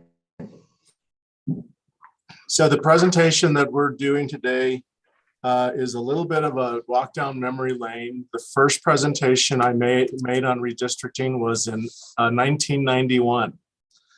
Also provided the presentation in 2001, 2011, and I'm here in 2021 to make a similar presentation. So do the math.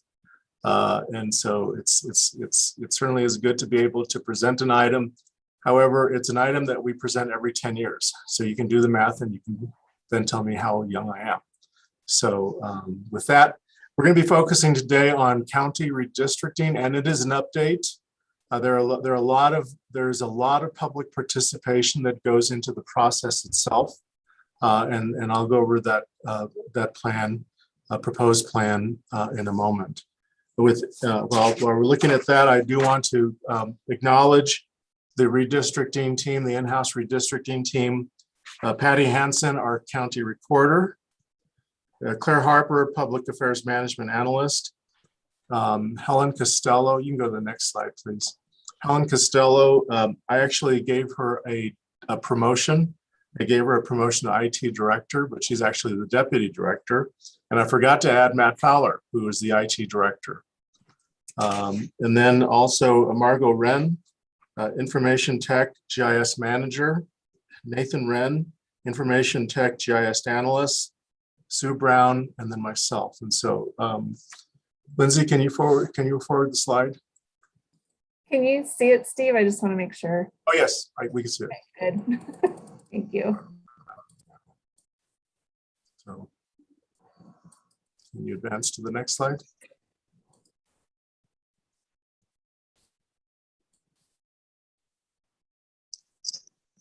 There. Are you able to advance, Lindsay?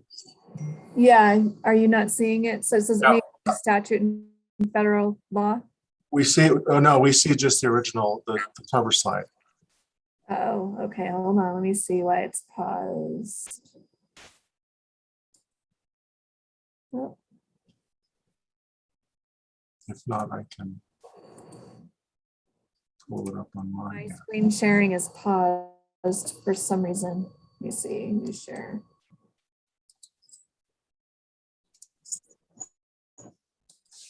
Can you see it now? Yes. Okay, good. So if you can go back a slide, because you're, yeah. Okay. One more. So again, what I'm doing today is presenting actually the redistricting orientation that I provided back in 2011. And of course, several of us on the list here, Patty Hansen was with us then. And I think Helen was part of that. And so a few new team members. But again, the information we provided in 2011 apply in 2021. So the next slide. So starting off when we're looking at the definition of redistricting, of course, if you see on the screen here, means redrawing of district lines from which public officials are elected in Coconino County, members of the House of Representatives, state legislature, Board of Supervisors, and Coconino County Governing Board, Community College Governing Board are all elected by districts. The next slide, enabling legislation and enabling statute and federal law. In Arizona, you can see the statute supervisorial districts 11 to 12. The board shall meet at the county seat on or before December 1st, following the release of the U.S. decennial census data, and divide to 3 or 5 districts as provided in this article. And of course, it reads on, they shall be numbered. The board shall define the boundaries and limit of each district and make division equal or with not more than 10% difference in population. The county may redistrict as often as necessary between US decennial census. And so really this is the state statute. From there, enabling statute, of course, the Voting Rights Act of 1965 is our enabling statute. Section 5 of the Voting Rights Act, pre-clearance, this section has been done away with. However, this section is only with regard to counties that we would then, once our redistricting plans were created, we would submit them to the Department of Justice, and then Department of Justice would review the plan based on the Voting Rights Act. And I remember, and Patty and others, we would spend countless hours assembling the packet, all of the information. We would put together voting returns from previous years. So a lot of data went to the Department of Justice as part of the pre-clearance that led to the adoption of those districts by the counties. Again, as I said, that Supreme Court has done away with the pre-clearance requirement under Section 5, but we still have the Voting Rights Act that we must adhere to. From there, the guidelines for redistricting, and this is the important part where we're talking about guidelines similar to what we did with the legislative and congressional process, where the board had a discussion on those guidelines. And at the same time, we provided a recommendation to adopt these guidelines. And this is what we're doing today. And so let me just go over each of the guidelines individually, and you'll be able to hear a little more information on each of the guidelines. So the first one, draw districts of equal population based on, in this case, the 2020 decennial census data to ensure one person, one vote. The deviation from that standard by 5% is permitted, but less deviation is better. Number 2, do not dilute voting strength of racial and/or language minority groups. Preserve the ability of majority-minority districts to elect representatives of their choice. When considering the ability of districts to elect minority representatives, the voting age population should be considered in addition to total population numbers from the, in this case, 2020 decennial census. That's number 2. The next one, the next slide. Preserve communities of interest. And of course, we all know, having had the discussion on congressional and legislative redistricting, a lot of focus on communities of interest. Communities of interest, of course, here in Coconino County can range from chapter houses on the Navajo Nation to neighborhoods within some of the cities and towns. Ethnic groups, of course, would constitute a community of interest, as well as fire districts. You can also look at school districts. And so there are a number of different definitions, or excuse me, a number of different examples of communities of interest. And so the guideline to preserve communities of interest is just as strong when we look at county redistricting as it is when we look at legislative congressional. The 4th, districts must be compact and contiguous. Use census block boundaries as district boundaries and do not split voting precincts. Again, this is very important when we're putting the precincts together. Later in September, Recorder Hansen is going to be providing to the board precincts to adopt. And that process has to take place no later than October 1st. And that's where the board, of course, identifies the precincts by which the election is administered. So the precincts meaning, of course, having the polling places in each of those locations and organizing the locations by which elections take place. And that takes place in the precincts being adopted. And so we use precincts as a very important building block in redistricting. However, it's not to say that precincts cannot be split. We do make every attempt not to split precincts, because once a precinct is split, and of course, our recorder is here today, we also then have to look at a different polling place for each of those new precincts that have been split. The other thing with redistricting taking place at the congressional and the legislative level, once those lines have been set for those districts, those lines, when laid upon county precincts, will constitute a precinct split. And so it's kind of the hierarchy of election is that and legislative have the ability of splitting precincts at the county level. And so, but we try to keep that as minimal as possible because that does create some challenges. The next, maintain traditional geographic and political boundaries. And I think that's self-explanatory in terms of what those mean. Number 6, do not create a substantial long-term negative effect on a specific political party. Political parties should have a fair chance to influence the political process. The next, 7, base the new plan on existing districts to the extent possible. And then finally, when drawing district boundaries, take into account current incumbents. And so locations or where each of the incumbents live is very important to ensure that we are not, through the redistricting process, redistricting them out of the district, the precinct that they're in right now. So again, I'm going to pause, Mr. Chair, for questions on the guidelines because these are the guidelines that we used in 2011. And you can see here, this is actually the agenda item from 2011 is being proposed for adoption for 21. So questions from board members? Yeah, I know you're seeking direction today on this also, Steve. So let me, I have one, but I'll wait. Let's go to the board. And I can't see it, so. I'll make if I can make a comment. Please. And I think in general, I think these are excellent guidelines for us. And they're similar to the guidelines we were looking at when we were taking a look at the legislative districts and congressional districts.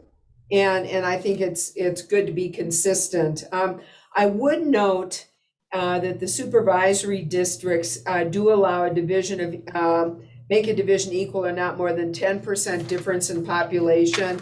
And I know we're talking about a standard of 5% is permitted, less is better, which in other words, we are already taking in, if we adopt these guidelines, we will be taking already a standard deviation greater, or I should say less than what the statute would allow. And I think when we take a look at it, the key is we need the numbers. And, I think in general, we would like to make the least amount of changes as may be necessary for the districts, just to stay consistent with our district population and the constituents we now represent, which many of us feel is important. And so I just want to draw that out, and I'm hopeful we get the numbers as soon as we can. I am all for, if we can get away with it, not splitting voting precincts. And I'm concerned because that October 1 date is fast approaching. And some of us will be on a river trip for half of that time, and or at least a portion of that time. And so it's even more important that we need to get these numbers. And I'm not sure when we're going to get them, but I look forward to them in the not too distant future, because that's really going to help us as we move forward with our redistricting plans. So thanks. So Patrice, with that, are you okay with these though? Because Steve's starting to see. No, I am. I think that they're consistent with what we did for the legislative and congressional. I think these are excellent to go for. I'm going to make a couple of comments, and that is obviously we need our numbers. And number 2 is I think the intent is, to the extent possible, to make the least amount of changes as we may be able to make, given our requirements for population and diversity, et cetera. But I think the intent is to try to make the least amount of changes as may be necessary for our districts. So thank you. But I am, in theory, absolutely, I think these are excellent guidelines. Mr. Chair, if I could ask Lindsay to promote Patty to panelist, please, Patty Hansen. Thank you. All right. And I want to go ahead, Steve. I'm going to hold for other comments until board members have commented. I'm sorry. Yeah, okay. Why don't I just roll through numerically? So we'll go to District 2, Hieronymo. Sure. I agree with these recommended proposals for redistricting guidelines, and I I really appreciate the thought and effort that's gone into it. And as we've gone through, the time has passed, but still the same principles are applicable now. And so I look forward to seeing how we can do what we need to do to adjust based on growth and whatnot without making too many changes. I agree with Supervisor Horstman. We want to try to minimize the changes and avoid splitting precincts as much as possible. Thank you. Supervisor Begay. I'm in agreement with the proposed guidelines and recommend adoption of it. Thank you. Okay. And then just some of my comments, noting number 2, I mean, that is so important. We're the intent of the Voting Rights Act, for what's in place, but the intent of what it had been originally, I think we've been very consistent in protecting the minority majority district, which is really important. One piece, though, that we, last couple times, we didn't allow any deviation. There may be a dilution factor just on population that we try not to allow a deviation, but that's a piece that you might need to think about if it's necessary as we see the numbers associated with that, because we're not having growth in the populations. And that's only why I bring that up. The district piece, as noted, as possible.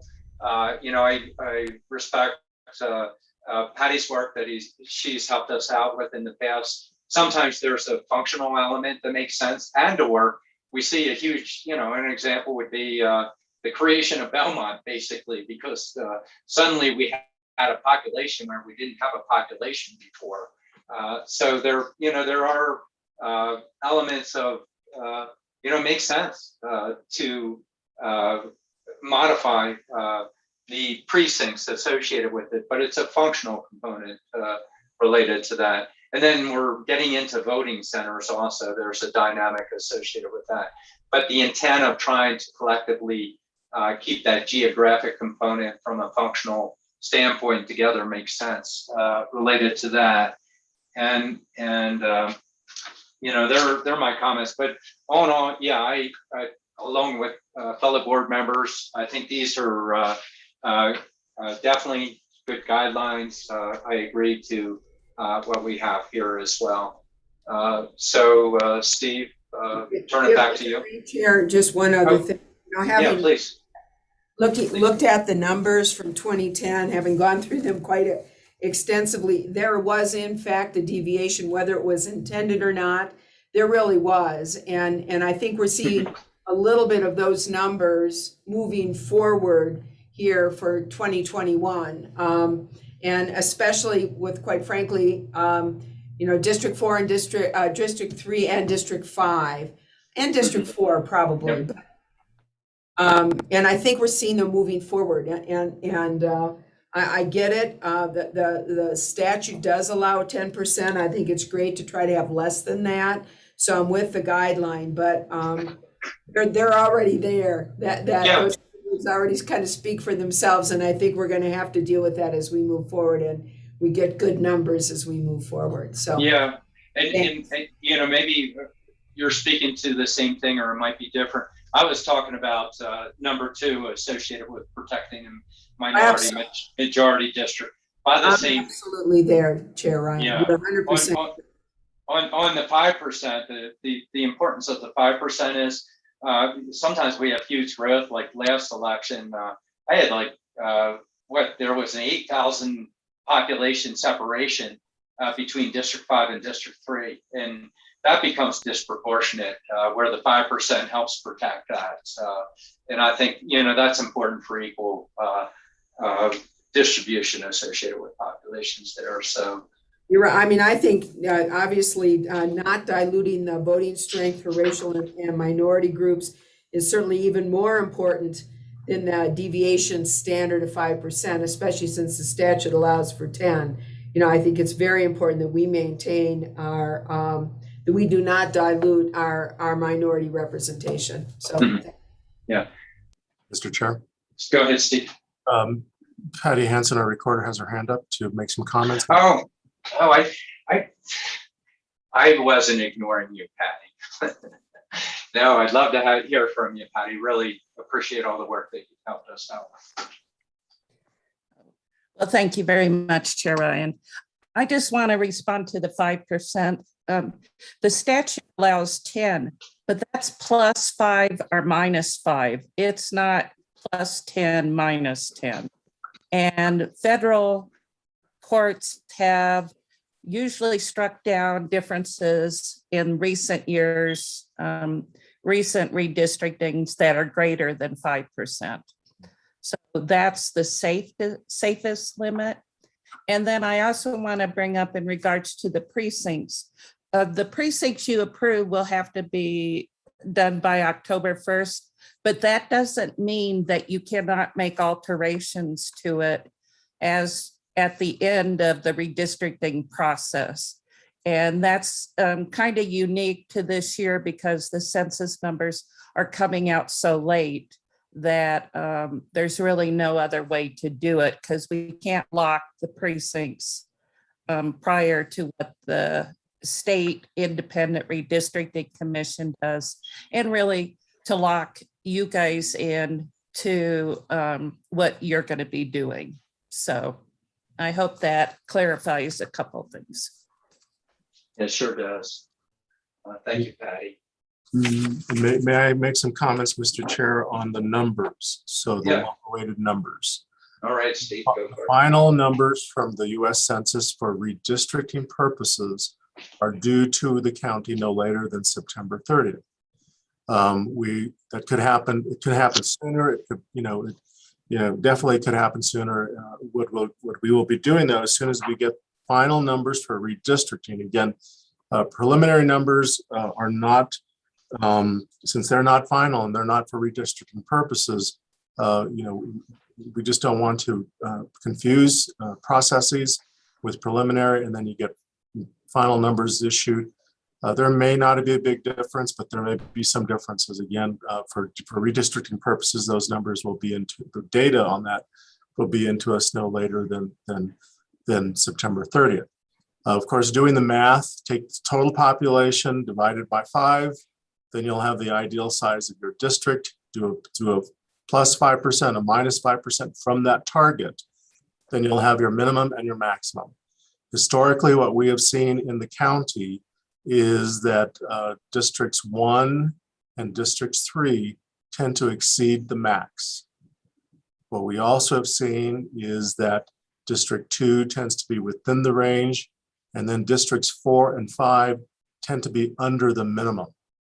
So you'll see then, of course, the redistricting process that takes place is balancing and equalizing the population so that at the end of the process, we land somewhere between the minimum and the maximum from that target population total. Of course, taken into account in all of the data and the analysis is the voting age population, also the ethnic breakdown of precincts and districts. We also look at the fact that the community college governing board also shares the exact boundaries of the Board of Supervisors. And so getting input from them related to their communities of interest is important. And we will probably be building into some of the public input processes, the opportunity for the public to weigh in on not only county supervisor districts, but community college districts. And we're working with the president's office at CCC in order to make this happen. So again, in the future, I just want to, there's a couple more slides I want to go through. And then we want to also, Nate Wren and Margot from County GIS are with us today, and they're going to just briefly show a very quickly online tool that the Esri product that we can use for mapping. And this is light years ahead of what we used to do.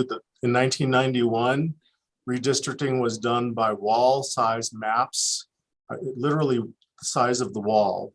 And we would go through and get a binder full of all of the population and the the population by census block, and we would be drawing, this was even before Post-it notes, believe it or not, all of this data on these big walls. And so being able to look at technology now in order to do this at the drop of the hat is, as I said, light years ahead. So outreach methods, as you see on your screen, stakeholder and communities of interest, awareness. So piquing the interest of our community is important.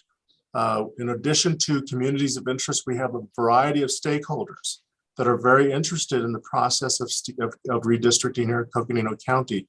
And so making sure that we start to identify individuals, groups, organizations that are tracking this process very closely. We're going to start, of course, building an outreach list so that when we have information that we want to deliver, of course, we'll deliver it publicly to everyone, but also make sure that we take extra steps to reach out to stakeholder groups and community of interest representatives. Online source of information. So the creating, in this case, we'll be creating a storyboard, a virtual storyboard, and GIS is putting this together, similar to a website where the public can go in and identify, see all of the information we're posting to that site, of course, for the board members as well to see data, information, reference materials, all of the information that we would have online. We need to have a location for all of this information, and so creating that online source of information portal or location is in progress right now. Also, public input. Public input is key to the process for a variety of different reasons, and so creating not only the traditional methods of providing input, send us an email, send us a letter, send us thoughts, but also providing the opportunity to do that virtually and online. And that's part of the work in progress as well.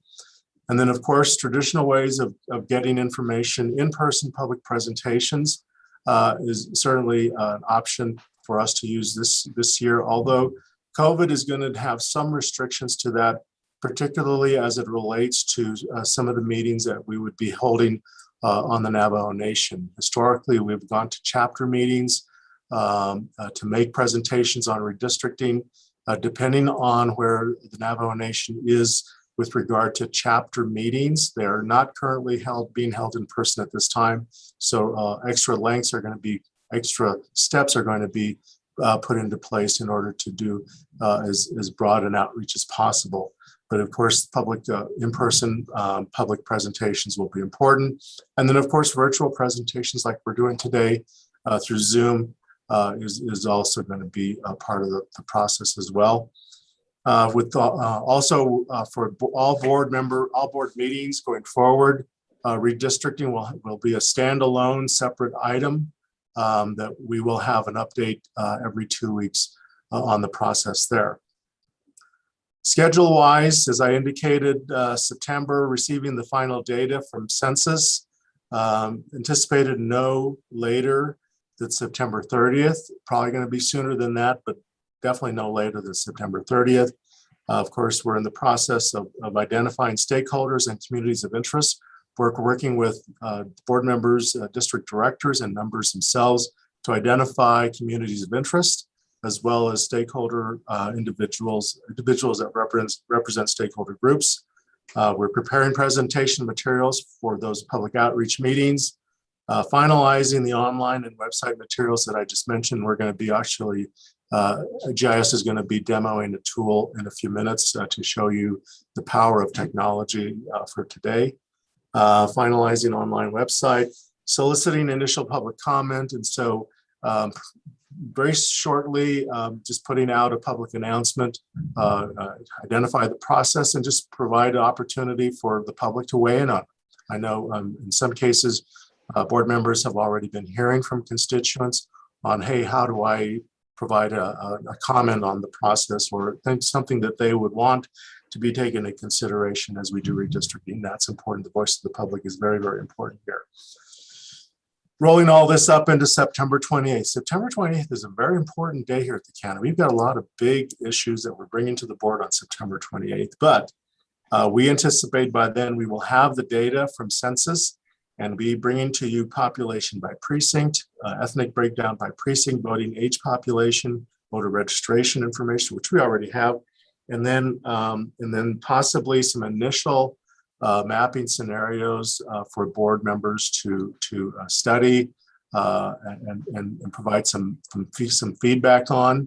And then from there, outreach takes place during the month of October and into November, leading up to December 1st, when redistricting for the county is adopted at the board level. Of course, the same districts that the county board adopts will also be adopted by the community college as well. Somewhere in October, I forget the date, we are also doing a joint meeting with the community college governing board, and that would be a good opportunity to have a joint update on redistricting at that time, since both organizations share the same district boundaries. So again, I'll stop, take a breath, and welcome any questions the board members may have on process steps. All right. Oh gosh, I have my didn't have my mute on, but checking in with board comments or questions at this point.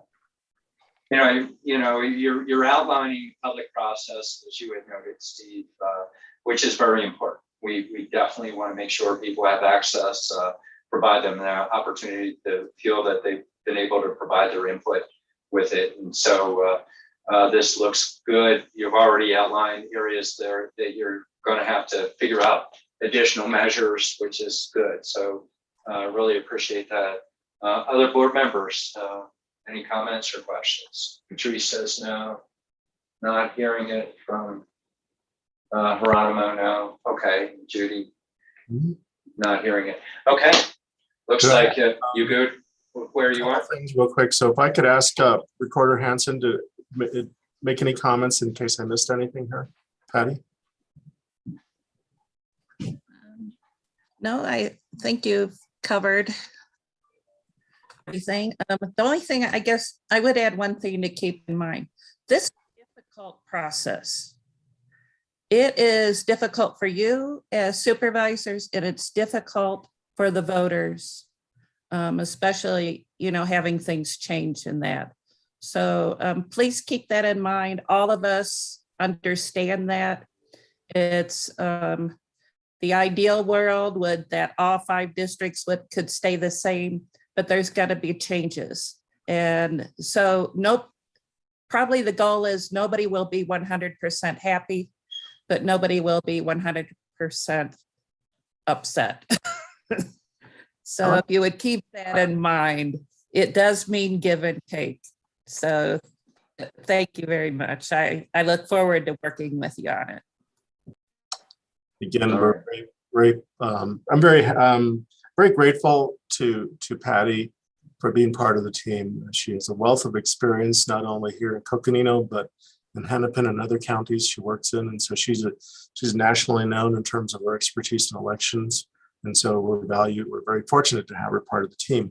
So Mr. Chair, at this time, it would be appropriate if I could go quickly to Nate Wren to give us a quick demo, and then we'll finish up with the board just taking an action to adopt the guidelines as presented. So with that, Nate. Yeah, thank you, County Manager Peru and members of the board. So you should probably see my screen now. What I am going to briefly demo is what we're leveraging with existing software we have here at the county with Esri desktop tools and ArcGIS Online.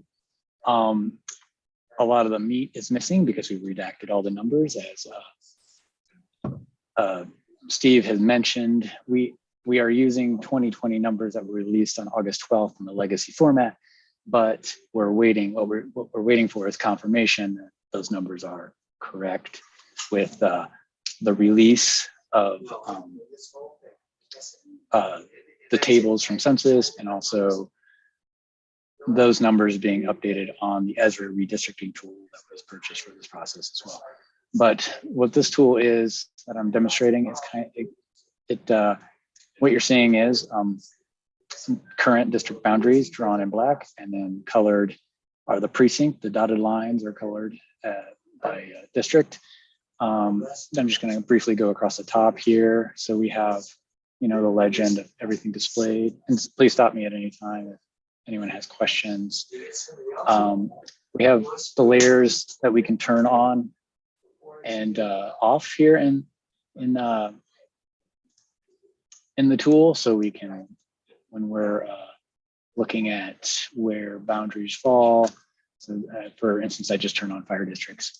You got municipal boundaries and such. Obviously, we can just change the base map. But the real power that what this will be able to do in guiding this process is so I can, this is obviously for illustration purposes right now. I'm just selecting, and this is all at the precinct level. I'm selecting these precincts and I can quickly just reassign them to a district. Again, this is just to illustrate what we can do with the tool.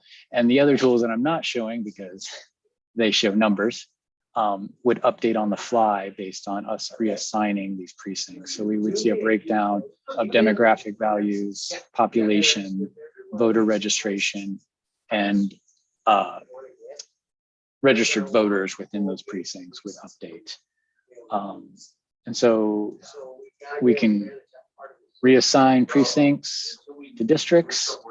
And then what we can also do is then,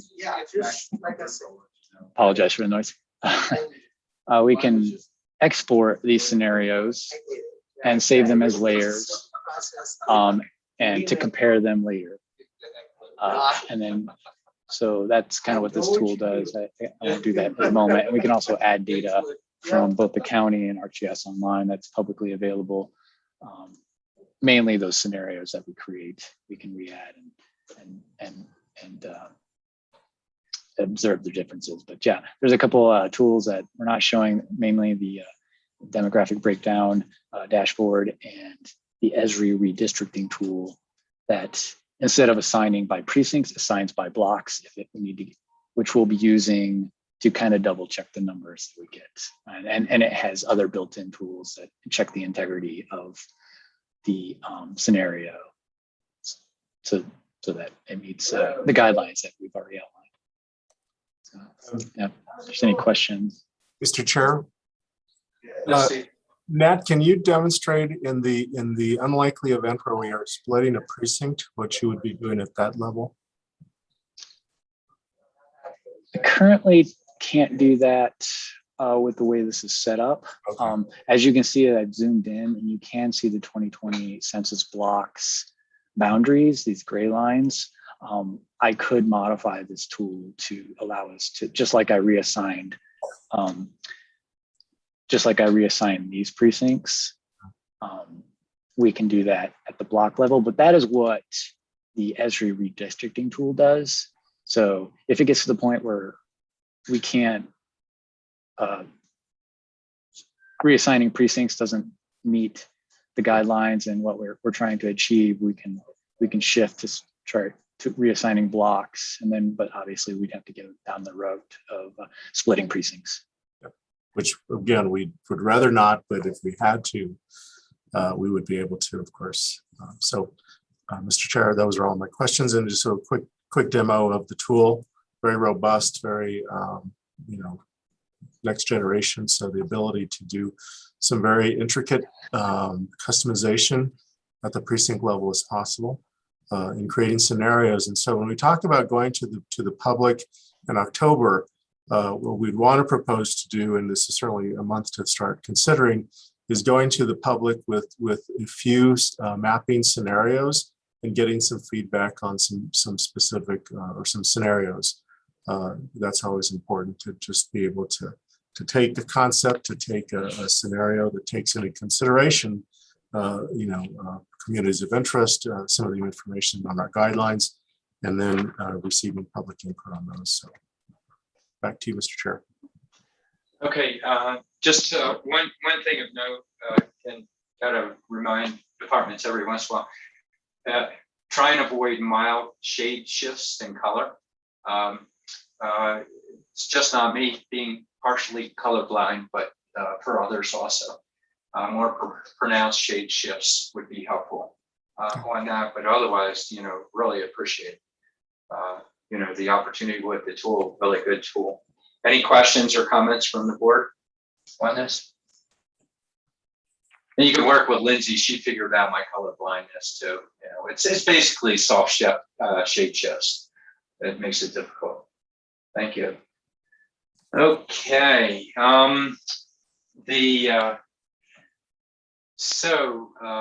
Steve, right now we're posted for direction. We can always, if we need an action associated with it, we can bring it back.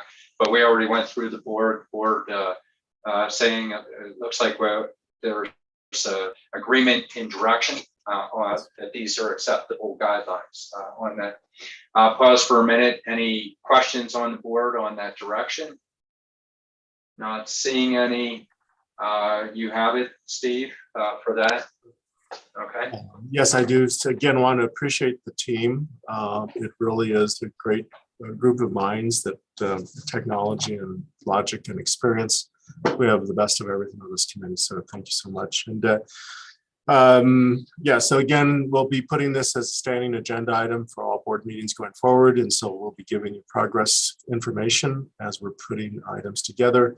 And then the big announcement will be when we get the redistricting data in, that is for redistrict purposes, and we start to populate the tool that Nate has just demonstrated to give the opportunity at the board level to begin to look at some scenarios based on some of the work that you want to do just within your own district. Again, all of the conversations that we have on redistricting at the individual level must remain at the district within each of those districts, and you cannot share your thoughts and ideas with any others in order to avoid any open meeting law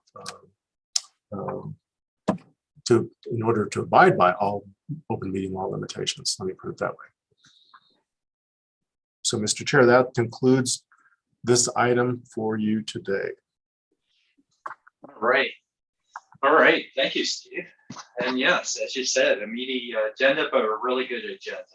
And so the next item that we have is coming back and bringing the budget discussion that we had earlier today. We talked about bringing back, and that's item number 22, which is presentation, discussion, update, and possible direction on the fiscal 22 budget, American Rescue Plan.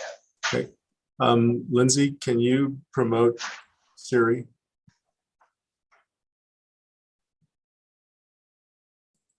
Yes, I'm trying to promote her now. Okay, thanks. She keeps wanting to escape into the attendees, and I keep tracking it down. Steve, this is Mr. Chairman. I apologize. This is Sue. I just wanted to let Steve know that Erica Shaw is also available to run the slide if he wishes. You bet, please. And with your permission, Mr. Chairman, we'll proceed on the information that we began to present to you this morning. We huddled over the noon hour and basically have incorporated the lists into creating a crosswalk between what was presented this morning and previous information that was presented in the budget process. And so I'll ask Siri and Erica to orient us on this. Thank you. Thank you, Mr. Chair and members of the board. So as County Manager Peru noted, you are seeing a revised handout that is a crosswalk between the information presented in the budget discussions and the handout that you saw today. So what is on your screen and what you should have is a listing. Just to walk through it, we have our department and our request. This is the same information that was on both documents, and then whether the item was one time or recurring. There are a few places where we made some modifications to the request, and we did try to note that. So for example, the first request was originally submitted as a recurring request, and it's been changed to one time on this, but we've noted it was originally requested as recurring. Then across, we have our current recommended funding source and the current recommendations. Of that, we have a few choices. So we have funded for fiscal year 22 general fund. Those are things that are in the 10-year plan we looked at earlier today as general fund funded items. We have ARPA with a designation where applicable for which ARPA item it may tie to. We have not funded as one of the recommendation categories. And then we have some that are, if we scroll down a little bit, because I want to get the wording exactly right, if you don't mind, Erica, thank you. Funded or alternative. And funded or alternative may represent things like the transportation fund as an alternative funding source, or grants as an alternative funding source for those items. So you'll see, in some cases, you'll see them as zeros on here for the general fund, or in this case, we did a reallocation for this HHS item that's about 3 or 4 from the bottom, where we increased the environmental health FTE, for example. We did that in a no cost way. So it was funded. We were able to satisfy that request by using alternative methods. And then going back up to the top, the crosswalk to the document that you were familiar with from the budget discussions is shown off to the right in that kind of dotted line area. And I want to thank Erica for taking the time to help crosswalk these together. So the funding source was what was originally anticipated from the budget discussions, GF for general fund, or ARPA, in some cases, if they were not considered for general fund funding when we were back in May having the budget discussions.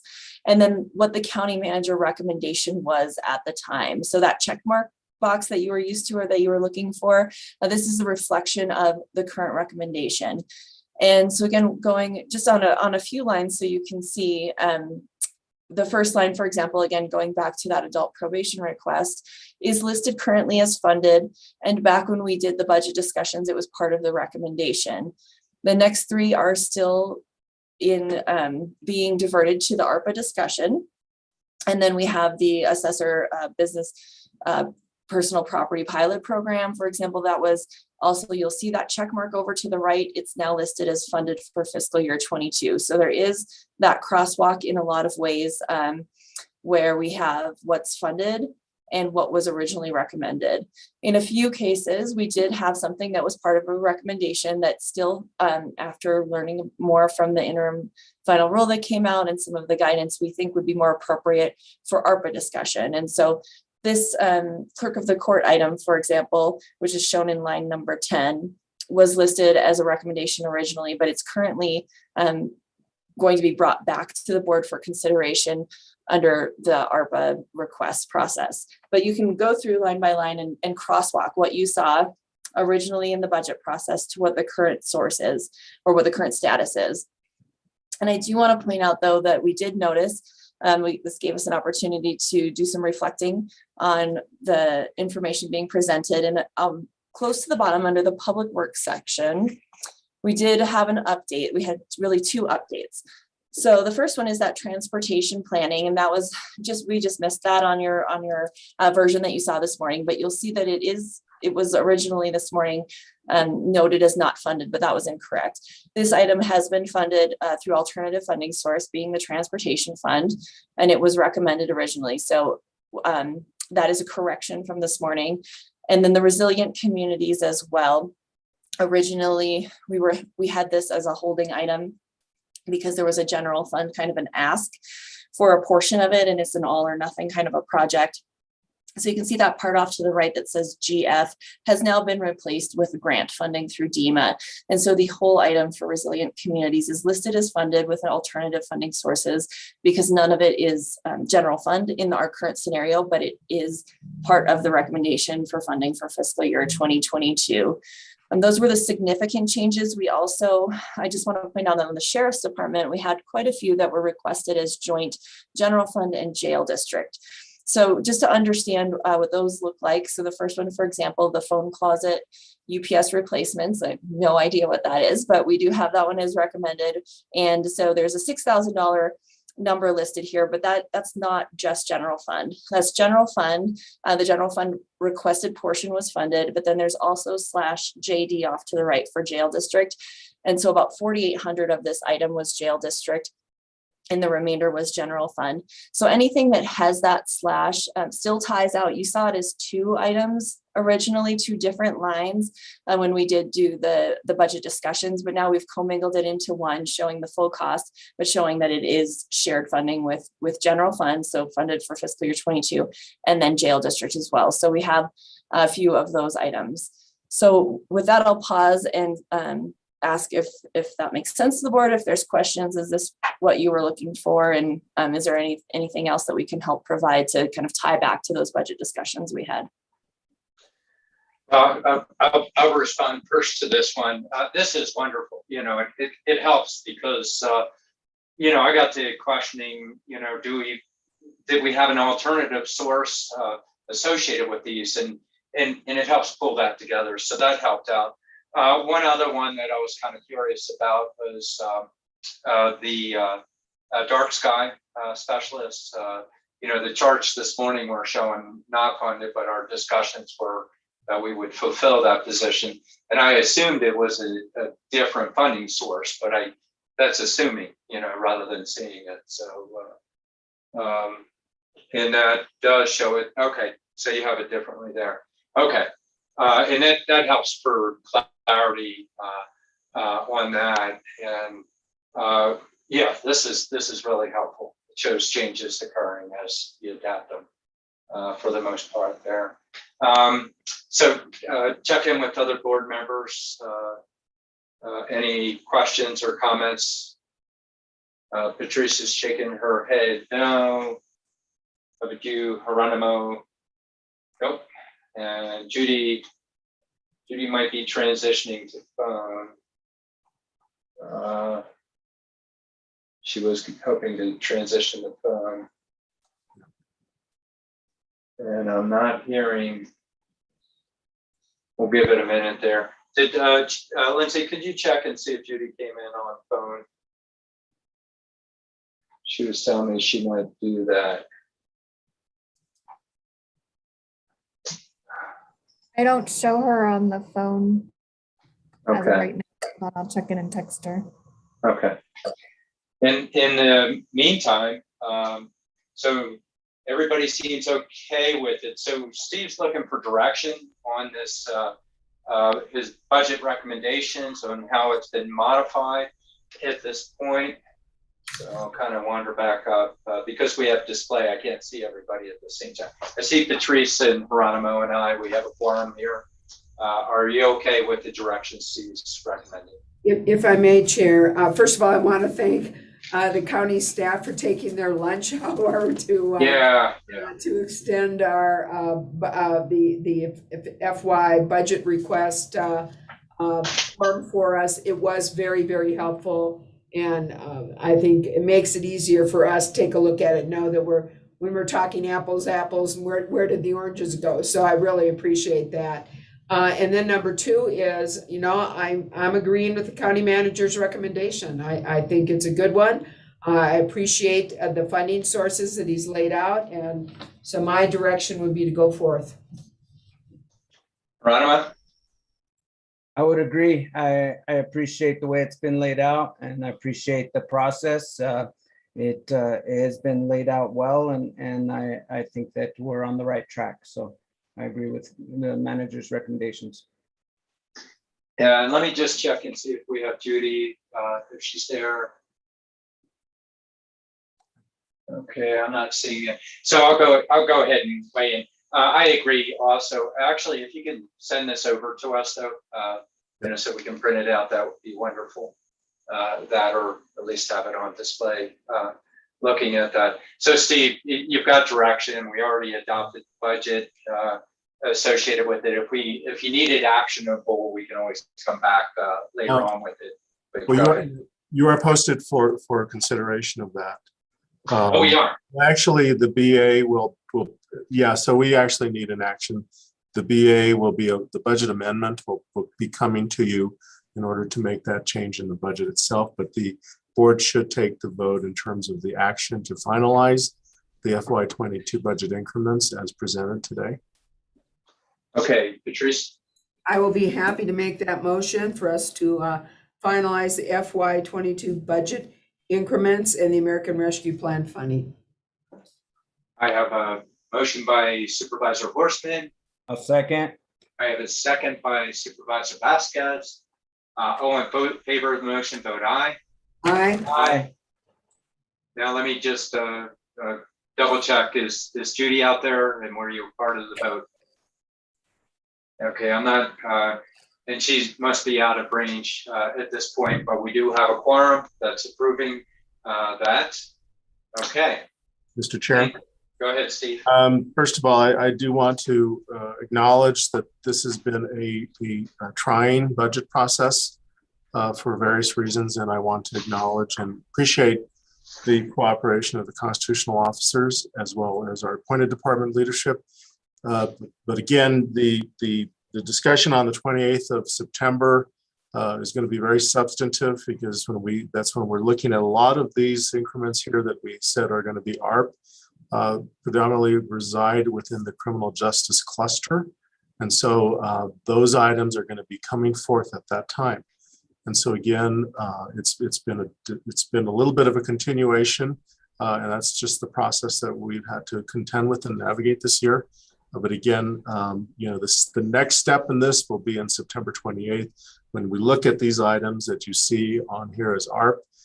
We've also included other ARP eligible projects that came to us through the interview process with departments and electeds. And so little by little, we're whittling away at a fairly long list of budget related decision packages for the board. So with that, Mr. Chair, thank you very much. Right, and Steve, again, the lunchtime thing, really appreciate it. Sorry you guys had to work through that, but dearly need it. So really appreciate it. But even more so, and I think we all can back that up. We understand you're all working really hard behind the scenes, and the work is fruitful. So we really appreciate all the work that everyone's put in here on this. With that, that concludes that item, and it brings us back to our agenda. And next item that we have is roundtable going to county manager. Item 27. Sorry, I kind of cluster them all together, and we've always we started separating them out to items. So discussion update, possible direction to staff regarding. No, item 27 is the federal or state legislative. Do we have anything? A couple of items to note. We have the CSA summit taking place the end of October.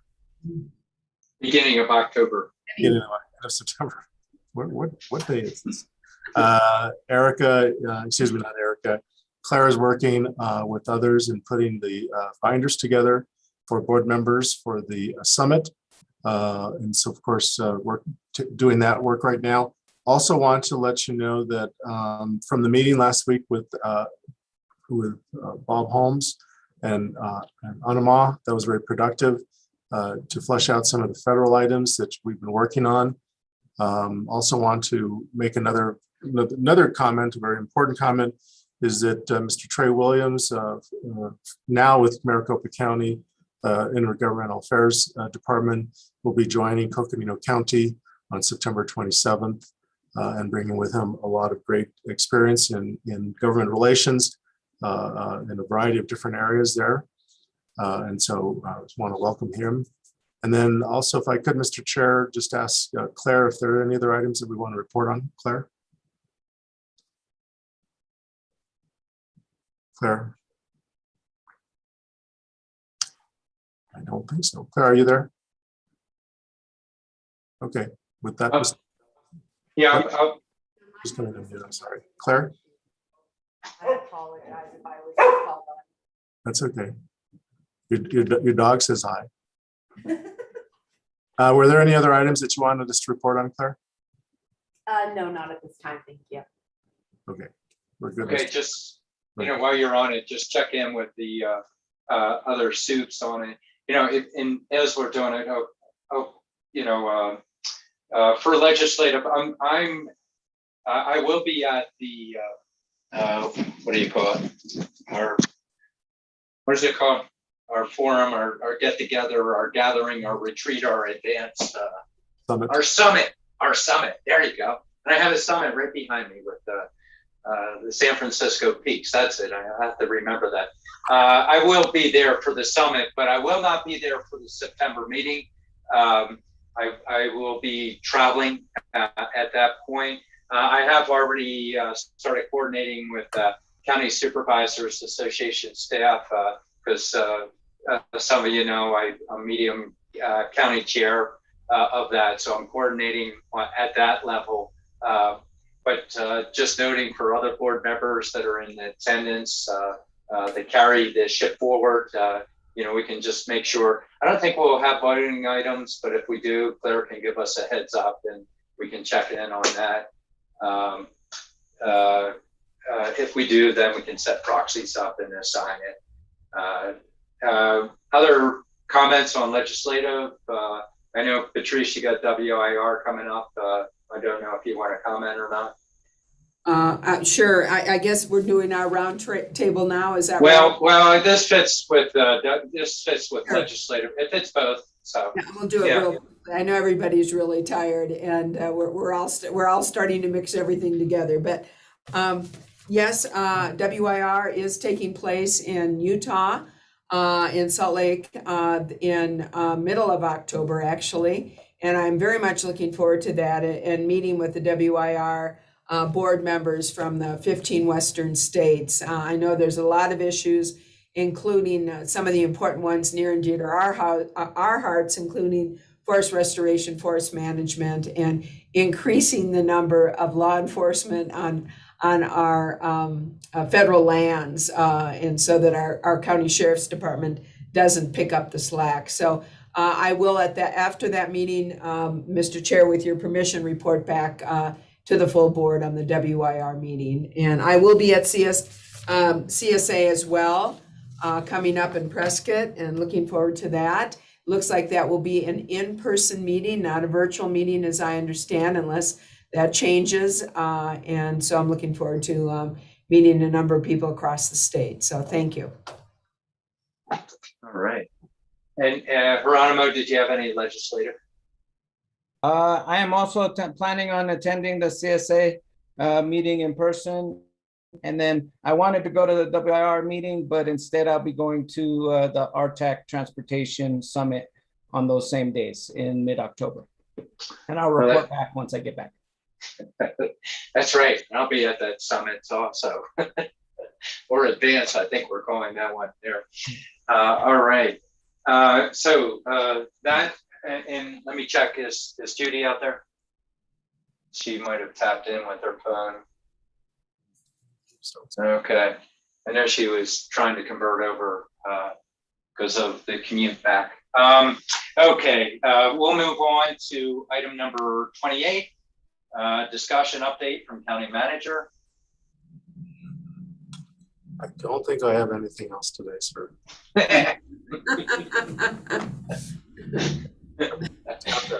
It's on Tuesday too. Literally and figuratively, huh? All right, love it. Okay, item 29, opportunity for roundtable and updates. Go to District 1. Yes, thank you. And I'm going to make it really short. It was my honor to join Northern Arizona Director for U.S. Senator Mark Kelly, Coral Evans, also Tucson Mayor Clorinda Vale, Tucson Town Manager Charlie Hendricks, and the Grand Canyon National Park Superintendent Ed Keeble and his staff to visit the South Village of the Grand Canyon. You know, it's as we talked about it, it has 3,000 residents. The Grand Canyon, besides being a world wonder and certainly our wonderful, beautiful area to just north of us, it's also home and it's a community to over 3,000 people. They go to school there, they work there, and the issues that they have deal with are very similar to the issues we find in most of our rural communities. We did visit the Canyon Clothes Closet to provide nonprofit free clothing, boots, and shoes to those in the neighborhood and also the Tucson neighborhood, also the Grand Canyon Food Pantry to discuss food insecurity, something that we started our meeting here with today talking about. We also took a look at the Kaibab Learning Center, a nonprofit childcare center that specializes in pre-K education, and very impressive. I've never toured the building before, and very impressive childcare center up there in the Grand Canyon Village. Also met with Bethany Larson, who was Coconino County's Victim Witness Services, but recently has gone and has a role now with the National Park Service Investigative Service Branch, working with victims of domestic violence and other crimes. So very informative meeting, really important to bring Senator Kelly's staff up there and really show them what's going on here in the outer regions of some of our areas here in Coconino County. And then last is took part with others, including Supervisor Vasquez and the Coconino County and City of Flagstaff Museum Fire Engineering Summit to review long-term flood mitigation alternatives. And obviously we're going to, what we're experiencing now, what others across the country are experiencing, they're all calling the new abnormal.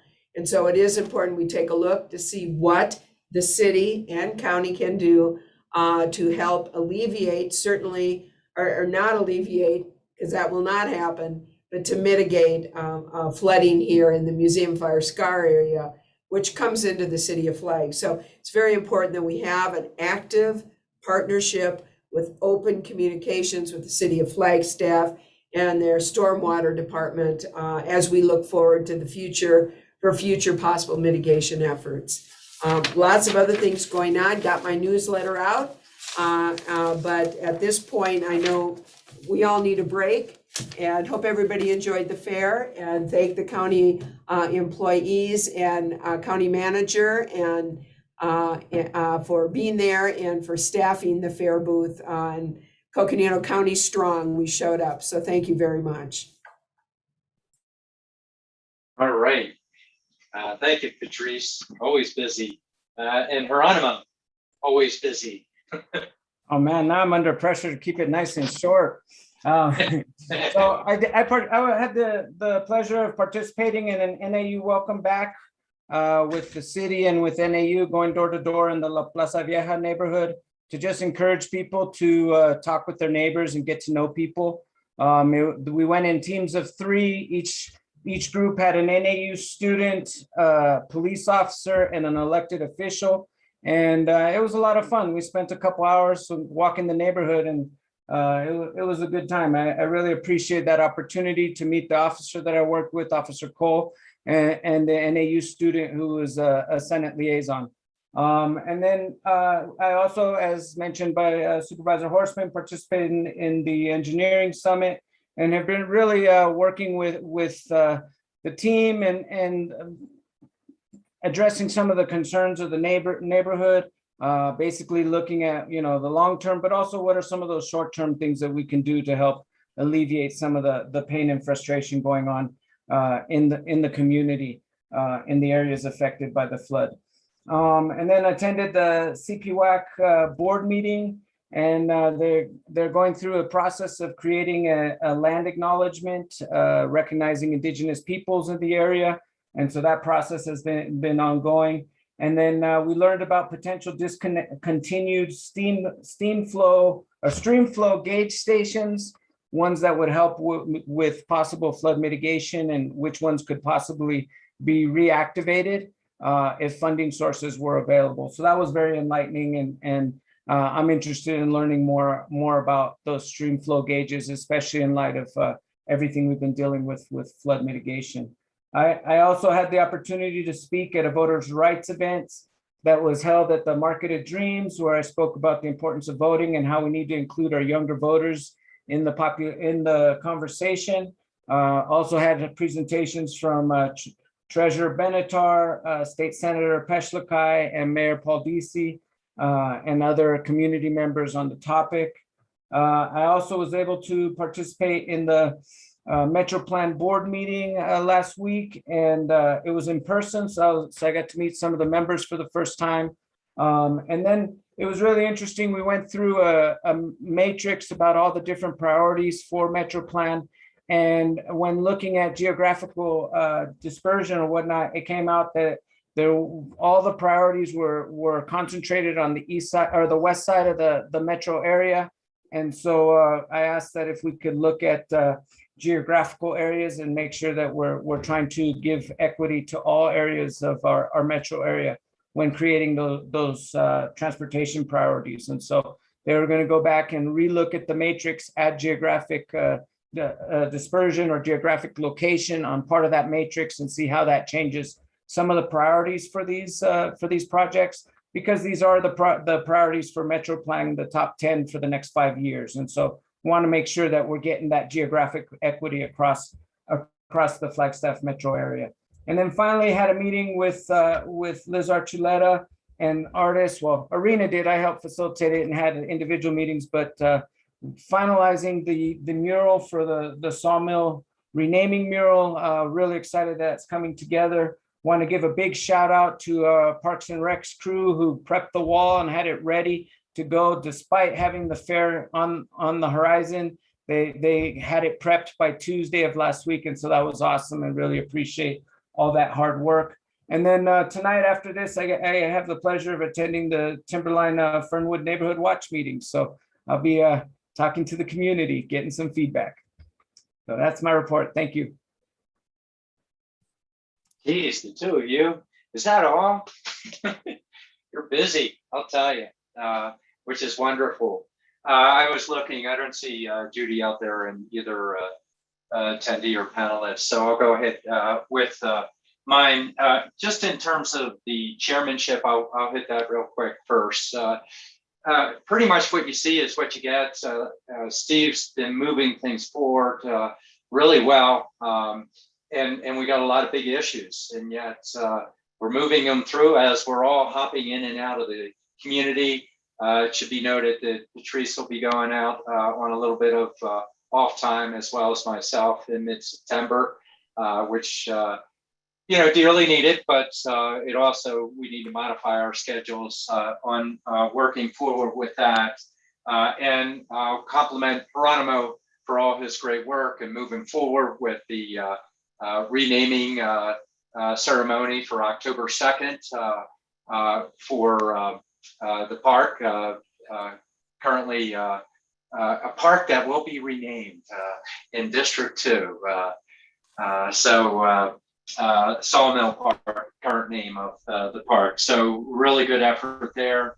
And recognition, I should note, it's recognition of former Supervisor Liz Archuleta and all the work she's done over the years for that. And then let's see, just a note, all of us have received invitations to NACA's 50th anniversary. And so I know there are 3 of us that can accept them, invitations. I will not attend that one, but Lindsay's been notified to make sure we post as a quorum. I will be doing a welcoming for the chamber on behalf of the board. I was asked to do that on Thursday. Let's see, RTAC, just to note, this hops away from the chairmanship, but my role in transportation realm, I chair RTAC. I'll be meeting legislators as we go around the state from that level on transportation. We'll be meeting with Representative Carroll and Bisucci. So we're getting into leadership to discuss next year's legislation and trying to move forward local projects, not just legislative picked projects in an objective way. Metro Plan has some of the recommendations, as does NACOG. And so we're advocating in that way. Let's see, hop into, one other one is Chair did hop around on behalf of the board to thank all the superintendents out there. We've got a lot of volunteers, a lot of staff that work the fair, and that's a lot of work when they do it. They're all they're all worn out. Parks and Rec, they almost need to go on sabbatical afterwards for all the time they put in there. So, they acknowledging that we appreciate the work that they're doing. If you have a chance to reach out after, it'd be good as well on that. In terms of District 3, a little bit of snafu with operations of Juniper Pine Fire District. This happens to some of our smaller districts, making sure they have a full board, trying to work through their budget issues. If not, it has to come to our level, but they're trying to put their house back in order and get that taken care of. Work a little bit with our own legal, just see where we would be, as well as, updating Steve on it, as well as working with Sarah Benatar that has a role with the improvement districts. But they have a special meeting on September 14th to make sure that they have a full quorum and they can move forward with what they need to do. And hopefully they keep it together with that. In parks, as you know, we're going to have an appeal of a conditional use permit coming up next week. That's the big one that we're starting. We're getting a couple emails, not many, but we're getting a couple that Lindsay is putting together for board packets associated with that. Did attend the Munns Park meeting, had a lot of staff there. Steve got introduced there, and that meeting went quite well. For now, the community's happy, and as all communities are. So, and there's a lot more going on, but I think we've had a full day. Oh gosh, look, we have Judy on the phone. So Judy, we're going through roundtable at this point, and I'll go ahead and check in and see if you'd like to give a District 4 report. Yeah, I'm really sorry, but I was driving and it just went out, and I could hear you all the way to the summit. Then it just dropped. The call just dropped, and I tried getting back on. Didn't allow me, so I kept trying. And now I called in, and it dropped. And then I called in 3 times, and finally I'm on a flat area here. So, but anyway, for District 4, I've been working with Cameron Chapter on a couple of issues, mainly the roundabout. There are too many accidents there. There's a lot of people speeding in the area. So we have yet to finalize some things so that, we can go ahead and curtail a lot of that's happening. So you go around the roundabout, it's just got glass all the time there. Those signs are bent and stuff like that. Or they go over that mound. And so, because they're going too fast, and we've had a lot of accidents there. But that's what we're working with for Cameron Chapter. The other one that they want help with is possible on the transfer station, or maybe advocate for them on that. Plus, they have some road issues. Coal Mine Mesa still in the works of getting their two trailers pulled. One for office space and one for a chapter house. The main chapter house is condemned. So we're trying to they're trying to ask for some type of assistance from our office for utility hookups for the community. The other one is their road, a road issue that they have. And then for Monkopi, flood issues, we just went and delivered about, I don't know, maybe 36 cases of water again, just this past week to Monkopi. And I have yet to meet with one of the people that work down in the area at Monkopi, and they want to discuss some issues that they're facing at that level. And then for Talani Lake Loop and Bird Springs, pretty much one road was fixed for them, new culverts were put in, and then another road was made out of concrete blocks and cables, and they're falling apart at the seams, and so they're addressing that. It's passable today. I've been involved with the monsoon updates every week, except this morning. I guess they forgot to send out the link. But anyway, those are some of the things that I'm working on with the communities. Again, it's a lot of road issues. We still have a drought in place.